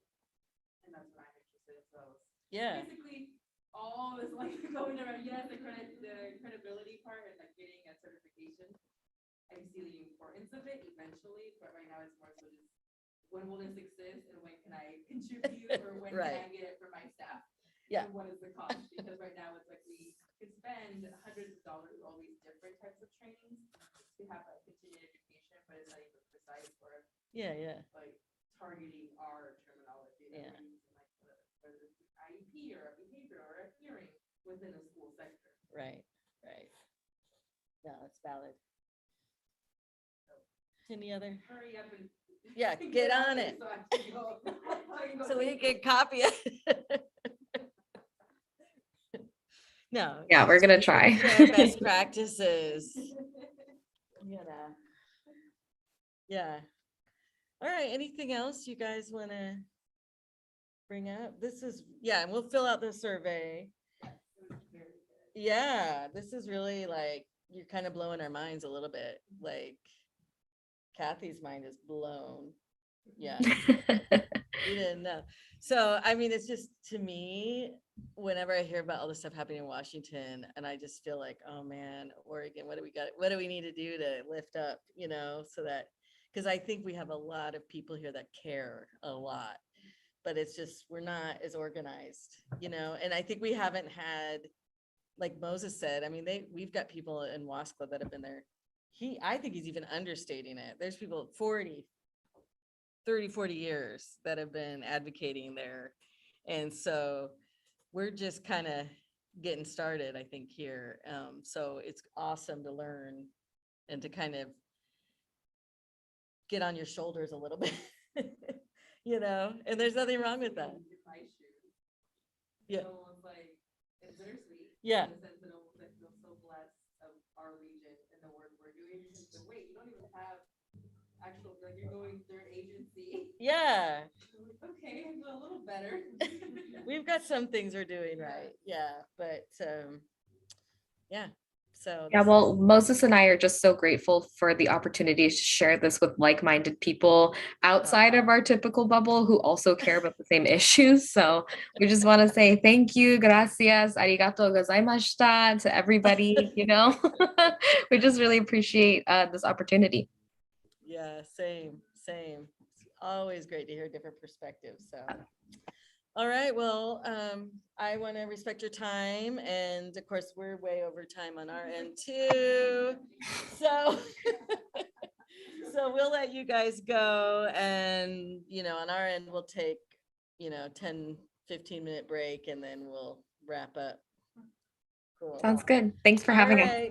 Thank you so much. We'll see you guys again soon. Yeah. Gracias a todos. All right, gracias. Sahamnida. Adiós. Buenas tardes. And there's Lana. You could take a break, Lana. We'll be back at 3:32. Okay. 10 minutes. Okay. How's that sound? Thanks. I think the other stuff we were going to talk about today, we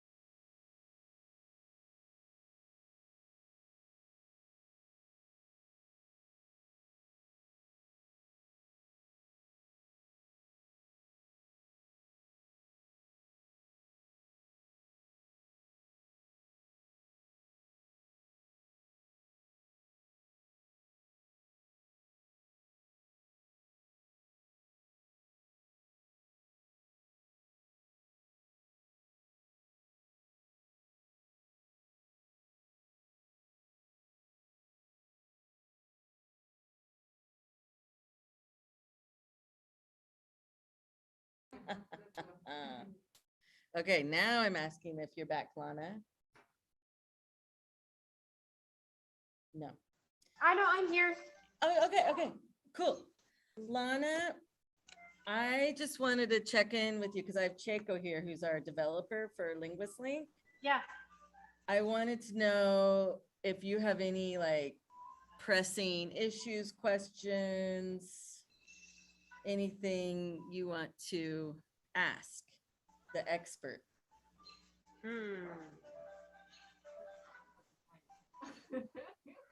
If you don't, it's fine.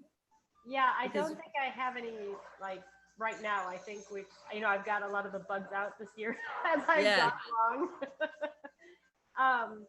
However, I don't know. Okay, well, actually, a question for like this year going on to next year, they're not going to lose anything, right? Like the people who have requested stuff. Right, no, they won't lose anything. Everything will stay the same and everything will just continue over. Correct. I know one thing, I don't know if Val is still on, and we can maybe schedule a call for this, but we want to have a conversation about PDFs. Oh my gosh. Well, maybe we need to have it. Laby's like, yep. Oh, between that and we have a lot of people who've started to use Publisher. Yeah, Publisher That has too. been driving at least my linguists crazy. They don't like it. Yeah, They we don't like love it either. So what I'd like to do, and maybe this is something we can coordinate with the Central Oregon folks, is have some guidelines that we can Yes. publish Mhm. that say, hey, if you send us a PDF, how are we gonna, we're gonna send it back. How are we gonna send it back? What's the expectation? Right. Because I think our team feels like pressured to kind of format it.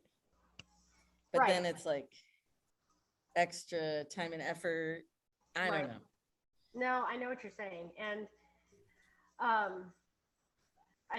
oh my gosh, PDFs drive me crazy. They just, Okay, yeah. I don't know that I've had like one easy PDF request that was just turned around and done and sent back. I mean, it seems like there's just always something going on with PDFs that are a problem. Yeah. So let's think of, and we don't have to do it right now. It's been a long day. But add that to our list of something this summer. Now, are you off for the summer, Lana? Or Yeah, you I am. around? You're off. Well, I'm off, but I mean, I can meet. I'm just Okay. I just time card it separate, so it's not a big deal. Okay. And then you're back middle of August or? 20 something. Okay. That's too far. I'm not thinking about coming back yet. Come on. No, I know. I'm sorry. I'm not even done yet. But I'm just thinking when you're back, Yeah. let's kind of come together and come up with some guidelines that we can say, if you send a PDF, how do you guys do it? If they send a PDF to be translated, Are you asking me or them? they just get the text on a Word document, or is it formatted? I think that's what, Unless they, okay. like, send a editable document. If it's not editable, they just get the text. Okay, what do you think, Lana? Unless they pay for formatting. Yeah, right. Ours, I mean, most of our people typically do everything through the Google Suite because that's what the district uses. That's the other thing that's a pain, the Google Right. Docs. And but that's what they typically do. And then I usually always have to go in and show them how to give access, how to copy the link to get access to people and yada, yada, yada. Okay. But then it seems like the PDFs that have come through. Well, I did find a program online. It was called PDF something. Yeah, there's some that will extract the text. Right. They could pull things off and put things on, Yeah. but it still doesn't look It's not right. right. Yeah. We even there's have always- Adobe Acrobat and it's still not right. Oh, really? Can you send the original format? Yeah. Kind of like A, and then plan B is, okay, then you're just gonna get a transcription. You'll have to format it yourself. Okay. Yeah, okay. So that we could kind of come up with some guidelines that we can send out. And then also on the Google Docs. Can I chime in for some Yes. time? Please. So a lot of times we get PDFs that are very easy to transform into Word document if it's just written out like flat text. But we also get a lot of forms from schools. And I know that different teachers, they request sometimes forms that are filled out, so they're similar in content, and they're very hard to work with because they never, when we run them through the Acrobat program, they never come out aligned, and then we have to work on all the cells and then make sure that, you know, like in case with Spanish, all the words can fix in the can fit in the cells. I find out that working with forms is probably the biggest challenge. And I was wondering if maybe we can create some kind of bank of forms or see what forms have been already translated for each school so that we don't have to recreate it again. Always. I don't know, it's just an idea. I started to do that with our health office or Yes. the nurses' letters and things Mhm. like that.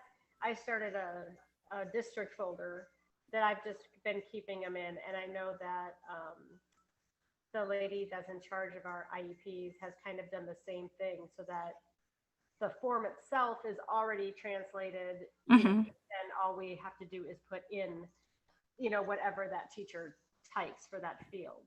Yes. And that does help a lot. Some of what we're running into is, we still have a lot of forms that aren't translated in the first place, so we have to get those done as we come across them. But so that sounds like you screen those forms when you get the requests and see if you have it in your bank of forms, right? Cool. Yeah. That's nice to know. So if you have one existing, then could send that to us. It'll save you a lot of money. I can't hear you. I mean, I can tell you're talking, but I can't hear you. Okay. All right, well, we'll have a back to school Zoom or something. Okay. And we could talk about it. But in the meantime, have a wonderful summer.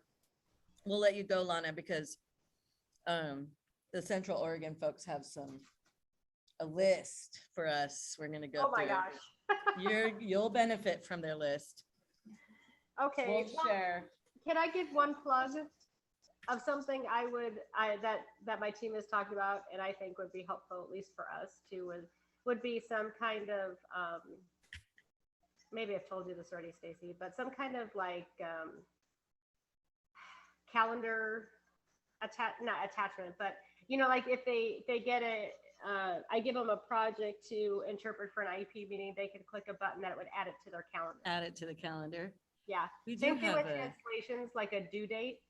They would like to be able to just, put that due date into their calendar so that they can keep track by just glancing at their calendar as to what their timeline is looking like for translation. Keiko's making a note of that.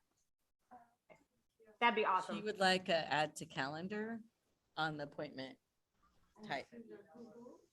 Yeah, so on the appointment day, you can click add to calendar and it'll go to their Google Calendar. Probably Google's okay, right? Like you guys just use Google. We use Google for everything. Or ICS or whatever. Okay, so not just Google then. Okay. Google and Outlook. That usually covers everybody. Yeah. That's a really good idea. I think we even have that written somewhere, but let's bump that up on the list. That's one of my. Oh. Thank you. Lana, good job. Yay. Yeah. Okay. Yeah. Well, thank you for letting me be a part of this today. I appreciate it. Oh no, this was great. I guess Lebanon. Next year we want to do it in Sun River. So oh, nice. You can come out there. Well, we'll see.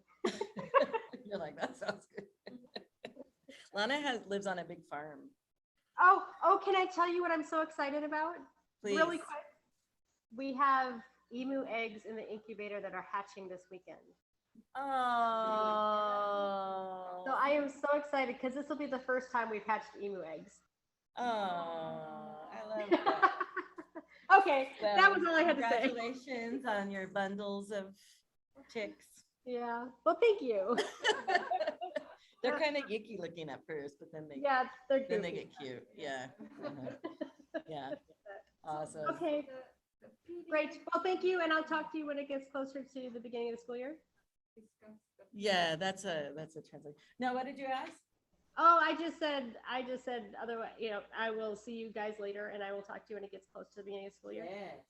Okay. Well, if we don't talk to you before, have a great summer. I will. You too. Okay. All right. Thank you. Bye, Lana. Bye. Bye, Lana. And then Val, do you want to hang out, or we can let you go too? We can just end this because they're gonna just. It might be hard to follow what we're doing.